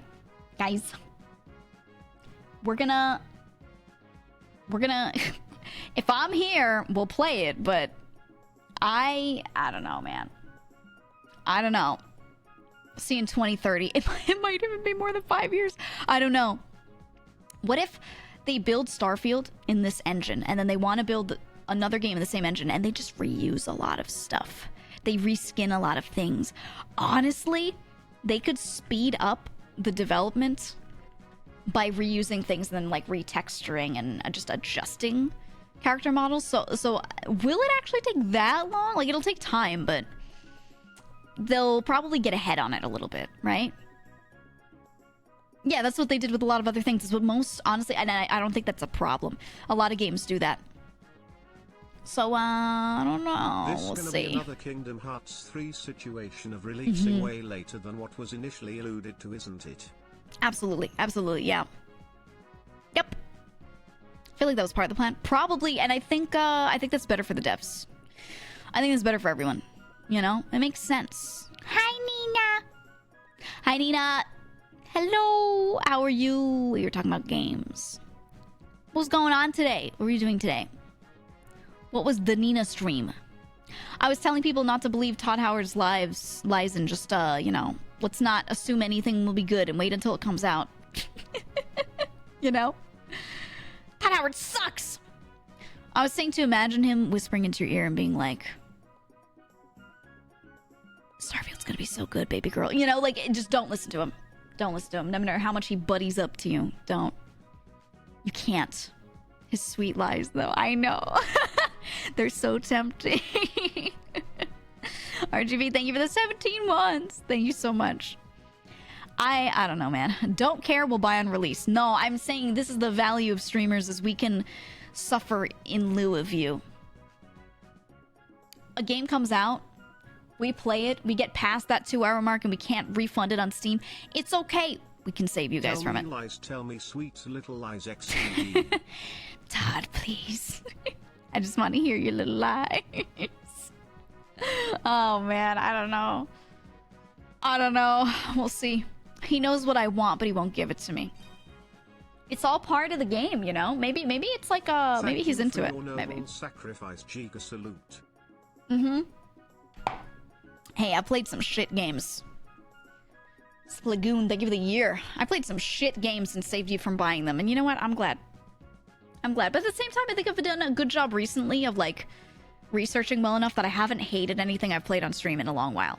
Like, a long while. If I feel like, even if it's not the best, there's nothing I've hated.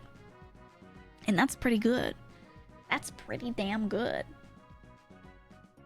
I don't know. There's some that were like, there are things about them that really need to change, but I don't know.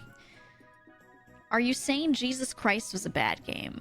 Oh, I Am Jesus Christ Prologue?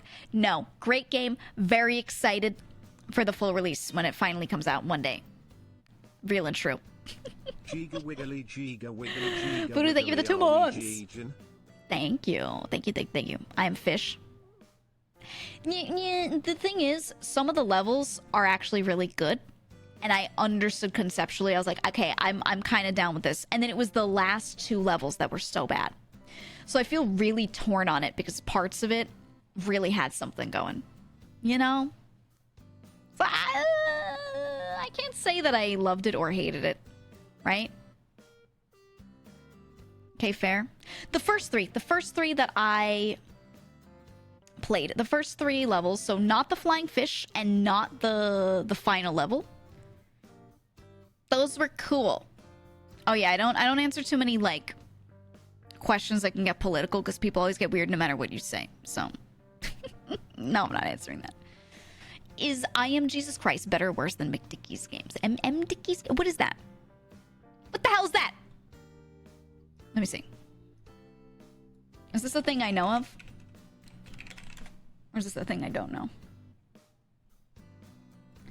What did this person make? Oh my god, Wrestling Revolution 3D. Hard time.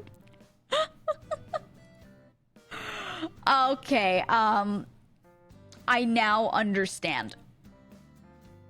I'm gonna say I would have a much better time playing I Am Jesus Christ.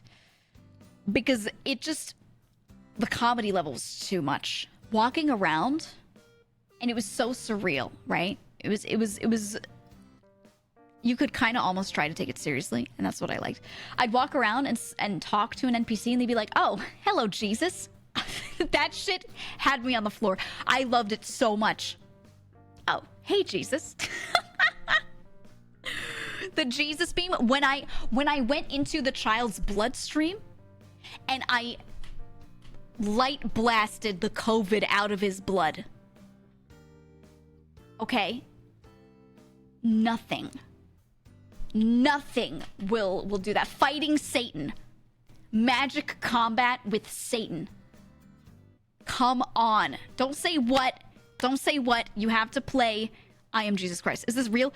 There's a game on Steam called I Am Jesus Christ Prologue. It's like an early access. They're making a full Jesus game. I played it on Christmas. And it was so good. It was so good. And you got to have a real, like magical laser beam God rays fight with Satan. I loved it.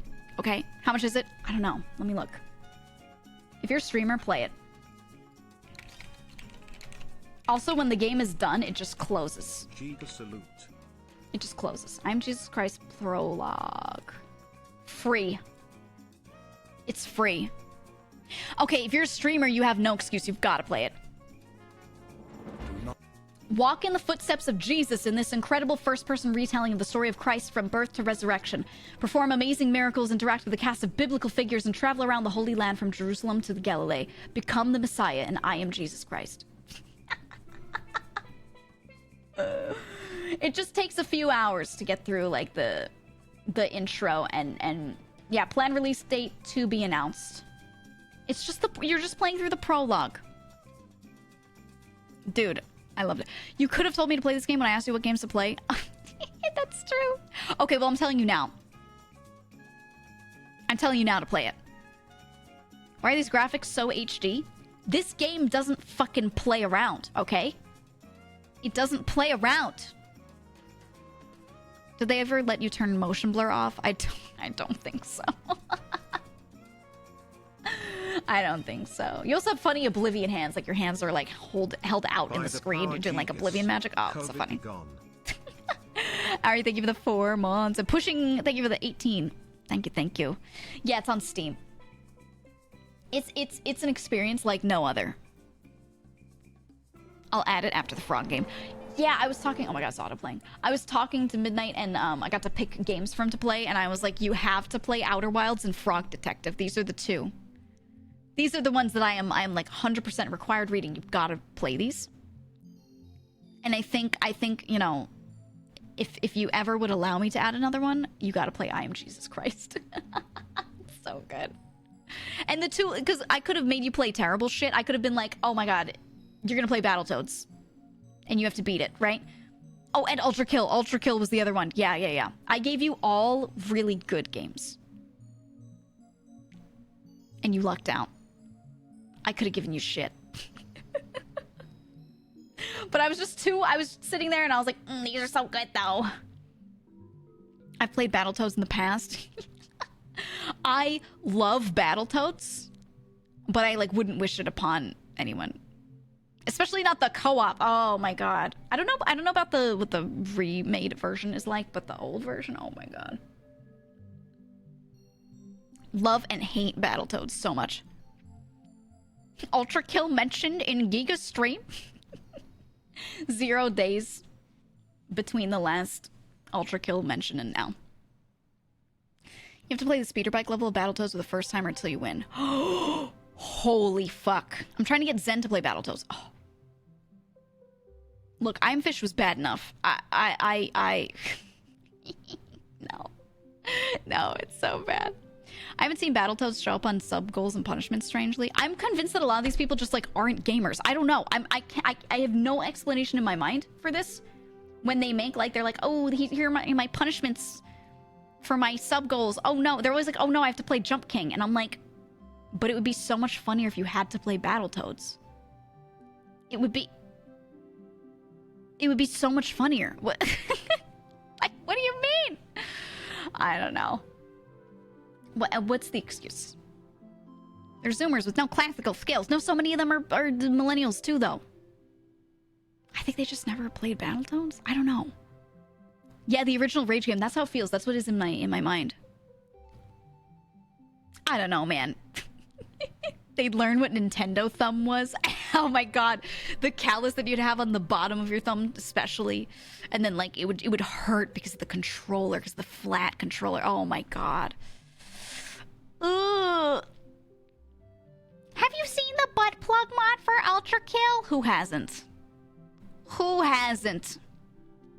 Because that game has some of the best, and I mean this, that mod came about because that game has some of the best controls for all of the vibration controls for controller. The different types of vibration and directional things that they do based off of how you're getting hit.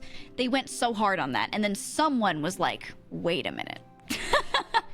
Some dev was like, hold on a second. And they made him on for it. I was like, you know what? Power to ya, I guess. Power to ya. Not just flat, but slightly concave. Yeah, because of the button edges. I know. I know. I know. You sound like you. Can we stop, like, you in particular have been making so many of those, like, half, not jokes, but doing those huh moments. Let's not. Let's not. Really shook things up, that dev. I think it was funny as hell. Whether it's for someone who actually likes it or not, either way, it's funny as hell, you know? I just opened Steam. The first thing I see is that Overwatch 2 is on Steam. You know what's so funny? Oh my god, I have a suggestions channel, right, in my Discord for suggesting games, suggesting, like whatever. Things that, oh, I'd love to see this change in the Discord, whatever. Someone, unfortunately, I replied to it with a Keck W. Someone posted in there and then said, new game dropping. And they posted the link to Overwatch 2. And I was like, new game dropping, by the way. Not sure if you saw this. I thought it was funny. I know you fucking... No, they put it in the Discord. Oh, man. Now, let me just say, I played a lot of Overwatch. The first game, yeah. One of the games I actually tried ranked with, and I really tried to play a lot of ranked. And I was always at least plat. I was always at least plat, even when I wasn't trying. And I was like, okay, cool. Objective-based shooter, great. Nothing like that first couple of years that Overwatch was out, right? Especially that first year alone. Nothing like it. Will the second one be good? Will it do it? Will it do the thing? I don't know. Maybe. I'll hop on with friends. I'll play with friends, but I'm not gonna like solo stream Overwatch on No, thank you. Fuck Overwatch. No, I still thought the base game was still fun. I didn't like the esports community around it. Ew. But I had fun with it. It was fine. It was right. Once they added okay, they took way too long to do this, but when they added your ability to make custom games, game modes, and all of that, and to do map building, there's some shit in there that is so fun. So fun. But unfortunately, a lot of people in there are also making, like, RP rooms. And I just, I don't know. It makes it a weird experience. It makes it, an odd time. The E-daters. All Mercy RP room. It's a whole thing. It's a whole thing. I don't know, man. Really off topic, would you ever play 7 Days to Die with Candy? I don't know if I like that game. I'll play anything with Candy, but I don't know if I like that game. I don't know. I haven't seen enough content of it to actually, like, decide if I would like it at all. I've, like, barely watched it. I should probably watch someone play it. Because they did start up it's server-based, right? Or can be. They started up a server, and I saw the info for it, and I was like, oh, cool. But I just haven't looked into it. Would I like it? I don't know. I'm gonna be honest. I don't always like zombie stuff.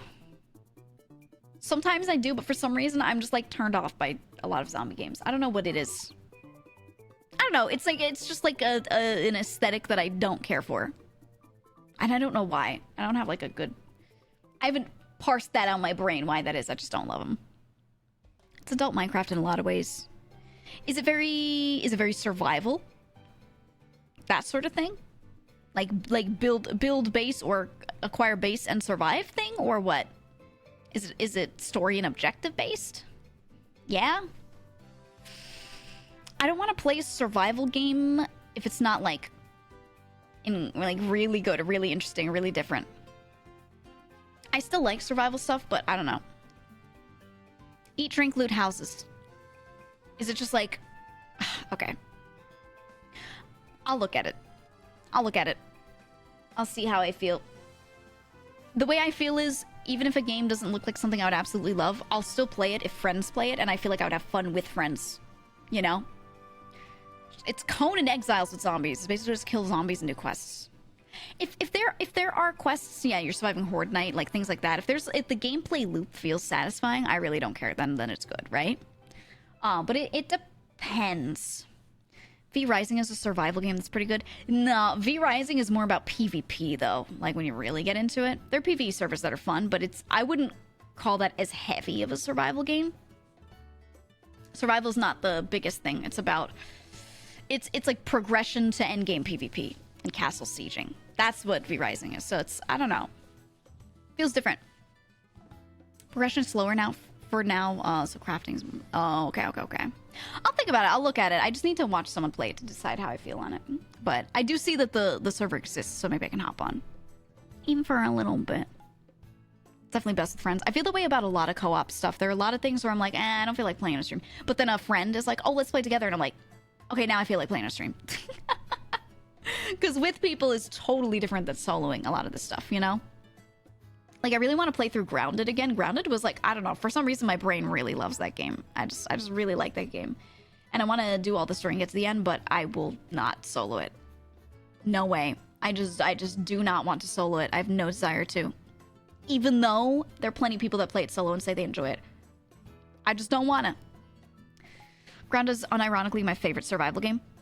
Well, I like it because it's not about being sandboxy. It's about getting through story and getting through all these different areas that have wildly different gimmicks, you know, in certain ways. And so I don't know, that was way more interesting for me, but there's also a clear, like, okay, you've beaten the game now kind of thing, which I'd rather work toward. Valheim is your favorite survival game?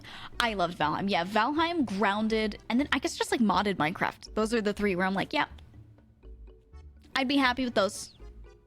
I'd be super happy with those. You know? 7 Days looks Minecrafty somehow. Speaking of Minecrafty stuff, I really want to play Vintage Story. I think I suggested it to Mouse, and I don't know if she actually got around to playing it. But Vintage Story looks interesting. And it's like, it's Minecraft-y, but it looks like it's a little more like RL Craft.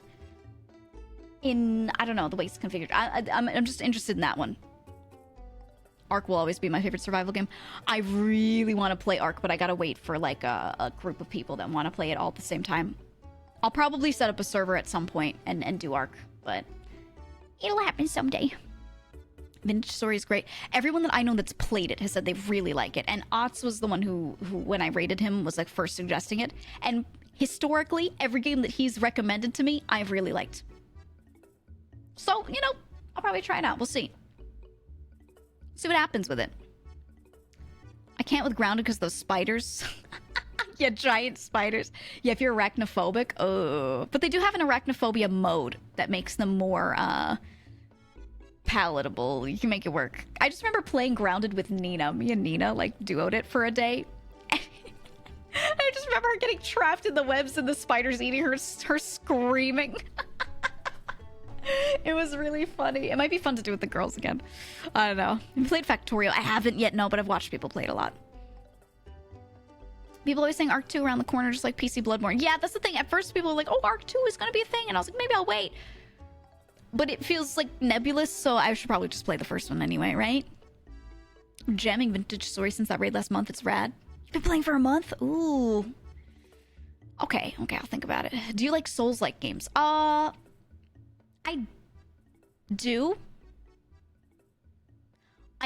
do, but I hate playing them on stream, is what I realized. I tried playing Elden Ring on stream and it crashed my computer and I was waiting for patches, so I didn't stream it for a while. And then when I got back into it, I was just like, it's a chill out thing for me. And I want to play it off stream and I just want to like late night play it. So I'm probably gonna start Elden Ring again, and get through the rest of it, but do it on my Steam Deck. You know? That's how I feel on those. I don't know. Seamless co-op is amazing. I would do co-op again. Yeah. If Zen and Haruka wanted to do it again, I would gladly play more. I would. I don't know. I hate solo streaming it. For whatever reason. Dwarf Fortress. No. Hot take. I really liked Dwarf Fortress for a little bit, and I fell off of it so fast. I realized that I actually don't like it that much. It's something about it doesn't feel satisfying enough for me. And I didn't actually have a desire to play Dwarf Fortress. I played the old version. And I think I enjoyed my time. That stream that I did, I enjoyed that one stream. But then when I tried playing it again and again, I tried a couple more times. I just, like, did not enjoy it after that. I don't know what it is. Didn't like Dwarf Fortress. I don't know. Who all would you allow in the group for the ARC playthrough? I don't know. Anyone who's nice to me and funny. Easy. Easy. Improved UI wasn't improved enough to a state that is enjoyable yet. Yeah, but I played the old version and I dealt with it. I can deal with, like, jank games or things where the UI is terrible or whatever. It's okay. Get Mike to play, he hates it. but he would love the poop game. He would love the poop game. It's got poop in it. He loves poop, you know? Poop game.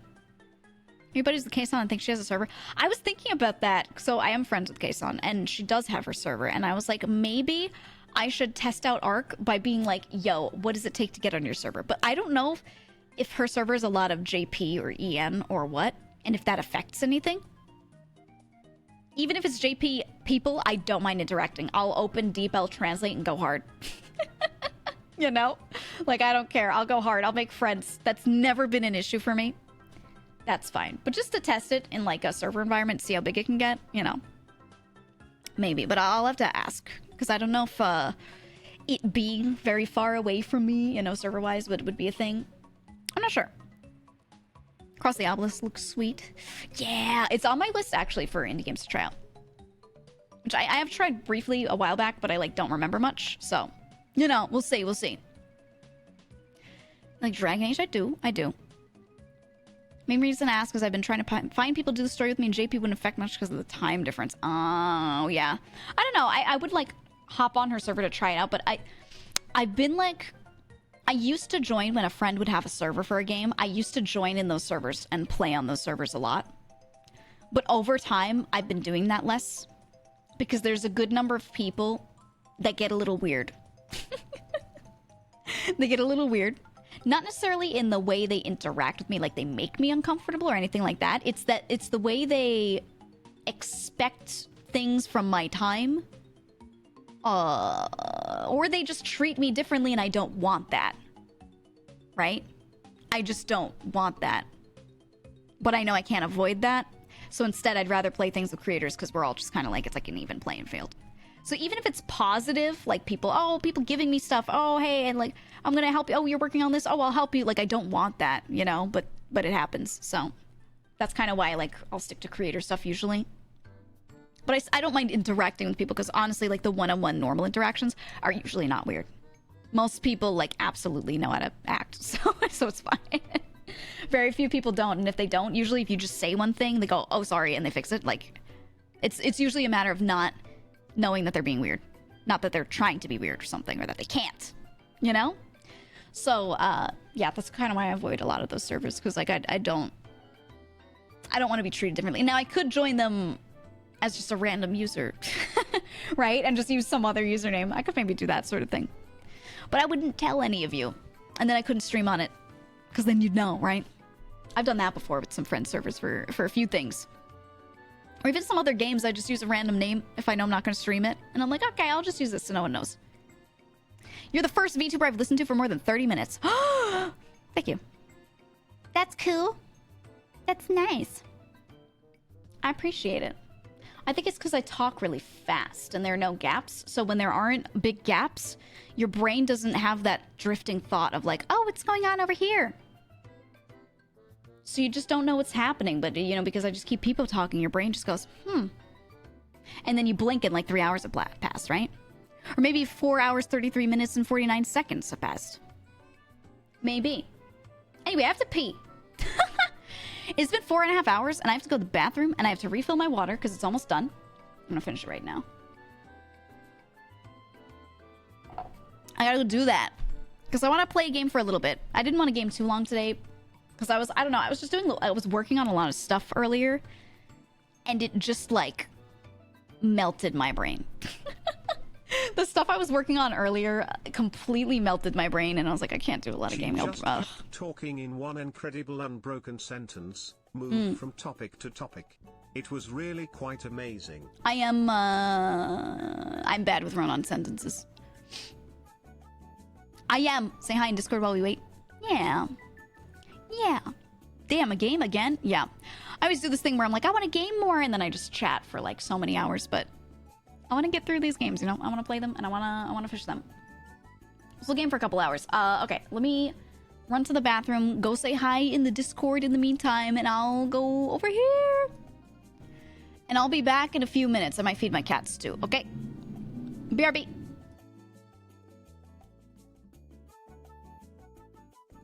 Oh, also, I'm going to play an ad. If you're unsubbed, don't worry. You're not missing anything. I just want to disable pre-roll for the next bit, okay?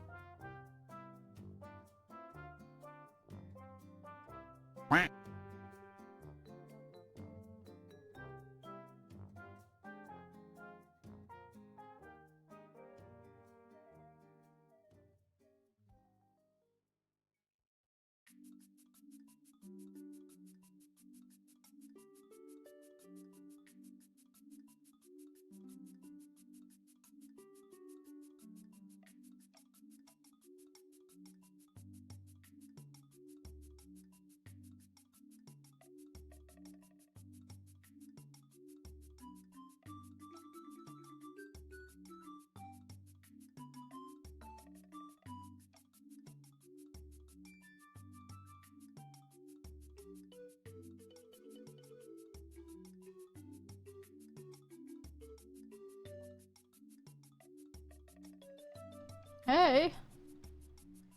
Hey. I'm back. Oh, never mind. Just kidding. Bye.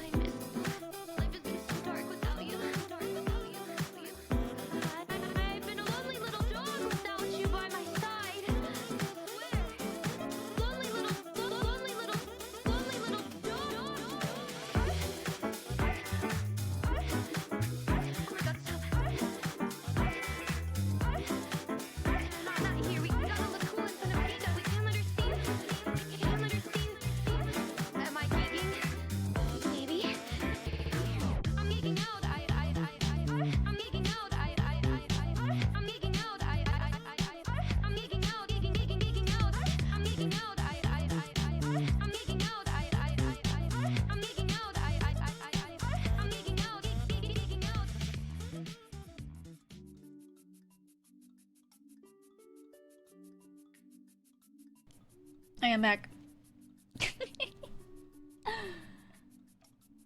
Thank you.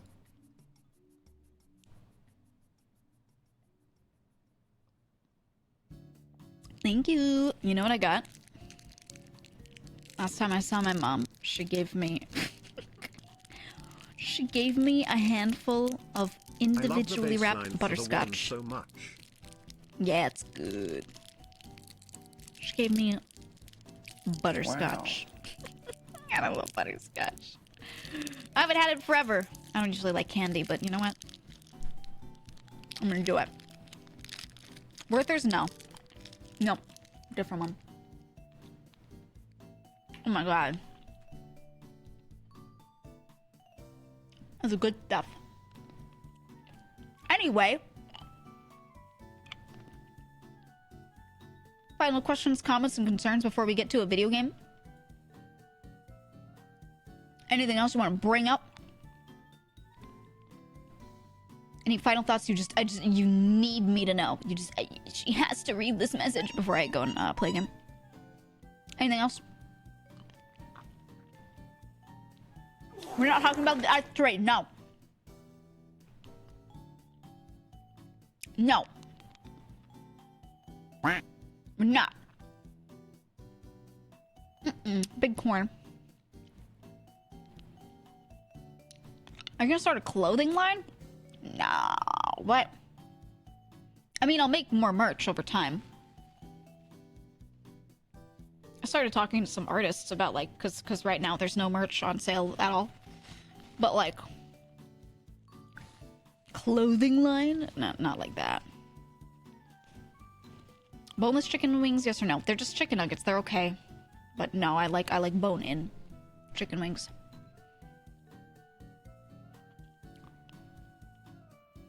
How's it feel to know Zen has shorter chat segments than you now? Mine are either really long or really short. Sometimes we just game within an hour. It's just been happening occasionally. I don't know.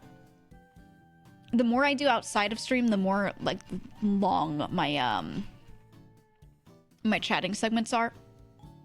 Because chatting is easier on my brain than gaming for whatever reason. I think it's because I'm multitasking a lot when gaming on stream. It's different if it's off stream, but on stream I'm doing that more. So if my brain has done a lot already that day, or you know I have a lot that I'm doing that week, I'm more likely to chat for longer. Direct correlation. There's a Geega. Okay.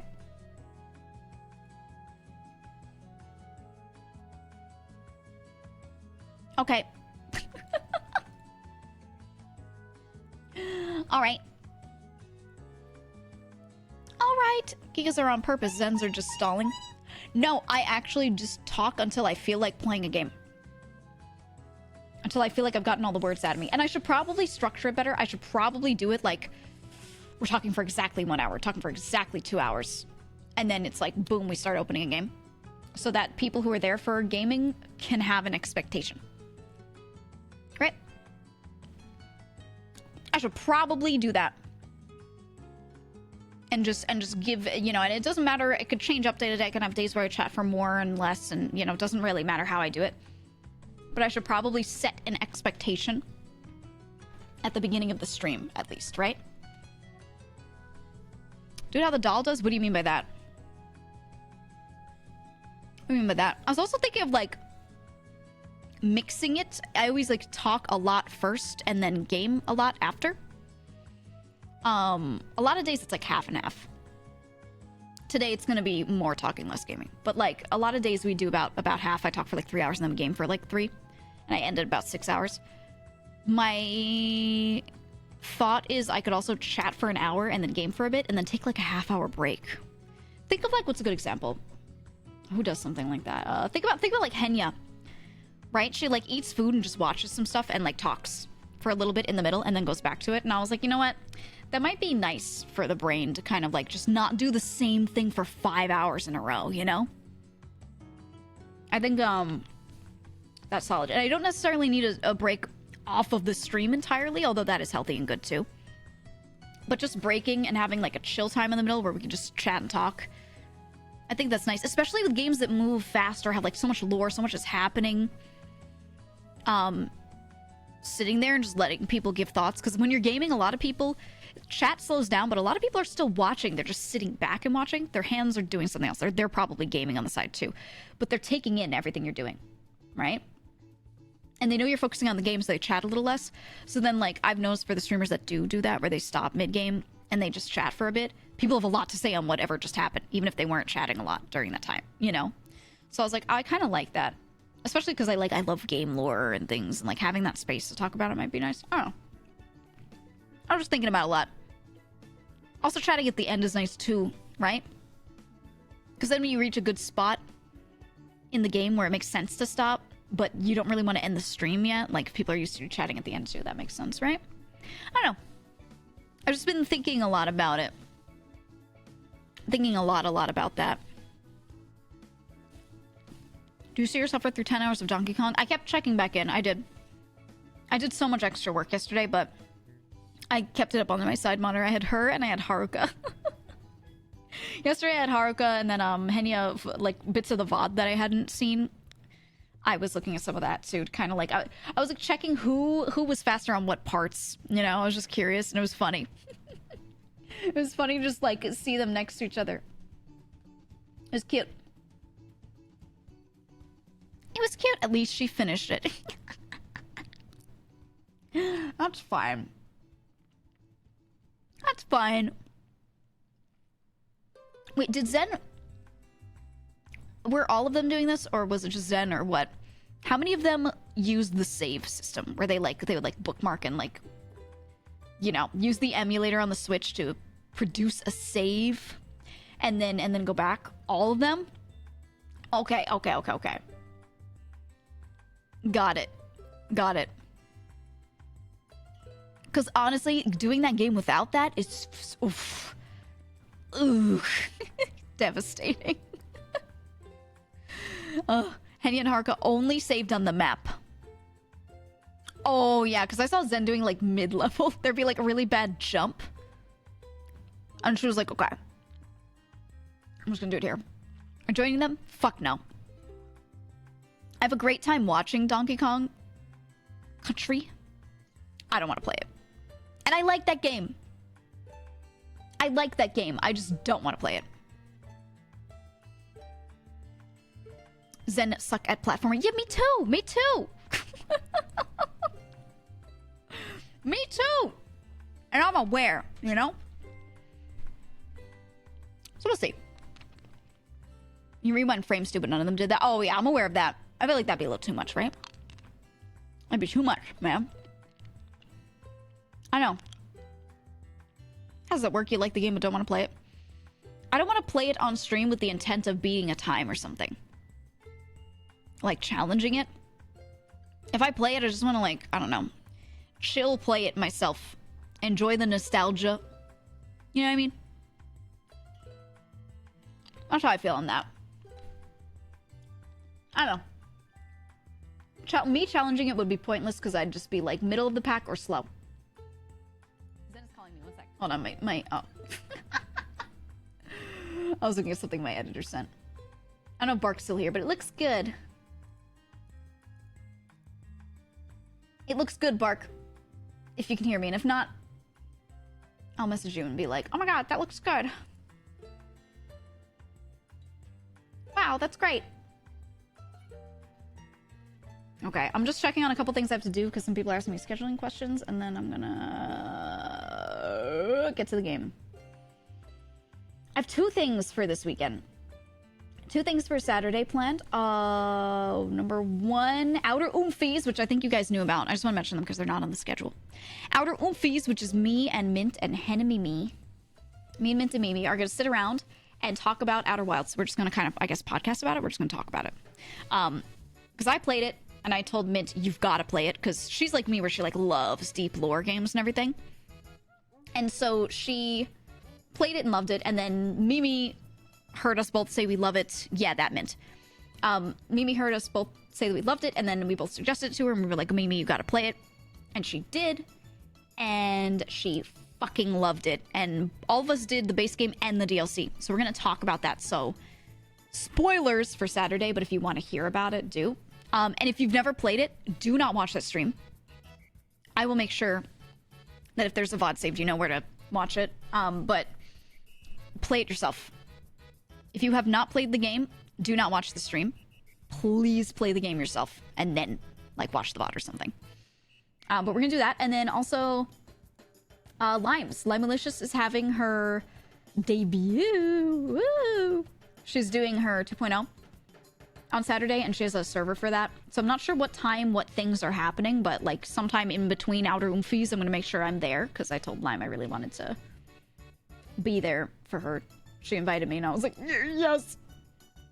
And I'm becoming better friends with a lot of, like, I guess that group, that circle. I've been really enjoying everyone, so, yeah, I'm gonna do that. I'm gonna do that. Geega will personally find you and shut off your computer if you haven't played it. Yeah, Outer Wilds. My hand's gonna reach out of the screen and just pull the plug. Yep. Exactly. So be careful. But yeah, no, do play it. It's so good. And the DLC as well. Oh, the DLC is so good. If you haven't gone through the DLC, please play it. It feels different from the base game. But if you like the base game at all, you will get into it. It's incredible. Incredible. So we're gonna do that. What if I'm broke and can't buy it to play? Well, then watch a playthrough. No, it's one of those games you gotta experience. Save up and play the game.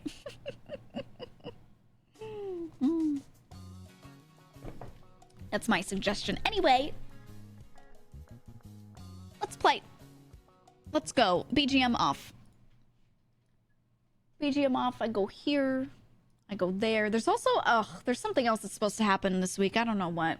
You're shrinking? Someone redeemed Geega. Oh my god, I Am Jesus Christ is showing its trailer. Okay.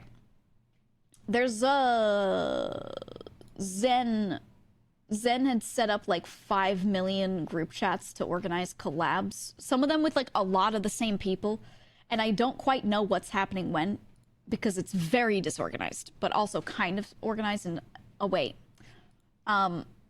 So I guess at some point I'll figure out what the hell is going on with that. Why did she open a server? No, people don't check servers. No. It sucks. It makes sense in my brain, and I like using servers. People do not check servers. You need to ping them with a group chat, so there is a circle in Discord, a circle that shows up on the left that they have to clear out by clicking on it. If they see the red notif, they won't even click on it. It sucks. It sucks so bad. I hate it. But unfortunately, that's people's behavior, so, you know. You do what you must. You do what you must. Okay. We're gonna play Dave the Diver. We're gonna continue it. It's been so fun. I love this game. I'm completely addicted to this game, and I hate that I have to wait to play it until I'm streaming. But the story moves relatively quickly, and I don't want to, like, miss out on having that on stream, you know? And it's so chill because we can still just talk over it. Alright, my stream title. If VTubing's a crime, then call me, give me the name of a famous criminal. Like a historical one. Billy the Kid. OJ, Al Capone would be good. An old one, classic one, historical. You keep saying more recent people. Jack the Ripper. Hamburglar. Bonnie Clyde. Then call me Bonnie. What about Billy the Kid? Come on. Come on. Anyone, no one enjoying Caligula. Oh my god. Oh my god. Billy the Lame. What the fuck? My uncle. Was Billy even a criminal, or was he just misunderstood? I don't know. Alright, fine. Let's do call me Bonnie. Call me Bonnie. Who will be my Clyde? Any of my friends could be my Clyde. They're all criminals. Okay, change category, change title. We're good. Let's go. Ooh, Dave the Diver. What were we doing last time? What was the last bit I was up to? I went to the Sea People's home. Can I be Cletus? I went to the Sea People's city. And then there was, there were tasks that I had to do. Also, there's an event and a VIP. So let me make sure I don't miss those. How do I check them? My calendar. VIP visit. Okay. Who is the VIP? I don't remember what they want. Party. Tuna yacht party. Oh, I need tuna. This was what? The jellyfish party. Okay, so I need to make something for the VIP, and I need to get tuna. Do I have a tuna marine card so I can look up where the fuck they are? Where do I... Oh, that's just a seahorse thing. Medium depths. Have I caught a tuna before?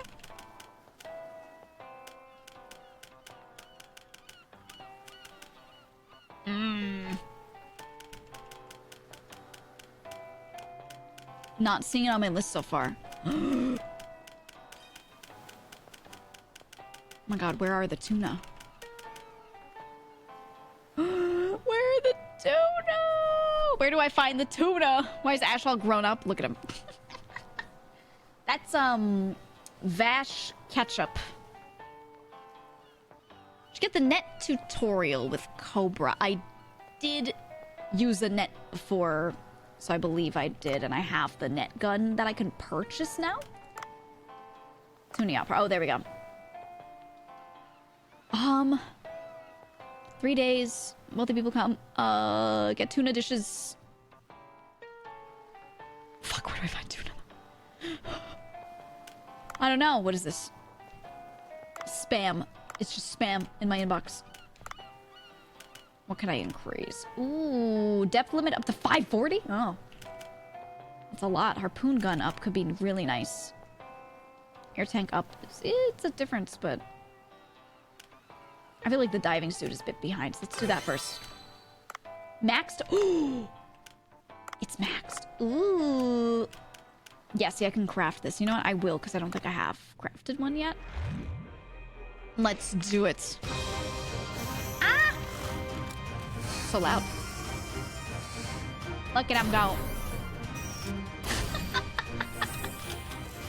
My magnum opus. The ultimate firearm.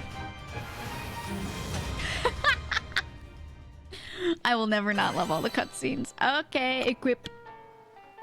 Equip because I've been doing a gun this whole time. Cooks, okay. Double check anything that I need to. Okay. Maybe. Okay. Oh, this is the VIP. Harlequin hind, coral trout, and rice. I need to farm rice. Okay. Geega high. These are people down at the bottom. This one is. I need 2 coral for her. Oh, I died trying to get that. I remember. Collect cleons. That's just... I just do that anytime, I think. And I'm building up trust with the sea people. Okay, so the time-specific stuff that I have to do is getting tuna, which I don't know where they are yet, and the VIP stuff. Let's focus on the VIP stuff and hope I find tuna on the way. So Harlequin hind and coral trout at 50 to 130 depth. Okay. 50 to 130. Oh, wait! Let me check my farm. Hold on. That's time-sensitive, too. Growing, but nothing is harvestable. Okay, okay. That's on its way. 50 to 130 depth. Okay. Dude looks like a Reddit mod. Duff. I know. This game is way better than it has any right to be. It's so good. It's published by, backed by, I'm not sure the terminology there of like what it is, but Nexon. Nexon is involved. And like you already know. You already know. I can pick up sea urchins now. Because I have the gloves. So you know they got that Nexon money. Hush turn. Okay, no, we're good. 50 to 130, eh? Just go down in depth, and I don't know where to find tuna, man. I think it's an in-house Nexon team. That would make sense. Oh, you know what? I'm out of these kinds of materials. I'll grab these. That would make a lot of sense. Nexon does do a pretty good job of like grabbing and creating these smaller teams to work on projects like this. I don't know. I feel like they're just better structured in a lot of Asian countries on how they make all this work. So like someone wants to make an indie game, it's a little not easier, but the way like pitching your idea works is different from here, you know? Okay, depth 50 is right here. So we got Titan triggerfish. They're the other two. Harlequin hind and coral trout. That's what I'm looking for. Let's see what we got. It's none of yous. It's none of yous.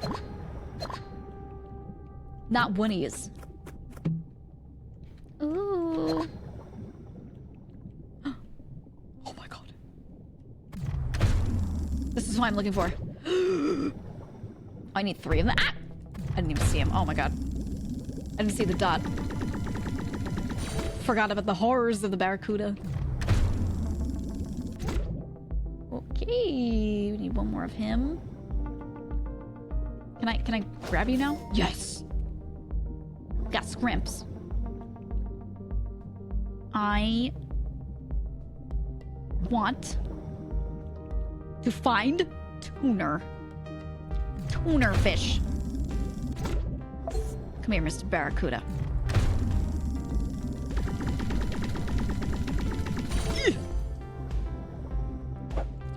hell does a tuna look like anyway? Who the hell is a tuna? You tuner fish. This game is part of the new indie games division. I'm glad to see it. I hope they keep funding projects like this.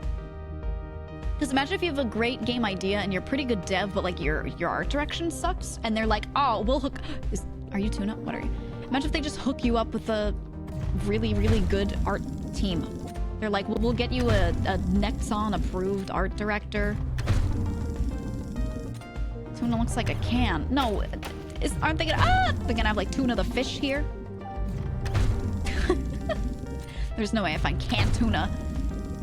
But you know, imagine the opportunities for indie devs if they can like expand your resources like that, and they're like, okay, just do profit share with us.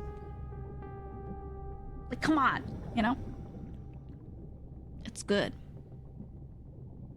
Good for all parties. And if you do well and your game does really well and you're known as the guy that made that thing or worked on that thing, it should be a lot easier for you to get like future games published, right? Oh god. Oh god. He's to my left. Okay. Ready? Oh yeah. Whoo! Was that the last one I needed?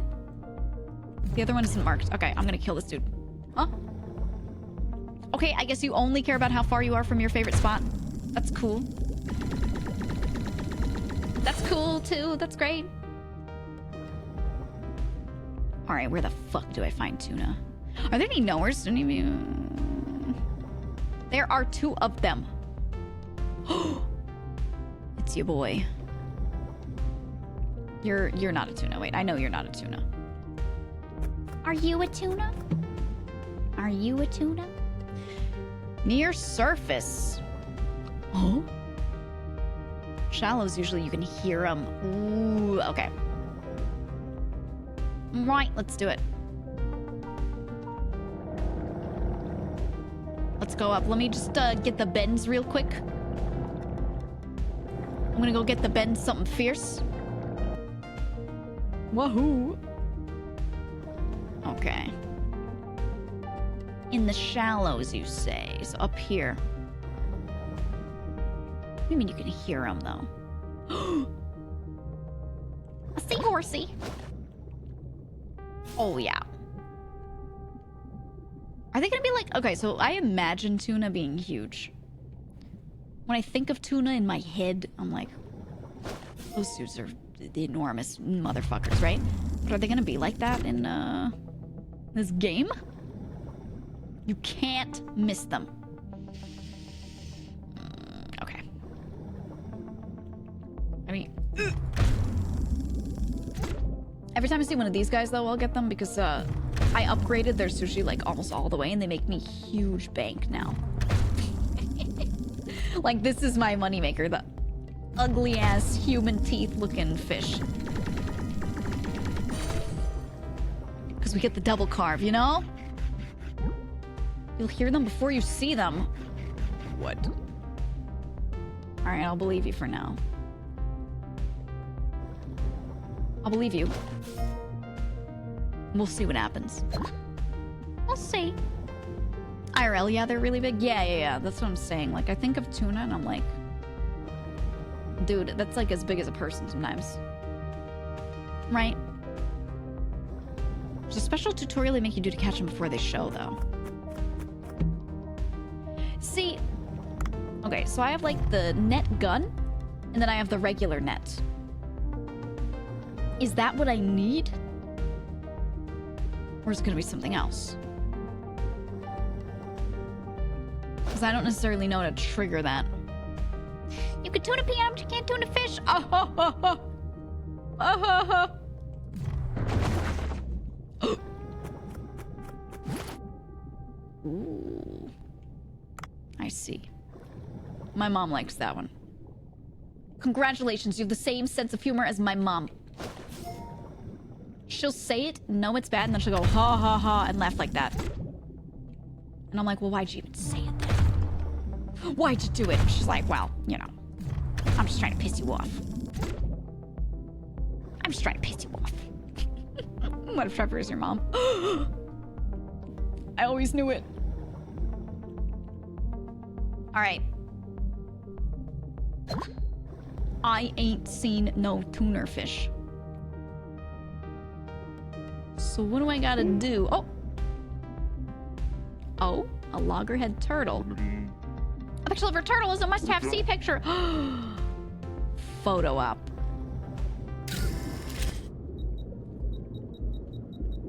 Oh my god.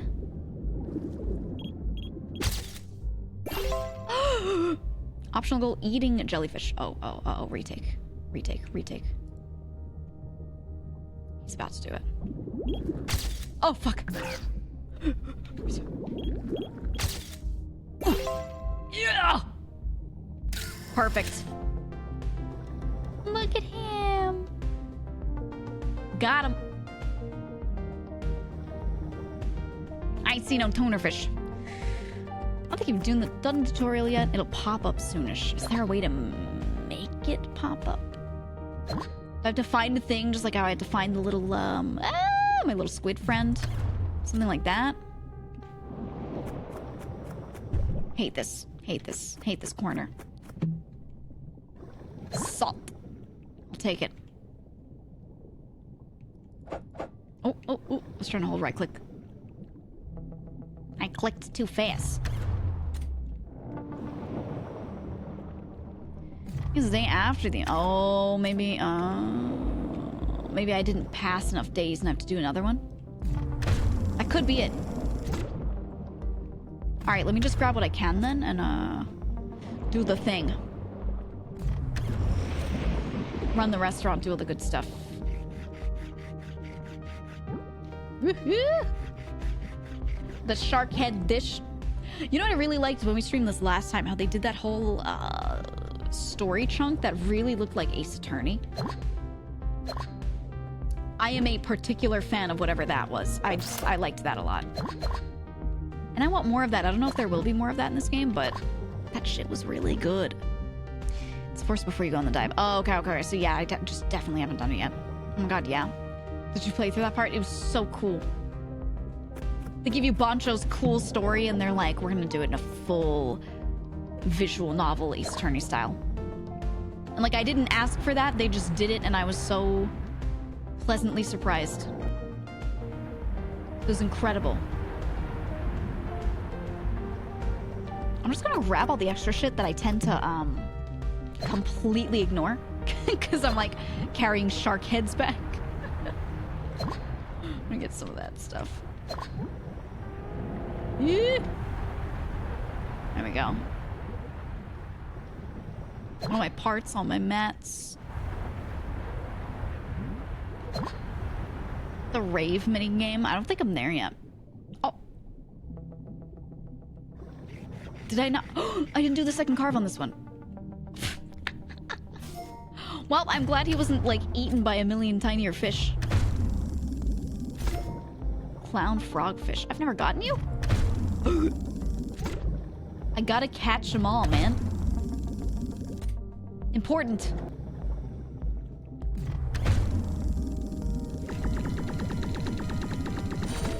Alright. I'm just gonna grab my quota and then use this, get back device. What's the word? I don't remember what they call it. Looks like a radio, but, recall, whatever. I used that one. I will use that one. Like Pokemon.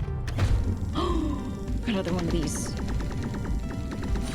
Let me get him for the levels on his sushi. Oh! Come here. Ow. I hate your stupid nose. I hate it. Woohoo! Easy. Escape pod. Pod. That's the word. Alright. We are now heavy as shit. Grab the stuff on the way and go back.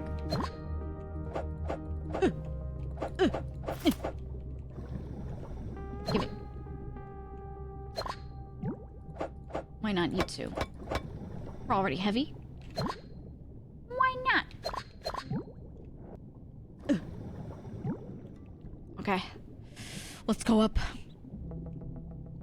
Calling Dave fat. Look. He's he's a nice guy and he's big. Whatever. It's fine.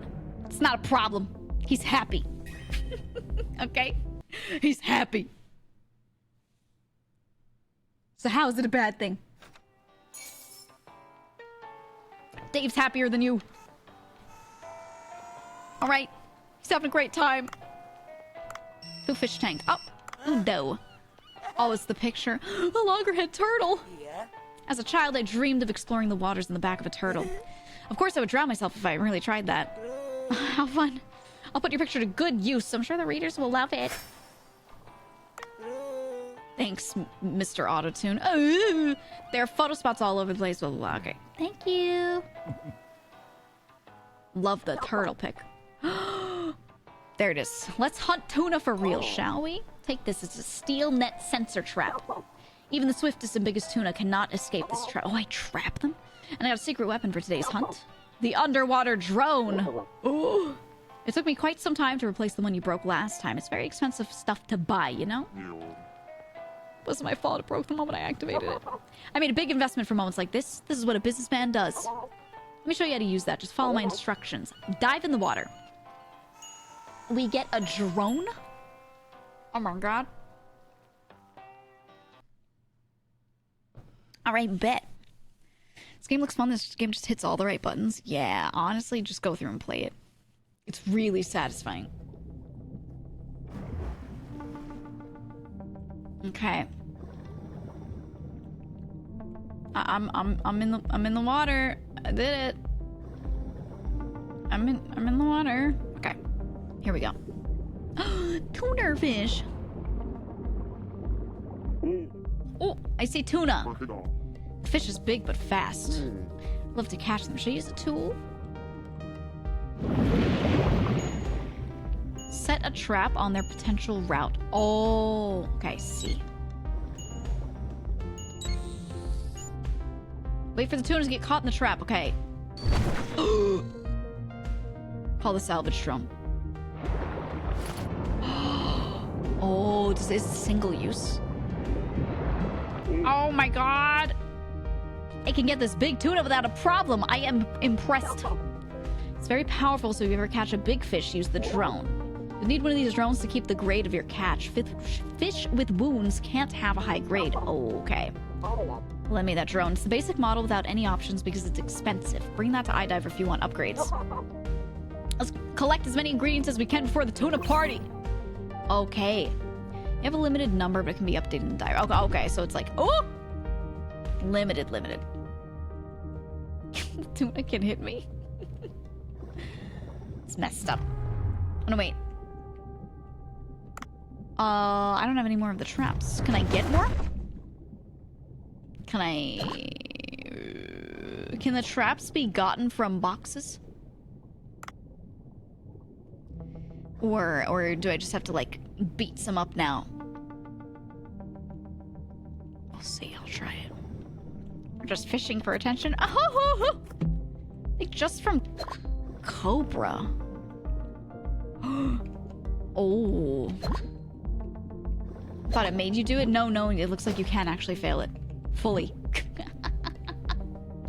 Apparently. I don't have many of these. These dark ones. Oh! When you just beat the fish to death instead of catching it like an idiot. Is he catchable? Is he having a problem? How much health do you have? Or are you glitched? What's your problem? Guys, Guys, knife it. Oh! He escaped! What the fuck? He actually took off. That's fucked up. Oh, there he is. Ooh! Black and white snapper. Okay, I guess. I guess so. That works too. Glitched? Yeah, that's how it seems. Oh, so if I had the thingy, I could move him. Any of the carvable ones. I see. So I could probably beat up those other tuna too, but they just won't be high grade. I'll catch so many shrimp. It's gonna be crazy. What are you doing? Good one, Trevor. That's a real good one. I gotta kill them. I'm gonna kill them. I'm gonna do it.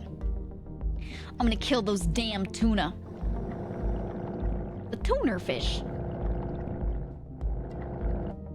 Okay. Where'd you go? They're over here, right? This is where they turn. They ain't ready for all this smoke.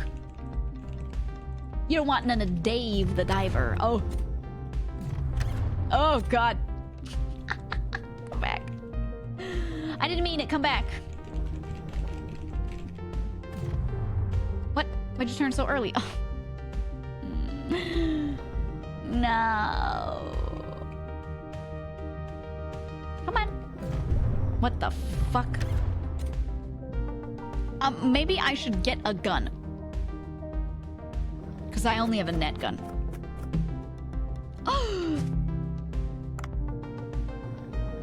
I'm gonna shoot him. I'm gonna shoot that tuner fish if it's the last thing I do.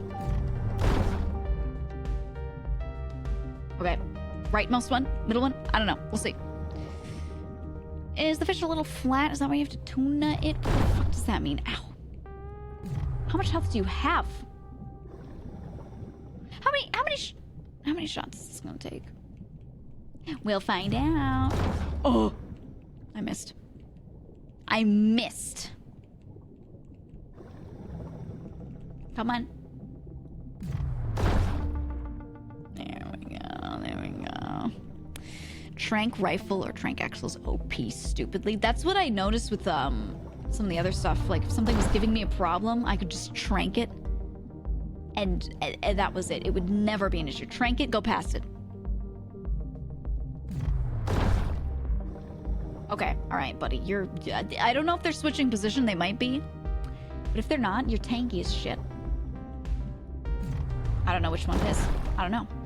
How would I tell? Come on. Oh, he's out of range. Alright, well, we're back to this.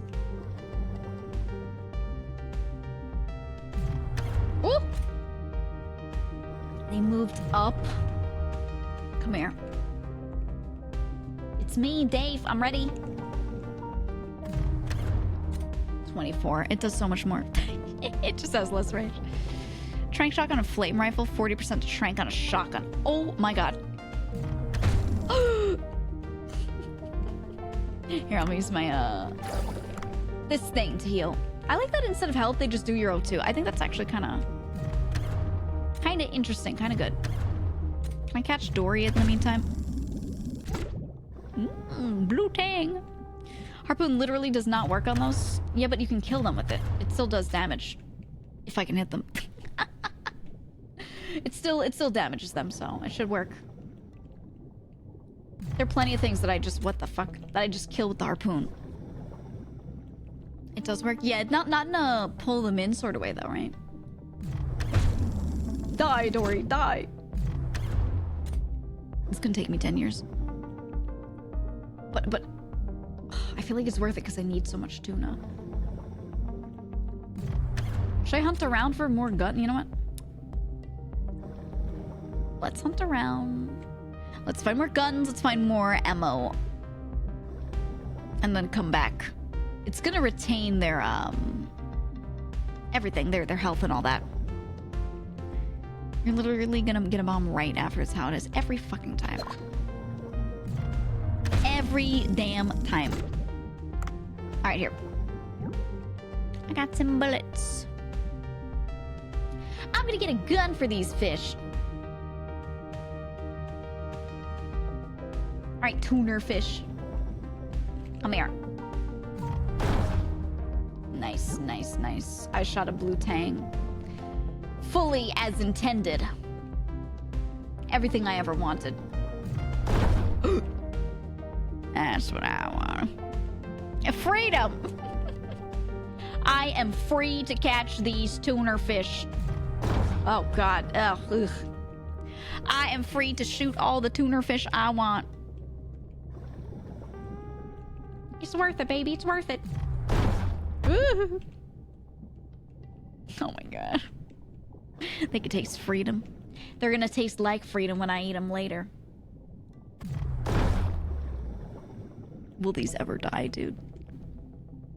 She's got tuna, much tuna. I'm really bad at puns. Ha ha ha! I get what you were going for. Ow! I see the vision. I see the vision. I understand. I get the concept. I do. Did that miss? It looked like it went through it. Any Dave experts? Gauge no flame does something, or is it just a damage increase? I don't think they are set ablaze because they are underwater. I don't know. I don't know, man. Oh! I'm out of bullets. Okay. Just extra damage. Does it like, is it like a dot or what? So they scale? Ha ha ha ha ha. Fuck. Ha ha ha ha ha. I don't know. I don't know how the flame works. I think I used the flame rifle like once or twice. I don't know. I'm not sure. Like a second hit? Okay. It's not a full dot, just a like I don't know if explosion is the right word. See, my gun does 18, my harpoon does 24. It's actually so much better. It's just harder to hit because there's that like tiny delay. Tuna don't swim in pairs. Are the two of those fish? Nah, tuna. Tuna.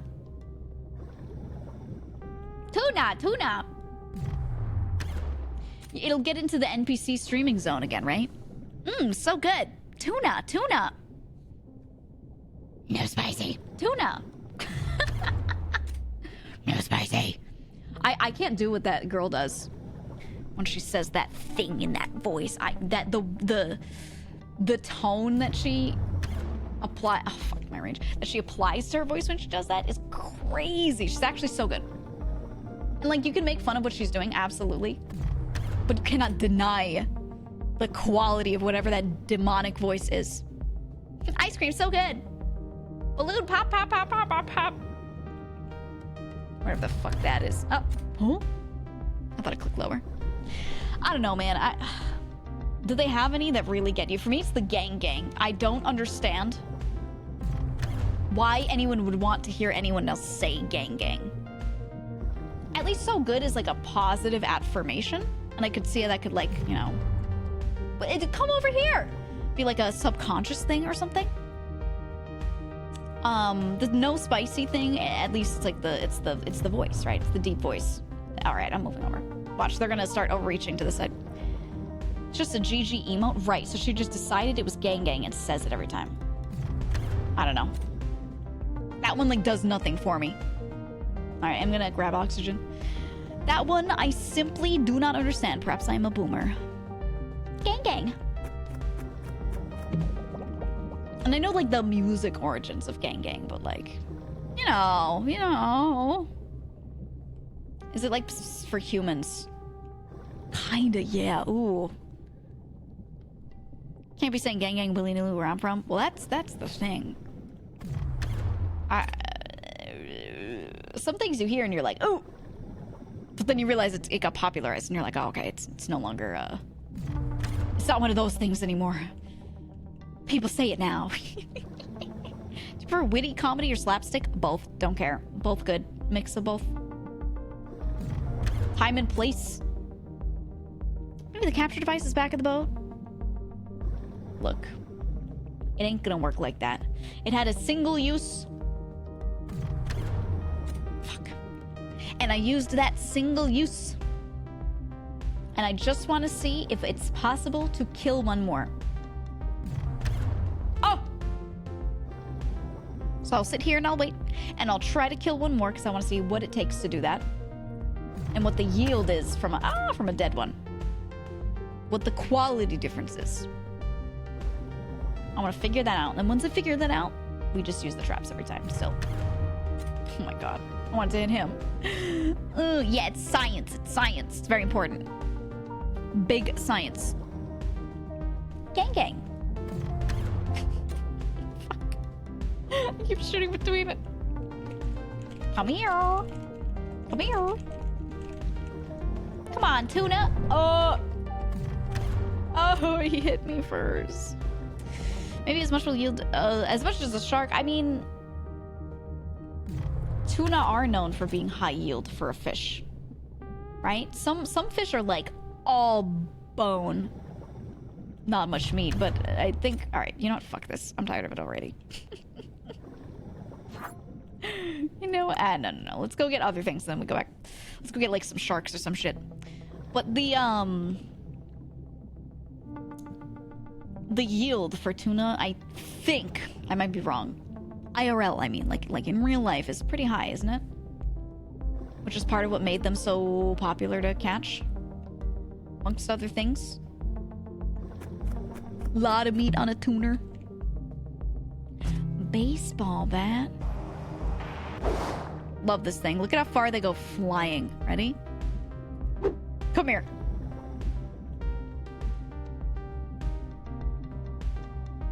Come here. I'm gonna send you. You know what? Let's do this one since he'll go at me. Oh! He died. Never mind. It sends him flying. I'm just too strong. Oops, I don't know my own strength.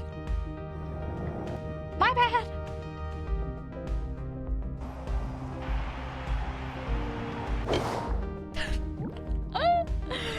The clubbing sound and they just die.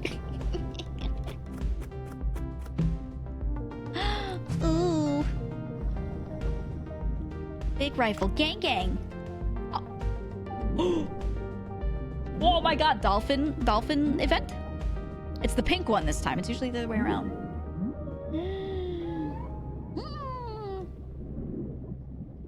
Hello, friend. Never trust a dolphin in the wild. What's wrong? Or is nothing wrong? Are you being cute? Are you being cute? Ah, the pink dolphin I met before. What if it gets caught by poachers again while wandering around alone? If we raise awareness about it, can't we make it harder to poach? I should take a picture and get it published in Weekly Fish. Oh. Oh my god, you blew a little bubble ring! Heart-shaped water drop. Let's go for that. Let's try that. You will make a heart-shaped water drop at some point. Oh, you ate the little bubble ring. Look at you go.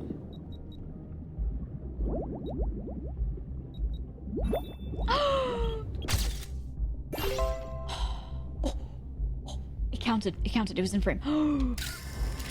Oh, fuck yeah. Let's go, baby. Let's go. Woo! Woo! We're friends. Woo! It's gonna go off now. Yeah.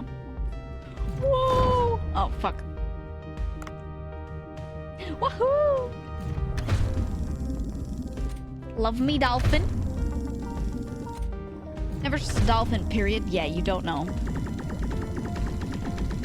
You don't know what that dolphin's gonna do, okay? How tasty is pink dolphin sushi?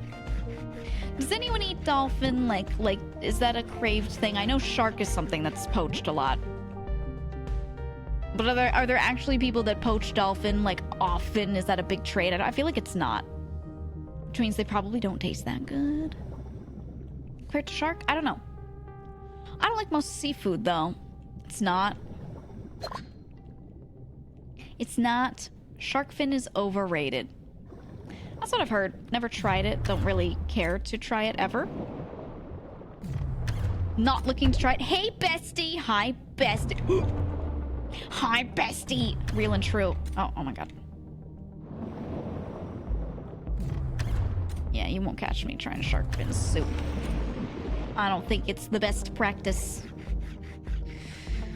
I'm from a country that hunts whales, though. Yeah, it's a really bad one, the whale poaching.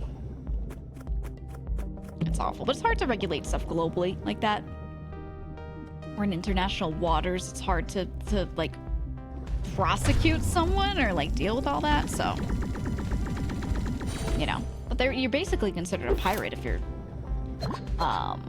hunting or poaching something in a protected area now, right? Dolphin was served in Japan, but mercury poison. Is mercury poisoning a big thing? I know with a lot of seafood, there's a lot of mercury buildup in certain ones, but apparently dolphin is poached around Peru. Oh. They're not even considered for eating too many bones, but they do get trapped in fish nets quite often. That's what I've heard. There are a lot of things, yeah. A lot of things that, have the fishing net issue, but dolphins especially. Udo. Check out this picture I took. A big dolphin. So adorable. I'd like to take it home. I'm kidding. His name is Dolphin Pinky. And get people to know. Pinky? Really? Then poachers won't be able to catch it so easily. I'll put your picture to good use. Okay. Wow. What a great idea. Name it Pinky. I'm gonna name my cat Meowington. Let's check my... Oh wait, I think the farm might not have anything until the next day, right? I don't know. Big fish have more mercury, which is why tuna is not great to eat frequently. Right. Ooh. Look at them go. Okay. Yeah, I don't think I need to do this yet. I think I need to wait until the next day to check these things. Sushi. Let's run the restaurant. International waters doesn't mean there isn't law. No, I know. It's just hard to prove in a lot of cases because oftentimes you'll see someone doing a thing that's bad and you'll be international, so you'll want to report it, but like you can't step in, otherwise you might cause like a big problem. Like it's very touch and go. Bluefin tuna rice bowl. All right, well it's 5 for all of them either way, so let's just do that. Let's do this one.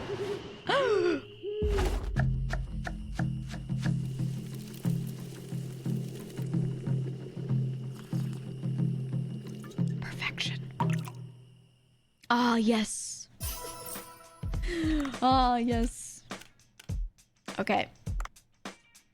Looking good. Let's not use any of the tuna. Clown frog fish. I'm gonna enhance everything. Enhance! That frogfish was not that big. He was a tiny little baby man. 1. It's not worth it. Bluefin tuna? No. Bluefin tuna? No. Black tiger shrimp? Enhance! Cooked white leg shrimp sushi. Enhance twice. Sell the rest. 40 frogfish? Yeah, sure. Discard. That's fine.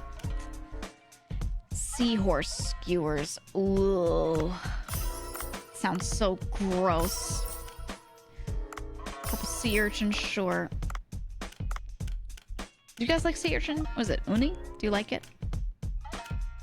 I don't. That's because I'm picky and I hate a lot of seafood. Enhance.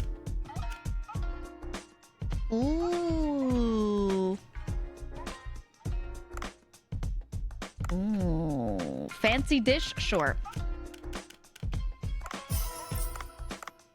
I have so many of this dude, the saw shark. Oh my god. No, wait, I need this for the VIP. No, let's not use that. Giant trevally we can do. Okay, we'll sell some of the smaller stuff. Yeah, no, I need to keep that. Whole roasted shark head. Ugh. Put that on the menu. Blue tang, sure. Lionfish.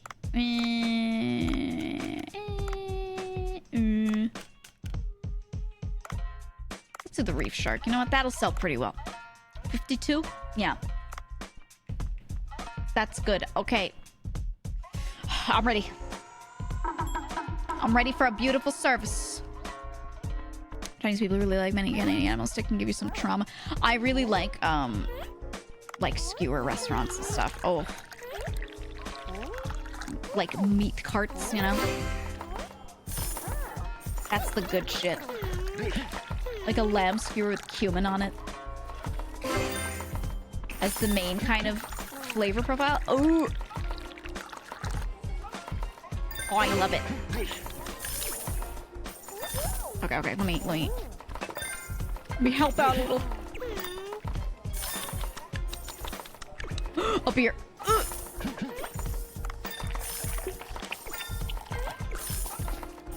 Okay, okay, okay. Oh, that should be good. That should be good. Perfect. Okay, I guess I'm just the drink pouring bitch. I'm the drink pouring bitch while everyone else gets to do food. Okay. That's the strat. Got it. Oh, I have to bust the tables.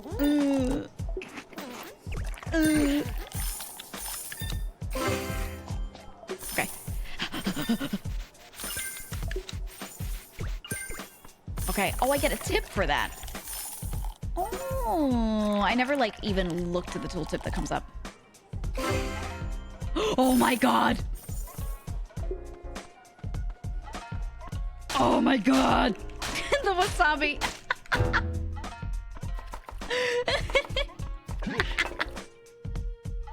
I forgot to refill the wasabi. Oh well, we sold most of it. It's fine, I guess. 1645. It's fine. Our score went up. Doesn't matter. Doesn't matter. We got a whole cooked sheep's head as an actual dish in Norway called... I see. I'm not grossed out by stuff like that. It doesn't... I don't know if I'll like all parts of it, but beef cheek is so good. I don't know. I'll eat weird shit. Quote-unquote weird shit, and it doesn't bother me. The picture I took was well received. I hear my superiors want to assign me another task if I bring them a picture as nice as the previous ones. I have an offer for you. Do you want to join me and take a picture that will stand the test of time? What are you planning to take a picture of? You know about manta rays? If you said stingrays, I was gonna fucking lose it. They took Steve from me. Of course, they're one of the largest of their kind. I've seen one of those majestic creatures firsthand. Good. I'm planning to take a picture of them. What do you think? Alright, I'm sold. But... What? They're nocturnal, so we need to move them at night. We need some lure to attract them. I'll prepare my equipment. Can you find a lure in the meantime? I don't know what manta rays feed on. I'm sure you'll figure that out in no time. You just said figure it out. I'll count you then. Tell me when you got the lure. Ellie. Let's call Ellie. Ellie. What do manta rays eat? Ellie. Oh, how's it going? Do you know what manta rays feed on? I know what manta rays eat. Oh, really? They feed on plankton at night. Drop something that lures glowing plankton at night and they will come. And you will need 5 kelp to lure plankton. Oh, it's made of kelp. Not necessarily, but they will work too. Just bring me some. Kelp. Oh! Oh my god, oh, I already had it. I already had the kelp so going. Alright, input this here. Okay. What do we need? A lure capsule. Drop this lure and you will lure all the plankton in the area. It's made of quality ingredients. Goodbye. Okay.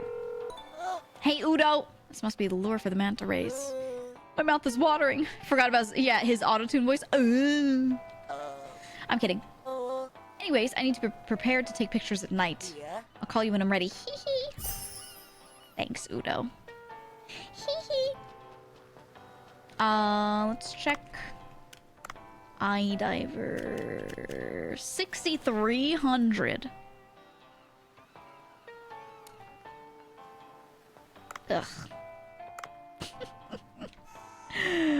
Ugh. Fuck.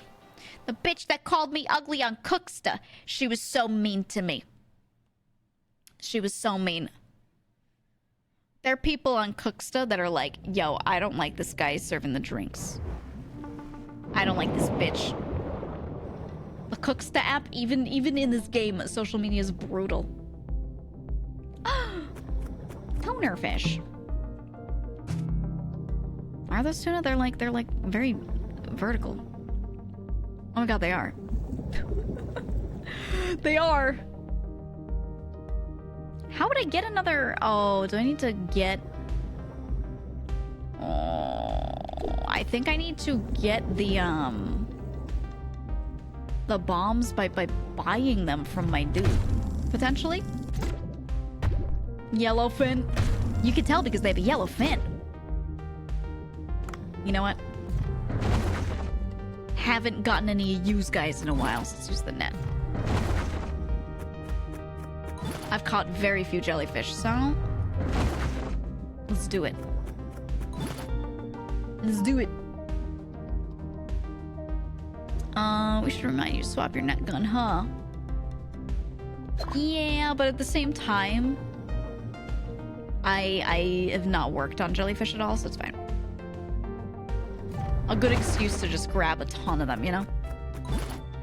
It's alright. Okay. There's skewers there too. Hiya! Okay, there we go. Looking good. So if I have to buy something in between to grab tuna, which I don't know if that is the case, but I think that's the case, then for this one, I should focus on... I don't know, just getting things that'll make me money, I guess. For this dive. Just the money makers like this fella. This fella whose sushi is like $1 billion per plate.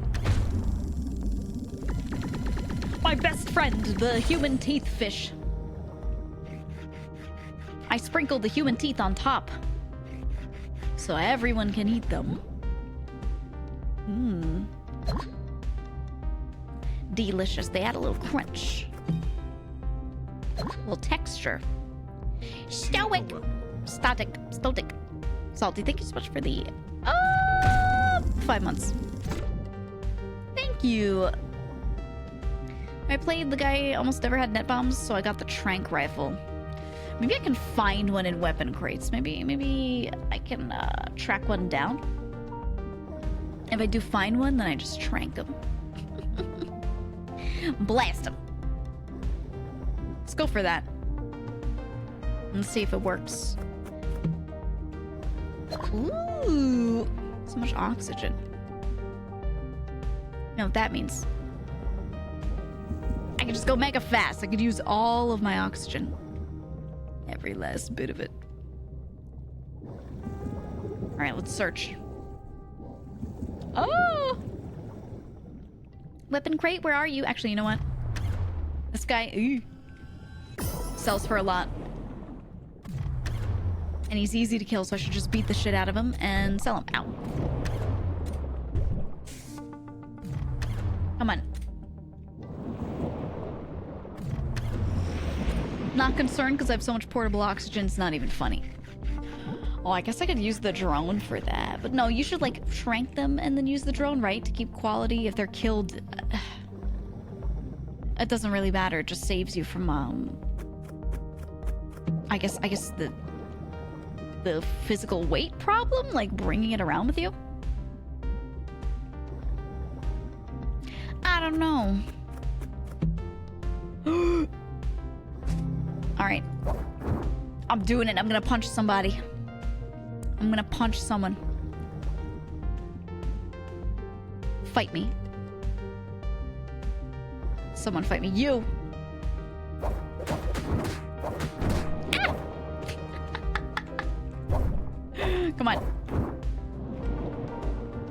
I need to be like, oh, in the sweet spot. I like it. I like it a lot. I punched him to death. I would hope that it would keep the quality up, but I see him bleeding a lot. Perhaps my fists are bladed. Perhaps. I don't know. Maybe. Just maybe. I punched him so hard he kind of exploded.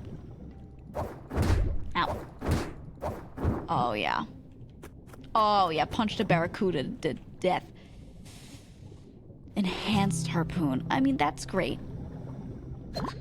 However, I'm looking for a trank weapon. That's what I want. I'd worry if divers started fist fighting fish.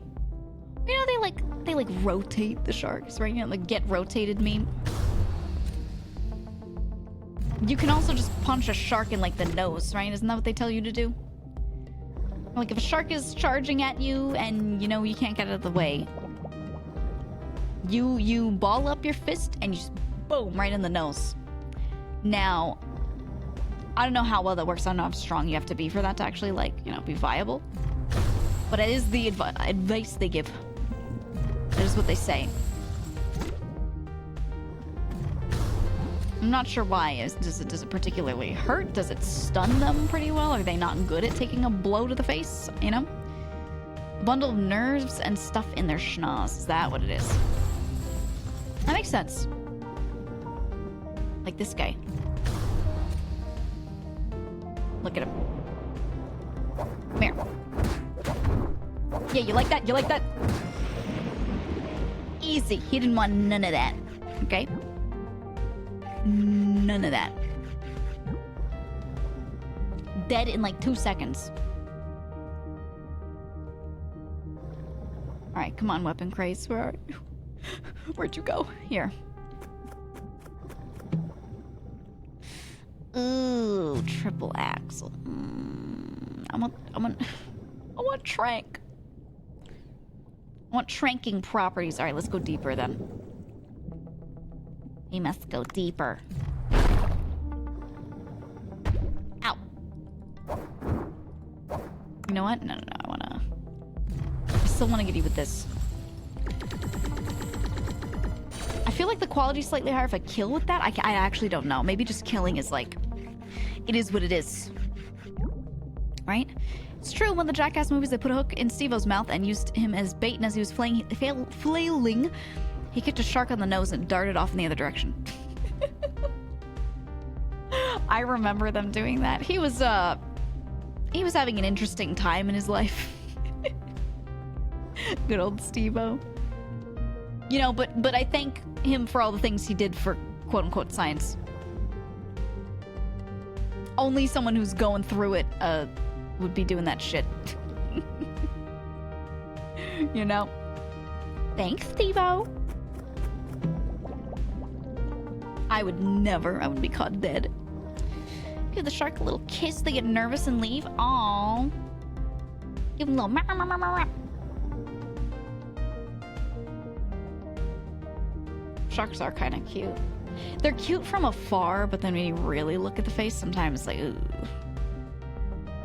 I don't know. Fish are not that cute up close, but from like a medium low distance, they're not too bad. But they got some fucked up faces, man. I don't know. Sometimes. Hi, Limes! Hello! Ugh. How are you? How was stream? Did you finish Zelda, or were you finishing that? Eat asshole. No thank you. You could if you want, though. That's cool. I need to catch one of these. Alright.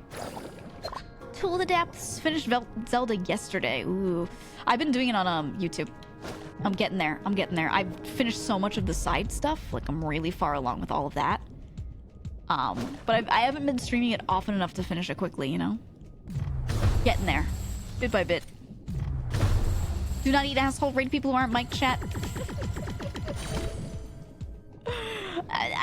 If you saw me on a stream last night, you would not be concerned.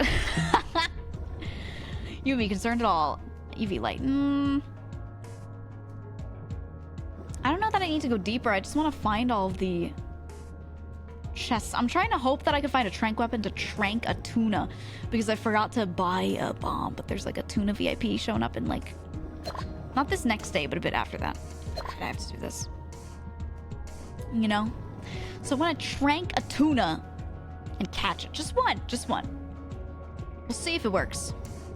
Took away our ghost megalol after like 2 days. No, but it's the best emo.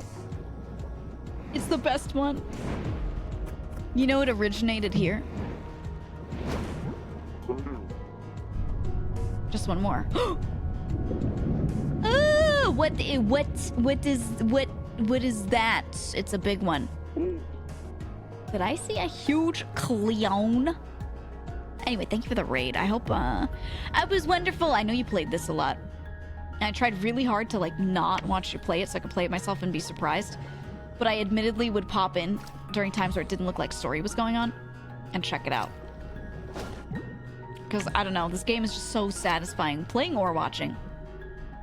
It's so good. I got so addicted to it. It takes everything in me to not play it off stream. It's actually really hard. Especially now because I got a Steam Deck. Because they were, ooh, frilled shark, because they were on sale. It was 20% off for the biggest one. And I was like, oh, fuck yeah. So I picked one up, and then, you know, right around then, I'm playing Dave the Diver, and it's like, come on, man. You're sitting in bed, you have your Steam Deck open, and you see Dave the Diver show up in the list of games. It's so hard to not click. Actual pain. Will you die? Come on. Woohoo! How much meat you got? I'm gonna have to throw something away, I think. I don't wanna be down here and too heavy. No, thank you. Lionfish, I can easily get you anytime. What was the weight again? 95.3? Oh, yeah. Oh, yeah. Alright, so what I'm trying to do right now, guys, is I'm trying to get a trank gun. If I can find one to trank a tuner fish.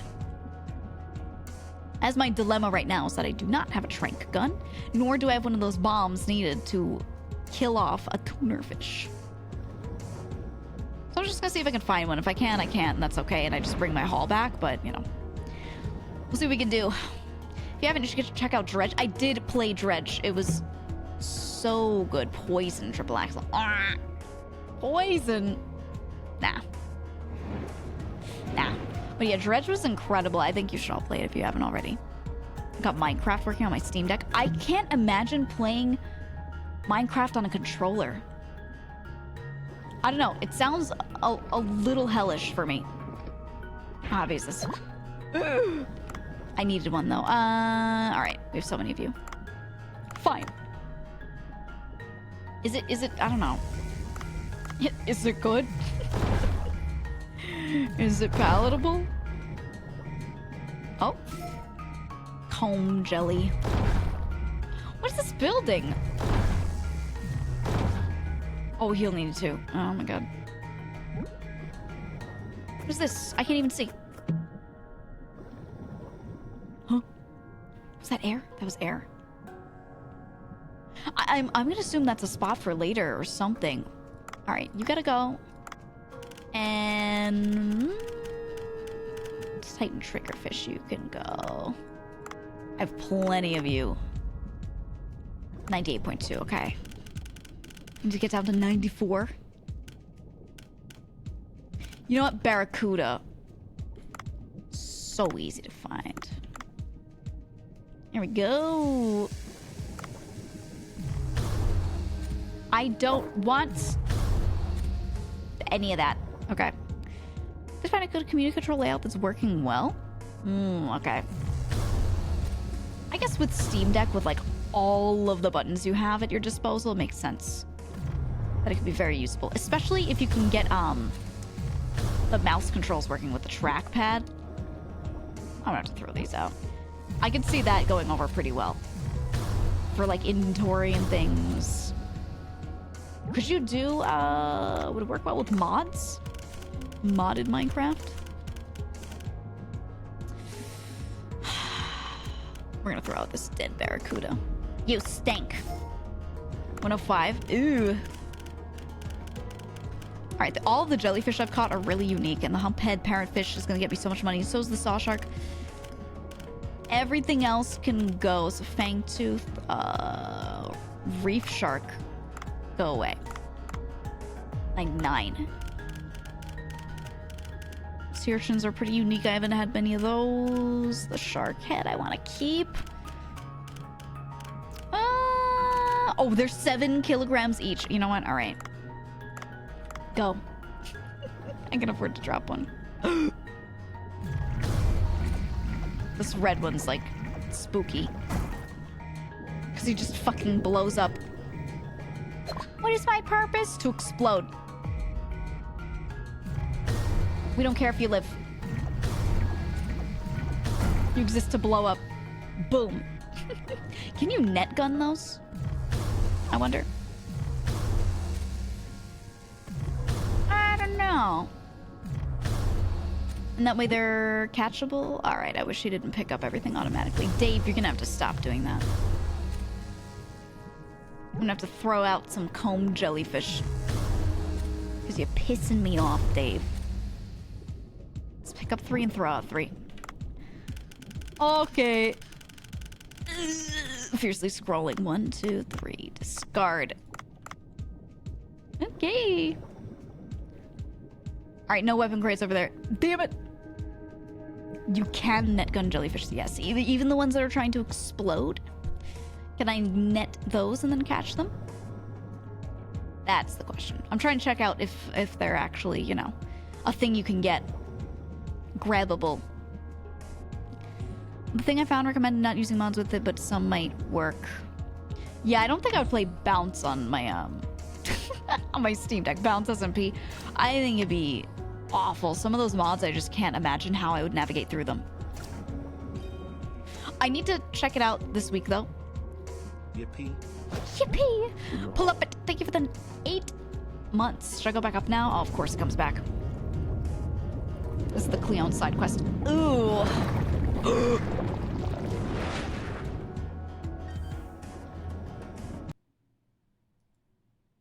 I see. It's got a nasty mouth. Oh. Oh. What is this place? Is it a boss fight? Maybe. Oh yeah, it's gotta be. Oh no, it's such a big Cleon. I don't know if Cleon is like the right way to say it or if it's like Cleony. Oh, Cleon Queen! Oh god. Probably won't get away without a fight. Let's defeat it first. Oh, the music bangs. Okay, your turns are good. Oh, fuck. Her turn radius is crazy. I see.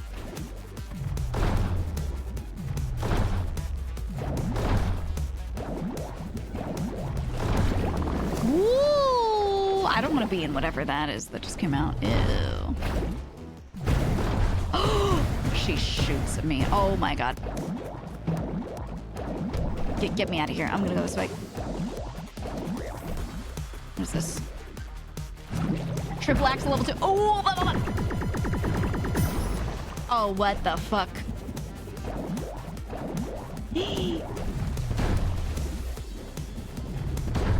Oh, the flashbang. Ooh, ew. Is that a real thing? Yeah. They're real, but they're usually like, they're called like sea butterflies. They're really tiny. Sea angel, is that what it's called? But they're really small. This is a video game representation of what it would look like if it was a large one with funny tentacle things in the head. They don't normally do that though. It still stinks. Let me see if there's anything useful to pick up. Alright. What do we got? What do you got on you? Her tentacle. Wait, can I do it again? Ooh. Oh. See something shiny over there. I should go have a look. What the hell is that? What the hell is this?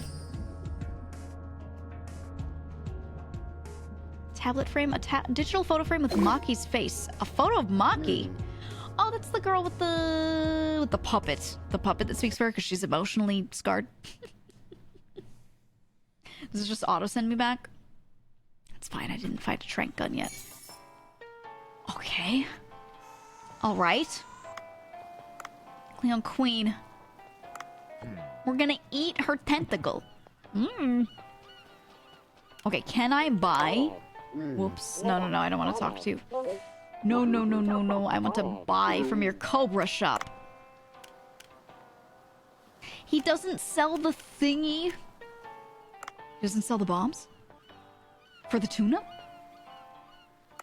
Huh? Then where are those? Oh, God. It's not here. Oh, how do I get more? How do I... Changes daily. I can get more of the drone, but what about my bombs? Eye diver? No, yeah, that's what I just checked. Farm now. Not harvestable yet. I am not sure. I'm not sure. Oh, research points. Okay, we're moving on those.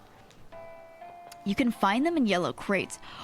Oh, okay. It's like that. Got it. We still have an entire... We could do today's night service. Although I do have to use a portion of the night to get the manta ray. And then I have the next day as well to grab like 2 more tuna. Maybe some for this afternoon dive. What, I have 3,400? Yeah. We'll see. Do you have one for the VIP quest yet? Like a singular tuna I have. I have one that I caught. But I'd like to get more if I could, because they do like a full dinner service and everyone comes in. They're like, I want tuna, I want tuna. That's how the jellyfish one was, at least. Sir, can I have more tuna? Alright. Yellow crates it is. Oh. It's him again. It's your boy.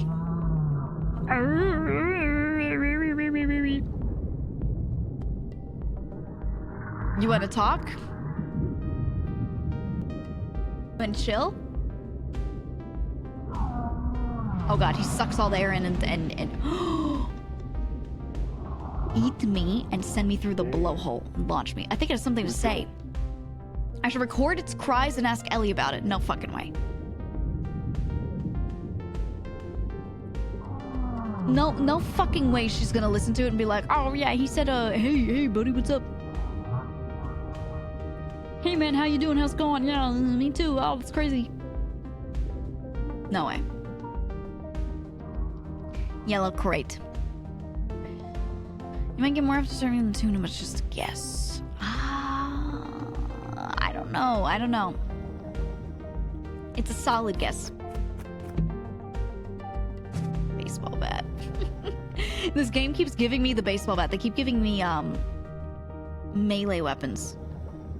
Alright, but a trank gun can also work, right? Shock harpoon.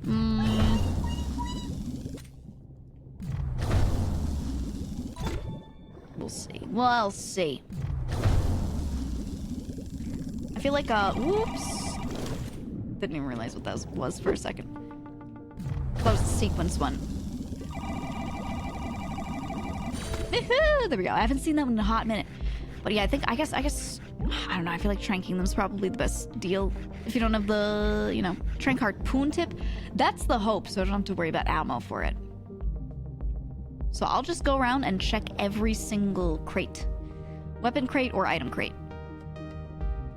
And surely one of them, surely one, will have what I need, right? At least one of them will. We'll see. Will just talks like the narwhal from Elf. There was a narwhal in Elf. I don't remember that movie. I remember things about the movie. I don't remember details from it. I remember watching it several times, but only half watching it. I think I've seen the beginning a million times, but barely watched the rest of it.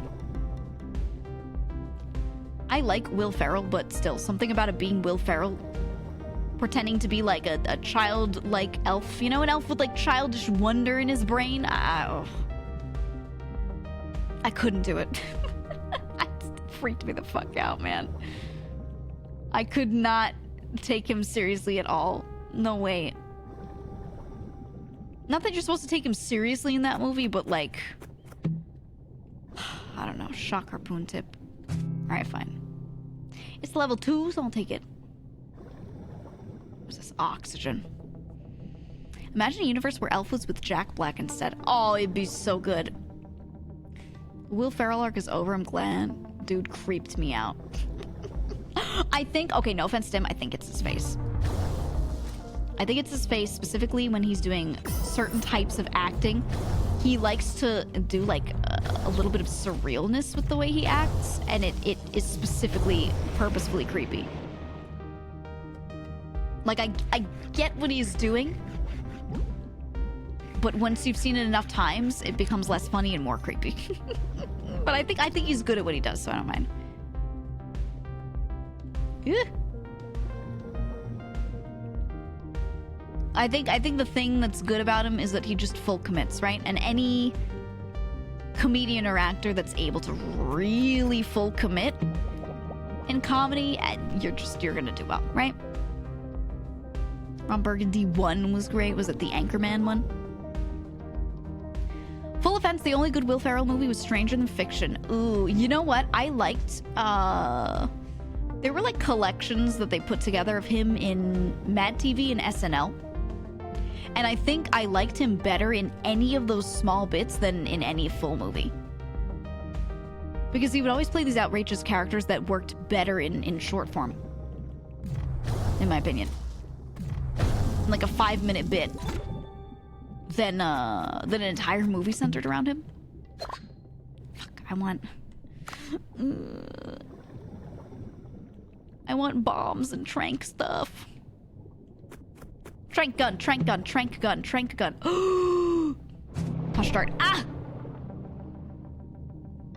Hush dart, get. Now, will I be able to actually trank a tuna properly? That's the question. You need to die, dude. Len Lost was a good one. Will Ferrell as Alex Trebek was great. Yeah. When he was doing impressions of people, but like a comedic impression meant to be a little outrageous. That was like the good stuff. Sensor bomb trap, you say? Mm-hmm. Sensor bomb, huh? I'll try it on a tuna. I'll put it on a tuna. Why not? A tuner fish. Hiya! His Alex Trebek impressions were always funny. It was good. I'll miss you, Alex Trebek. That's my dream job. Jeopardy host. Absolute dream job. Stream hard enough that they'll finally allow VTubers to do like mainline TV shit and get a job hosting a show like Jeopardy. Game show host position. That's what I want. You know, if I could have like a slightly more mainstream media job, that's the one. Yeah, tiger shark. You got all kinds of sharks in these waters. All right, let's find the tuna. I'm gonna attempt to trank it. There are 3 darts in here. I don't know what it's gonna take to trank a whole tuna. We shall see. I'll take random tangent for 1,000 Geega. You know... No, I'm not gonna torture you. I saw the tuna that were at the beginning. I'll come back to this after I've tried the sensor bombs on him. And see what's good.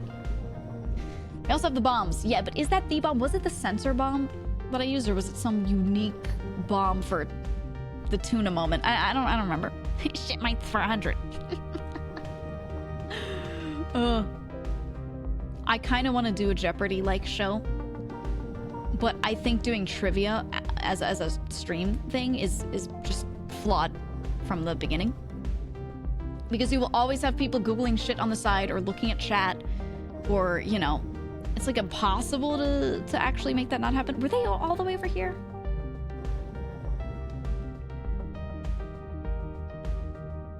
I feel like they were swimming through this thing here, right?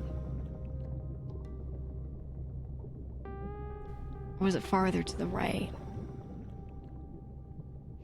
I'm gonna wait around right here. I'm gonna see if these tuna pass by. Name that VTuber for 800 and only show them an emote.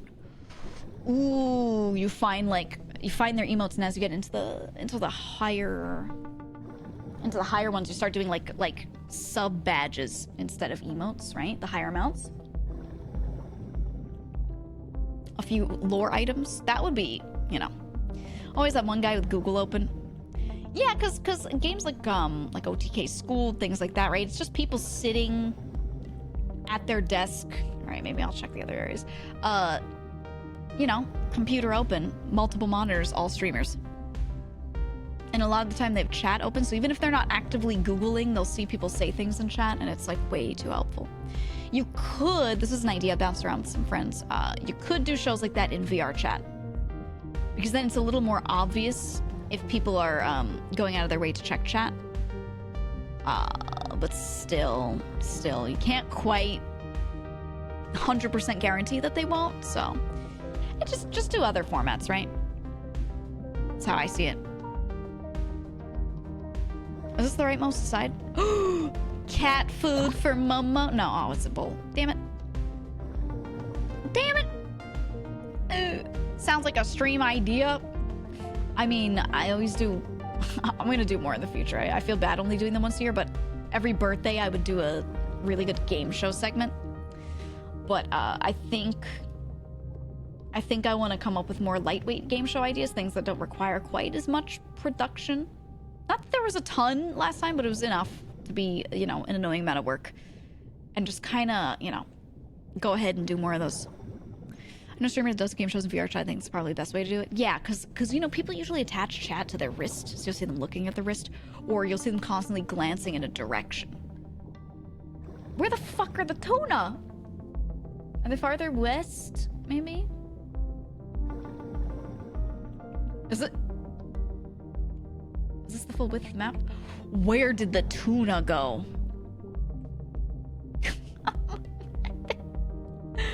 They're not here. West. Yeah, no, I went kind of as far west as I could. I don't know. Or you have 10 seconds to answer and chat to the judge if it's close enough. Oh yeah, doing time limits always helps.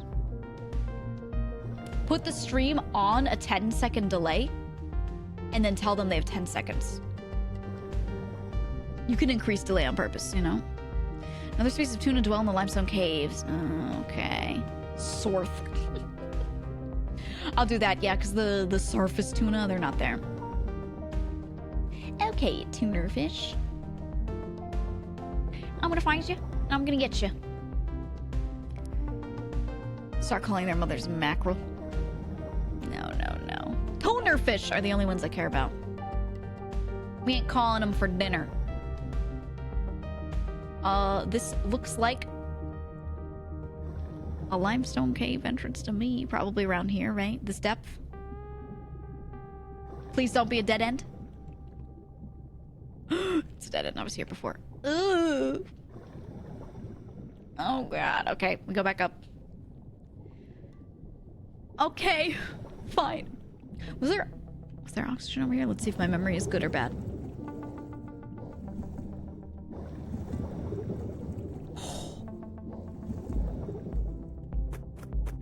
I did remember a left oxygen somewhere. And it was this, hey, Crystal Clove 99, are you a bot? Tell me in the chat.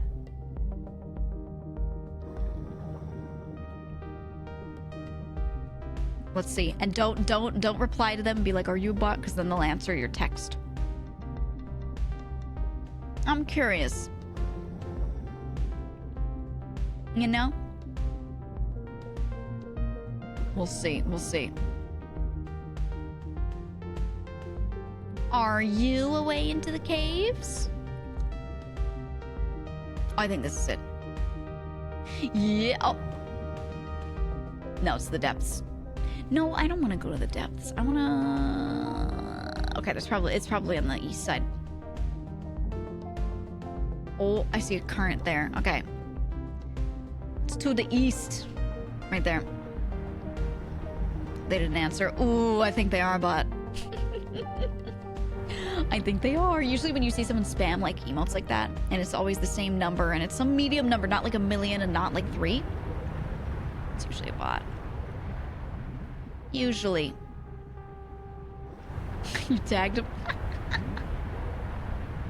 Yeah, we'll see if they answer your text. Some of the bots do and some of them don't. Okay.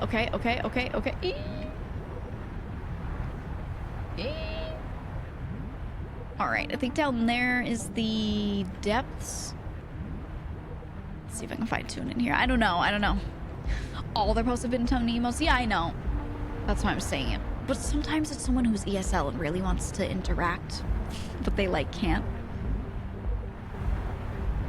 Oh my god, there are no tuner fish in here.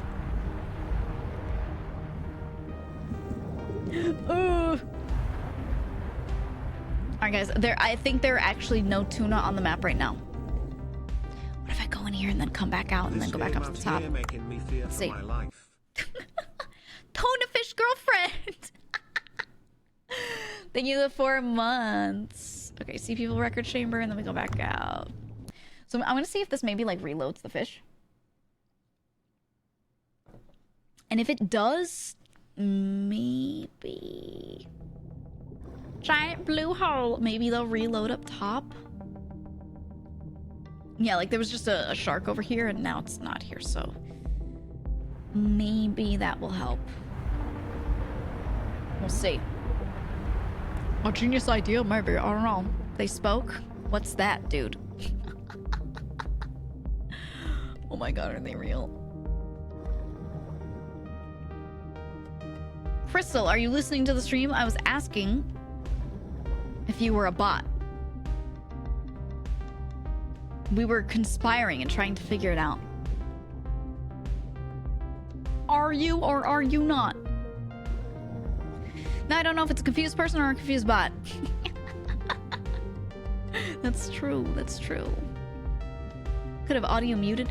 Who watches a stream with audio muted and still types emotes in the chat when they don't know what's going on? What? That's a crazy person behavior. I actually, you know, maybe some people do. I don't know. I just don't. So honestly, I do sometimes. Really? Oh my god. Is it just me that doesn't? Best way to watch. Oh. A serial killer, yeah. Did you guys see? Okay, do you remember that Gilgo Beach dude? Do you remember that serial killer that was dumping bodies at Gilgo Beach, which is a beach east of New York City? Well, east of it. Do you remember that? It was like a cold case. They arrested somebody. Okay, no tuna fish over here. Do I just give up on tuna? Did I catch one and that's it? But I saw them before. Yeah, they arrested somebody. Am real, Geega. Oh my god. Okay, not a bot, they're real. The pizza crust was his downfall. Yeah, so what they did was, yeah, it was the one on Long Island. Yeah, Gilgo Beach is like along the island, I think, on the south side. I think. So it was kind of a cold case, and then they slowly, through some joint efforts, kind of start to put some things together. And they narrowed down on this dude. They were like, it might be this dude. Mostly because of a vehicle that he owned. And like one other key point. Also because all of the murders, the disappearances of the women seemed to happen at the same time and lined up perfectly with whenever his wife had traveled. Anytime his wife was out of town was when these disappearances happened. I think they were checking not criminal, they were checking like flight records and stuff. So once they did that, yeah, then they started looking more into it and they traced burner phones and stuff and they were like, okay, I think we got him. Pretty sure it's this guy, but like you still need to finalize proof, right? So what they did was they had old DNA samples from the bodies that they had found and everything, and they needed to try and match it to him. They grabbed a pizza crust. He ate pizza because he worked in Manhattan and threw the pizza box out, and they grabbed it and they got a DNA sample from the pizza crust. And that was how they matched it. They grabbed it from the garbage and they were like, got him. The pizza was his own undoing. The pizza got him down. It was crazy. It was crazy. They got him, boys. Which is really cool because there was like a lot of cold cases, you know. That's it. Lost to pizza. Eat the crust or go to jail. I mean, if you're eating out of the box, though, your DNA might still be on the box. So I don't know. Might still not work. But yeah, it was just cool. I was reading about it the other day. Yesterday morning or something was when I was reading about it. Neat. And they show the video of the plainclothes officers just kind of like slowly surrounding him as he's walking down the street to go home or something, or coming back from lunch or whatever. And they just kind of slowly surround him and, you know, start serving him right there. Hey man, you're coming with us. It's cool. Not eating the crust is the sign of a serial killer anyway. No. I understand not eating the crust all the way. Like, leaving some of it, I understand. You shouldn't leave all of it, but with like New York pizza, there's a lot of crust. And there's a lot of pizza overall. And I kinda get it. Alright, I don't think these tuna are showing up. I've passed through these areas a few times. And man, these tuna fish that I remember seeing in this spot right here just ain't showing up. I guess I'll just go back. I still caught one, so no matter what, I have some stuff to serve on that day. But like, you know, I don't know. This is the area that passed through over here. No tuna fish. And my sea pizza is 15% crust. 15%? Are you crazy? Like 10%. 15? We hide very well. You're RPing in my chat. Guys, there's a real tuna in the chat. Okay, yeah. Yeah, no tuna fish. Ah!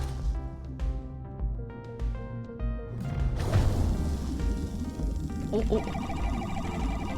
Ooh! The sound design is so satisfying. So satisfying. Die.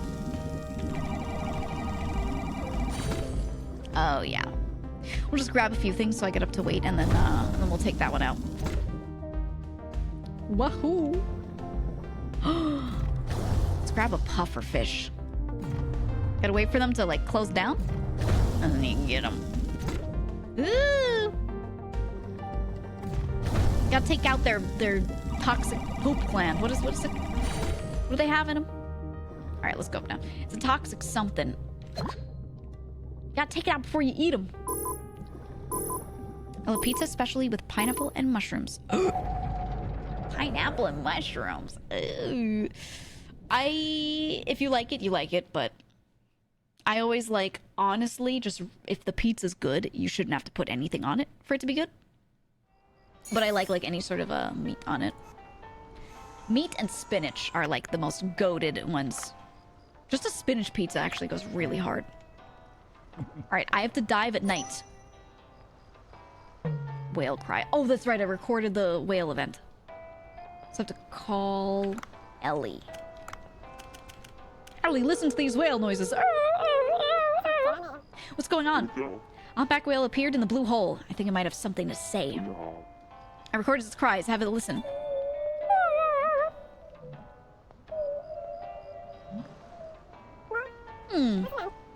Sounded like it's looking for its offspring. Oh, no, it's looking for its baby. Hi, IPN. Offspring. Yeah, they must be lost somewhere nearby. How about helping me? As you're going about it, if you hear a young one's cries, can you let me know? Can't just ignore that. I'll take a look. The baby's missing. Okay, alright, nothing going on tonight, so let's go back. And we'll use a little bit of the evening to go for a manta ray. They said where I find all those was plankton. The glowing something. I have to place that bait down that we got. Right? Spinach and goat cheese, who lad? Yeah. Spinach and cheese on pizza. Oh my god. Spinach and sausage. That's my favorite. Of all the meats you could put on a pizza, pepperoni is good. Sausage is great. Ham is okay. I don't understand why people put ham on. That's a very, like, not New York thing. Putting ham on pizza is just like, why? Why do that instead of sausage? The flavor profiles are just not it. Bacon? I don't think bacon belongs on pizza either. If you like it, whatever, but like, no, I don't think it does. I think the correct answers are sausage and pepperoni and high-fat meats like that. They also have just a lot more flavor in them. They're very spiced. They add a lot. Ham is just ham. It's just salted meat, right? Now, I like ham alone, but like on pizza, I feel like it doesn't add much. It ain't right. Are these like the glowy plankton? No. Wait, are those the ones that are down at the depths? Down at the bottom? I should have swapped out the net gun. I forgore. Guys, I forgore. Oh my god, who are you? Get away. Box jellyfish. Aren't those incredibly poisonous and scary? Or am I wrong? Yes? Yeah. Great. Great, there are box jellyfish down here. Manta ray out and about. Finally, we can get another one. I haven't been doing night diving this game very much. Only when, like, a quest needs it. Okay. Yes, your more, Ray. What are you? Who are you? Are you one that I normally see? Your coloration and your pattern looks different, but it looks like the white tip model. Is it just freaking me out because the colors are different right now? Who are you? Show yourself. Black tip shark.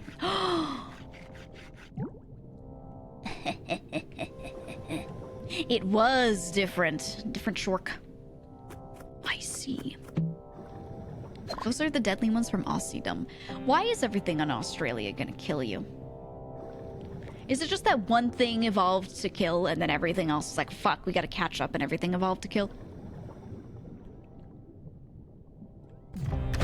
And then, like, you know, as opposed to the Galapagos Islands where, like, nothing evolved to kill, therefore everything evolved to be friends and happy, fun times, and they all kissed. Like, it's crazy. I feel like the amount of competition just kind of levels out evolution in a way. Right? Things evolve together in levels of aggression, sort of. Okay, I think I go to the depths, and that's where those phytoplankton will be. Is that what I'm looking for? I'm taking a guess. Australia's Dark Souls, it's just hell. You know what? Yeah. You ain't wrong. Ooh, barracuda. Is the way down? Nope. Gun though. We get gun. Don't the Galapagos have Komodos? They have some lizard that swims like that. Or is it like giant iguanas that are... I don't know. Geega's Australia. I always knew it. The old Brazil.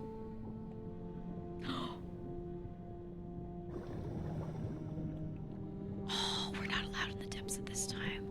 Okay, so where are these glowing dudes that I have to set manta ray bait for? I'll look for them. I'll find them. I'll see what's up. Oh my god. Hiya! You'll never get my waifu. She's mine. Near surface? Okay, so I was kind of right before when I was like, is it these? Is it those? Am I correct? The most phyto anything are going to be near the surface? Is that the thing? WVTuber for real, for real. Thank you. What would you guys do if I started getting a bunch of viewers from like the WL community? What if they suddenly decided I was appealing? And we got like that community coming in and being like, yo, anytime I did anything, they'd be like, oh my god, whoa, dub, whoa. Would you be sad or would you be like, yo, let's intermingle, let's go?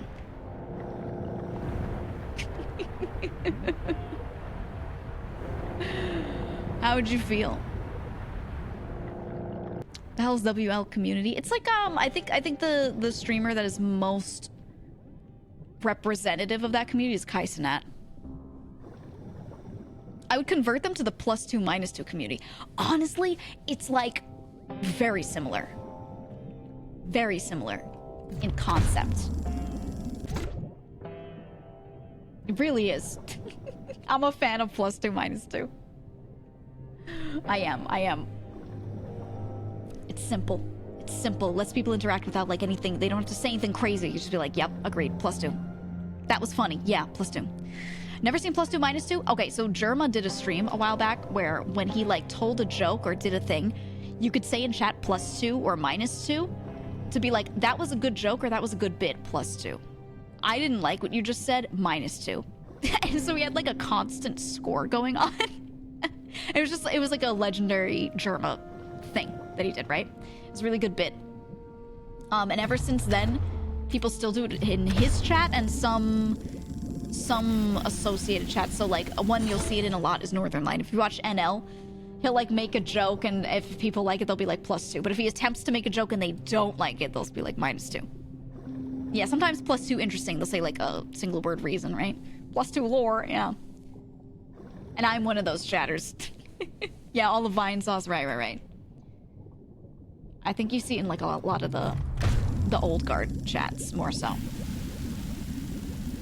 I don't know. I like that system because I like anything where you guys can interact, but you still feel like you're half lurking. Like you don't have to say anything crazy. Where the fuck are these things I'm supposed to be putting the bait down for? Or do I just drop it anywhere? Miso. I have never found miso in this game until now. Yeah, all of Vine sauce. Yeah. I always see it in their chats. Oh my god, I'm gonna snipe this box jellyfish. Take him out. Me underwater firing a sniper rifle 3 times just to kill a box jellyfish. It's more likely than you think. Where the fuck do I put this? You have them, you're looking for a light setup. Like I just need to swim around near the surface to find the thing. Alright, this is a white tip. This is the one I'm used to seeing. Snipe fishing. You thought bow fishing was cool? No. I'm gonna bring a 50 cal into the water and snipe out a jellyfish. I'm gonna find the stingray that got Steve. And I'm gonna snipe him out of the water. Oh, my counter killed him. Let's go. It's a very small IRL, those box jellies. Are they? Yeah, I have no idea of scale of a lot of things in the ocean. I don't have a good semblance of that. Because they just take a picture and it's just floating in some water and there's nothing really for scale in a lot of these photos. So I just don't know what they're supposed to look like size-wise. I have no clue for a lot of things. Shock bang stick, that's pretty good. Worst thing about those box jellyfish IRL is that they're pretty see-through and almost invisible underwater. Ooh, yeah, a lot of jellyfish are like that. They just get you. They just get you. You have no idea they're even there. You just get stung and die out of nowhere. Okay. So what am I looking for? Surely somewhere I'll find the thingy, right? Man-o-war jellyfish, though? Oh, you could see those, though, usually, right? You really see those. From any images I've seen, it looks like you would. I don't know. Lights set up on the ground. Oh, like physical lights. Okay, okay, okay, okay. We shall look. Men were massive. They're so long. Oh no, Chad, I've been stung by a jellyfish. Oh no, someone pee on it. I keep hearing conflicting reports. Is the pee on it thing real in any way, or is it just because it's a sterile thing? And does it actually help? Does it actually help that much? It's bullshit. I think so, right? Pee isn't sterile. Well, that's true. That's true. It is not very sterile at all. No, it's better than, like, spit. Okay. IDK, the boys love it, though. Ain't that the truth? Oh, wait, you know what? Snipe this bitch out.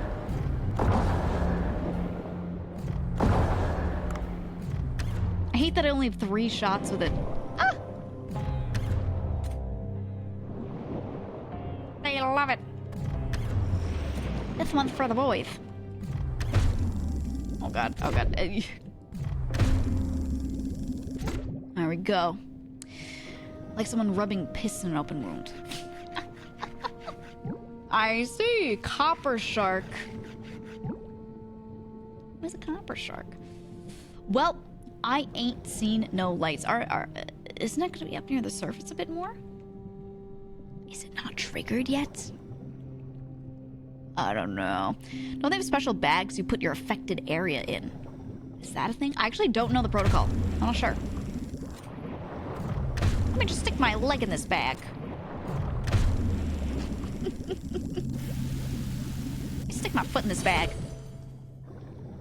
Getting so many mores. So many. I heard keeping the sting in salt water helps. The ocean is disgusto, okay? Nasty. However, I guess the highly saline water, depending on how saline it is, will probably kill off a lot of stuff if you're concerned. Vinegar really works. Does it? I don't know. I don't know. Alright, guys, I'm not seeing these lights. Putting salt water makes it worse. I don't know.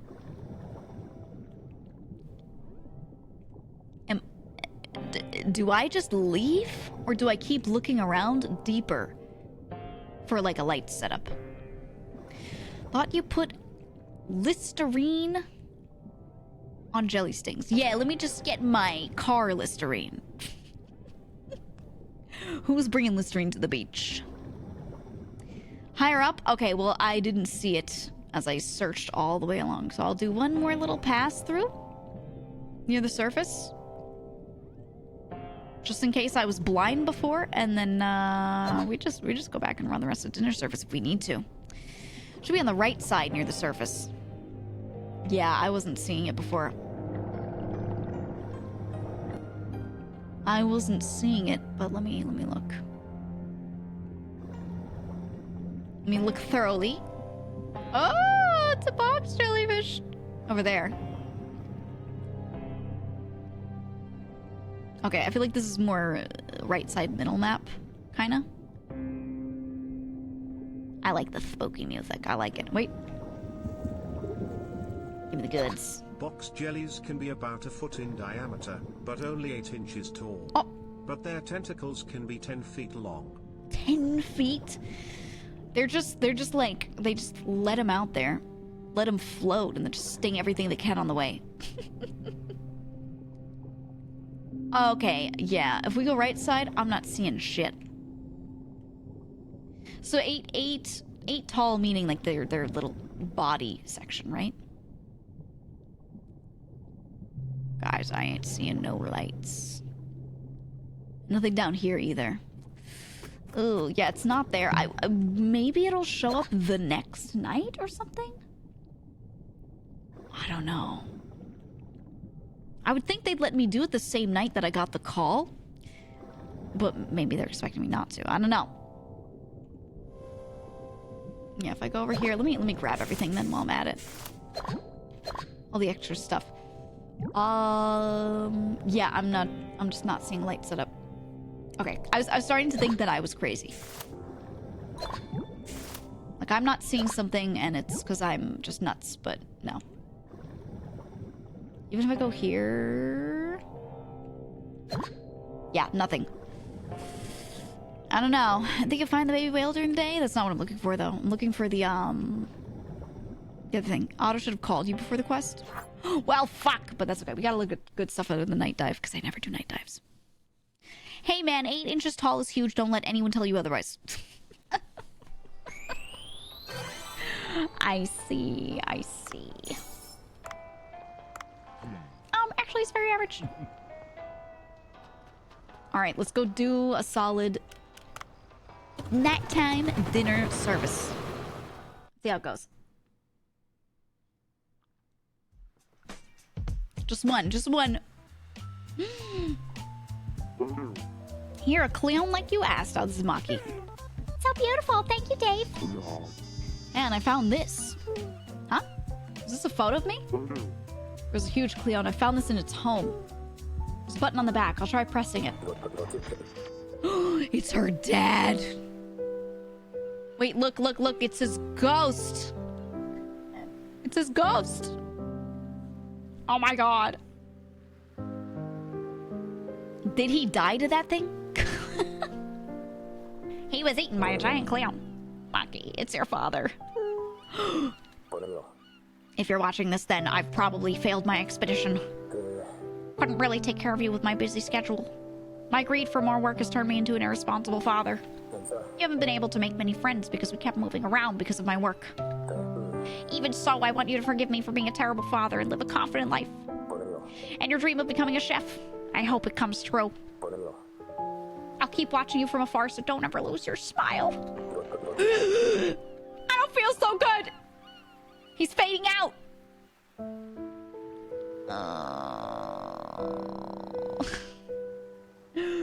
Father. It seems to have cut off. Dave, you didn't have to speak, bro. Don't be too upset. Seems your father really loved you, Maki. Dude, stop talking. Please let me work here. What? So suddenly?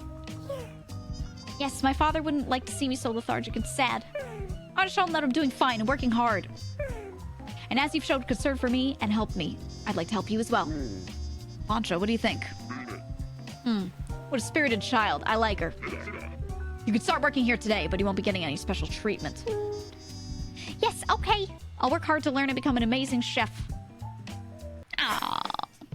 She even old enough to work there? Look at how small her portrait is. She looks like she's like 10.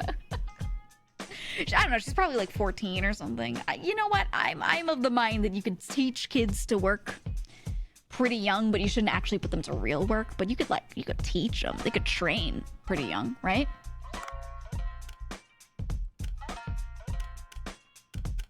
Let's do this one. Like, you could put them in a training environment very young. But don't actually put the expectation and the burden on them, you know? That young. But let them help, because a lot of the time, kids honestly just want to help and they want to learn. They want to feel, like, useful. Comb jelly. Ugh. Let's do it. God, I love the cook. Vshojo's the best. Look at him. I love him. I love him. You know, kids sort forks and carry around empty water bottles at 4. Don't put them in shoe factories. Right. If you've ever experienced having a family business, you know. Okay, we don't want to use up the tuna. Yeah, you guys know how it goes. Okay, yeah, this time let's sell the seahorse skewers. Woohoo! 66 is pretty good. Copper shark meat. Oh, that sells for a lot. Moray eel. Just upgrade. Grilled shark, okay? Sell 2 of those. Yeah, 161 for the frilled shark. Holy shit. Long nose saw shark. So 10. It's easy for me to get more of that. Hagar and soy sauce. Sure, these like special dishes. Oh, you know what? I'll just Nance if I can. Painted comber.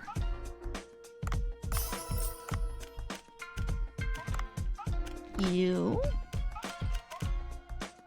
Harlequin High? No, I need you for a VIP customer. Shark heads, yeah. Okay. Do I need to put the VIP customers thing on the menu for today? D1. No, not yet. Not today. That's like tomorrow or something. Okay, and I'm gonna keep an eye on this meter this time, so I don't miss it. You maxed out a dish yet? No, I don't think any of them been maxed. I could try to like make some of my expeditions purposeful, where I go for one particular thing, but I haven't been doing that.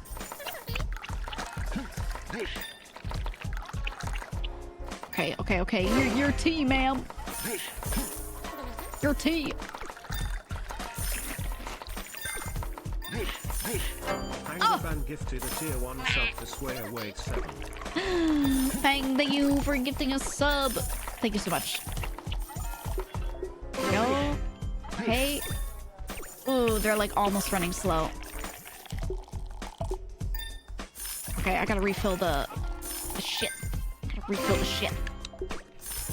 Actually, we're only doing a partial dinner service, right? So maybe that's the last one.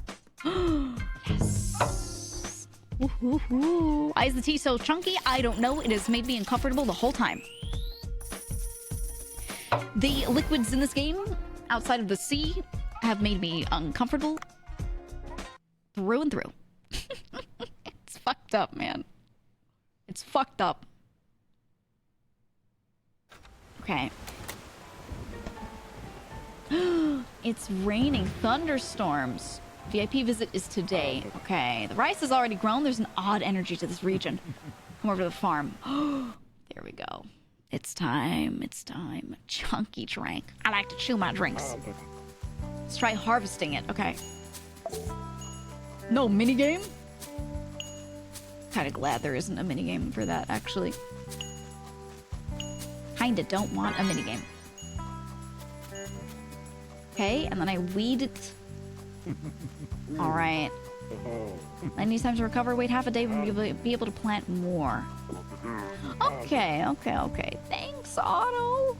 That's great. Okay, it's morning, so we can plant it in the afternoon. Nice, I like it. I should also check the fish farm that he runs. Every time I pour the tea in this game, a part of me gets so sick. About 22 rats. Thank you for the 14 months. Thank you. Density is crazy. Okay. Alright, we gotta take some of these out. Sell. How much can I sell them for? Ooh.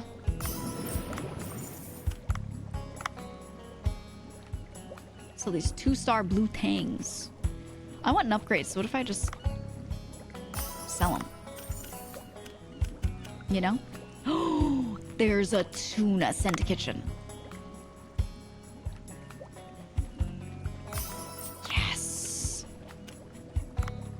Send the shark to the kitchen, too. Oh, I love that. You sell for a lot? You know what? Wait. One more. And then we'll do normal sell for these. Oh my god. I'm just gonna sell everything. I don't care. Give me my money right now. Because I'm gonna be putting so many things on the menu, and it's like... You know, it's gonna get a little...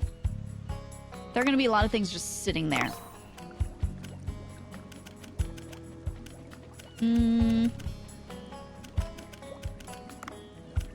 gonna send you to the kitchen, Trevally to the kitchen. Okay. You, because I'm gonna need you for a VIP. Let's send you. Barracuda to the kitchen. Trevally to the kitchen. And the rest of you, I sell. I don't know if this is the right move, but I'm doing it and you can't stop me. Yes.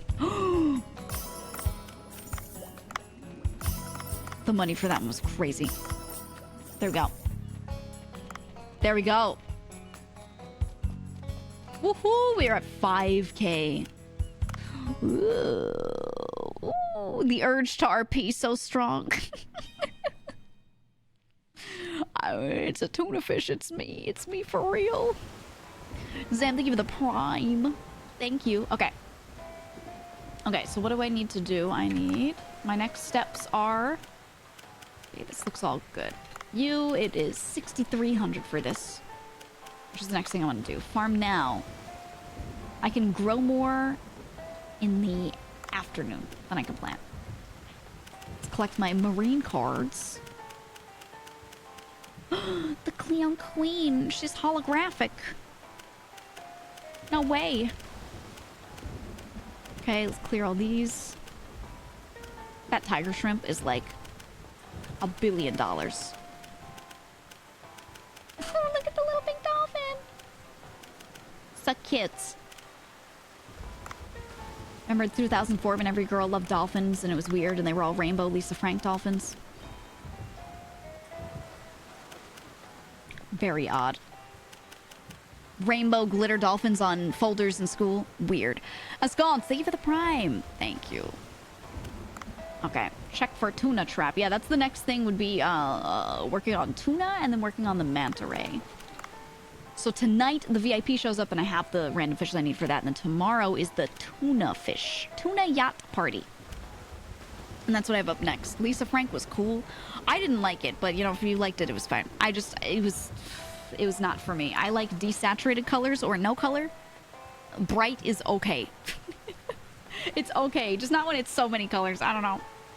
But either way, I think that's a good point because I actually have like a meeting that I have to go to relatively soon for some video stuff. So I'm gonna do that. I'm gonna go do that, okay? I'm gonna go do my meeting for video stuff because I can't keep people waiting. And I have to eat food. And it's been about 7 hours. That's a long stream. So it's time for me. So I'd like to remind you to go and join the Discord. We were doing a community workshop during this last portion of stream. People might actually still be in there. We're doing a community workshop today.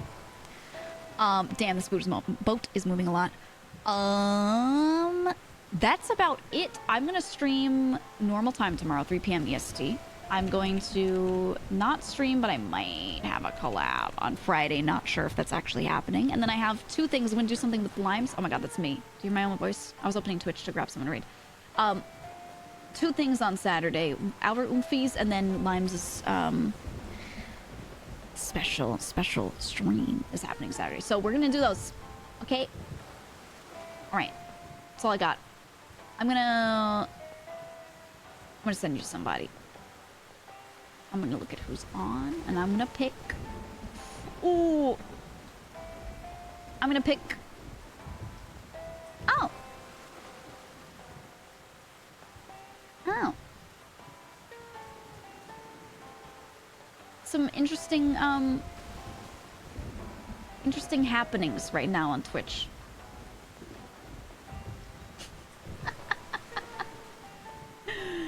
There are some interesting things going on. Oh, it's hard to pick. Alright, pick between option 1 or option 2. Option 1, Aethel and Yan are opening $2,000 worth of magic cards to see who pulls more. Option 2, Super Rubber Ross World. Tim and Tina are watching a new speedrun where Super Mario World has a new record that was broken. 1 or 2? 1, 1, 1. Alright. 1 it is. 3? You're so funny. You are so funny. Okay, let's raid Aethel. Yeah, I just collabed with them the other day and it was fun. We had fun playing Exo Primal on Monday. Me, Aethel, Tob, Numi, and Yen. It was a good ass time. The cream team we were called. We were crazy with it. We were absolutely crazy with it. But okay. Let's go do the thing. I'm gonna go do my meeting, and that's all. That's all. That's all I got. Thank you, Capcom. Capcom, so good. Yep, yep. Gang, gang. I actually think I could do one of those streams for 5 minutes. And then after 5 minutes, I would be like, fuck this sucks. You know, I would just get angry, you know? I don't think I could keep it up. If I had to do it in between talking, no problem. Could do that for hours. Only that? Respect to those people. Respect to the NPC streamers. I literally couldn't do it. I'd just get pissed off.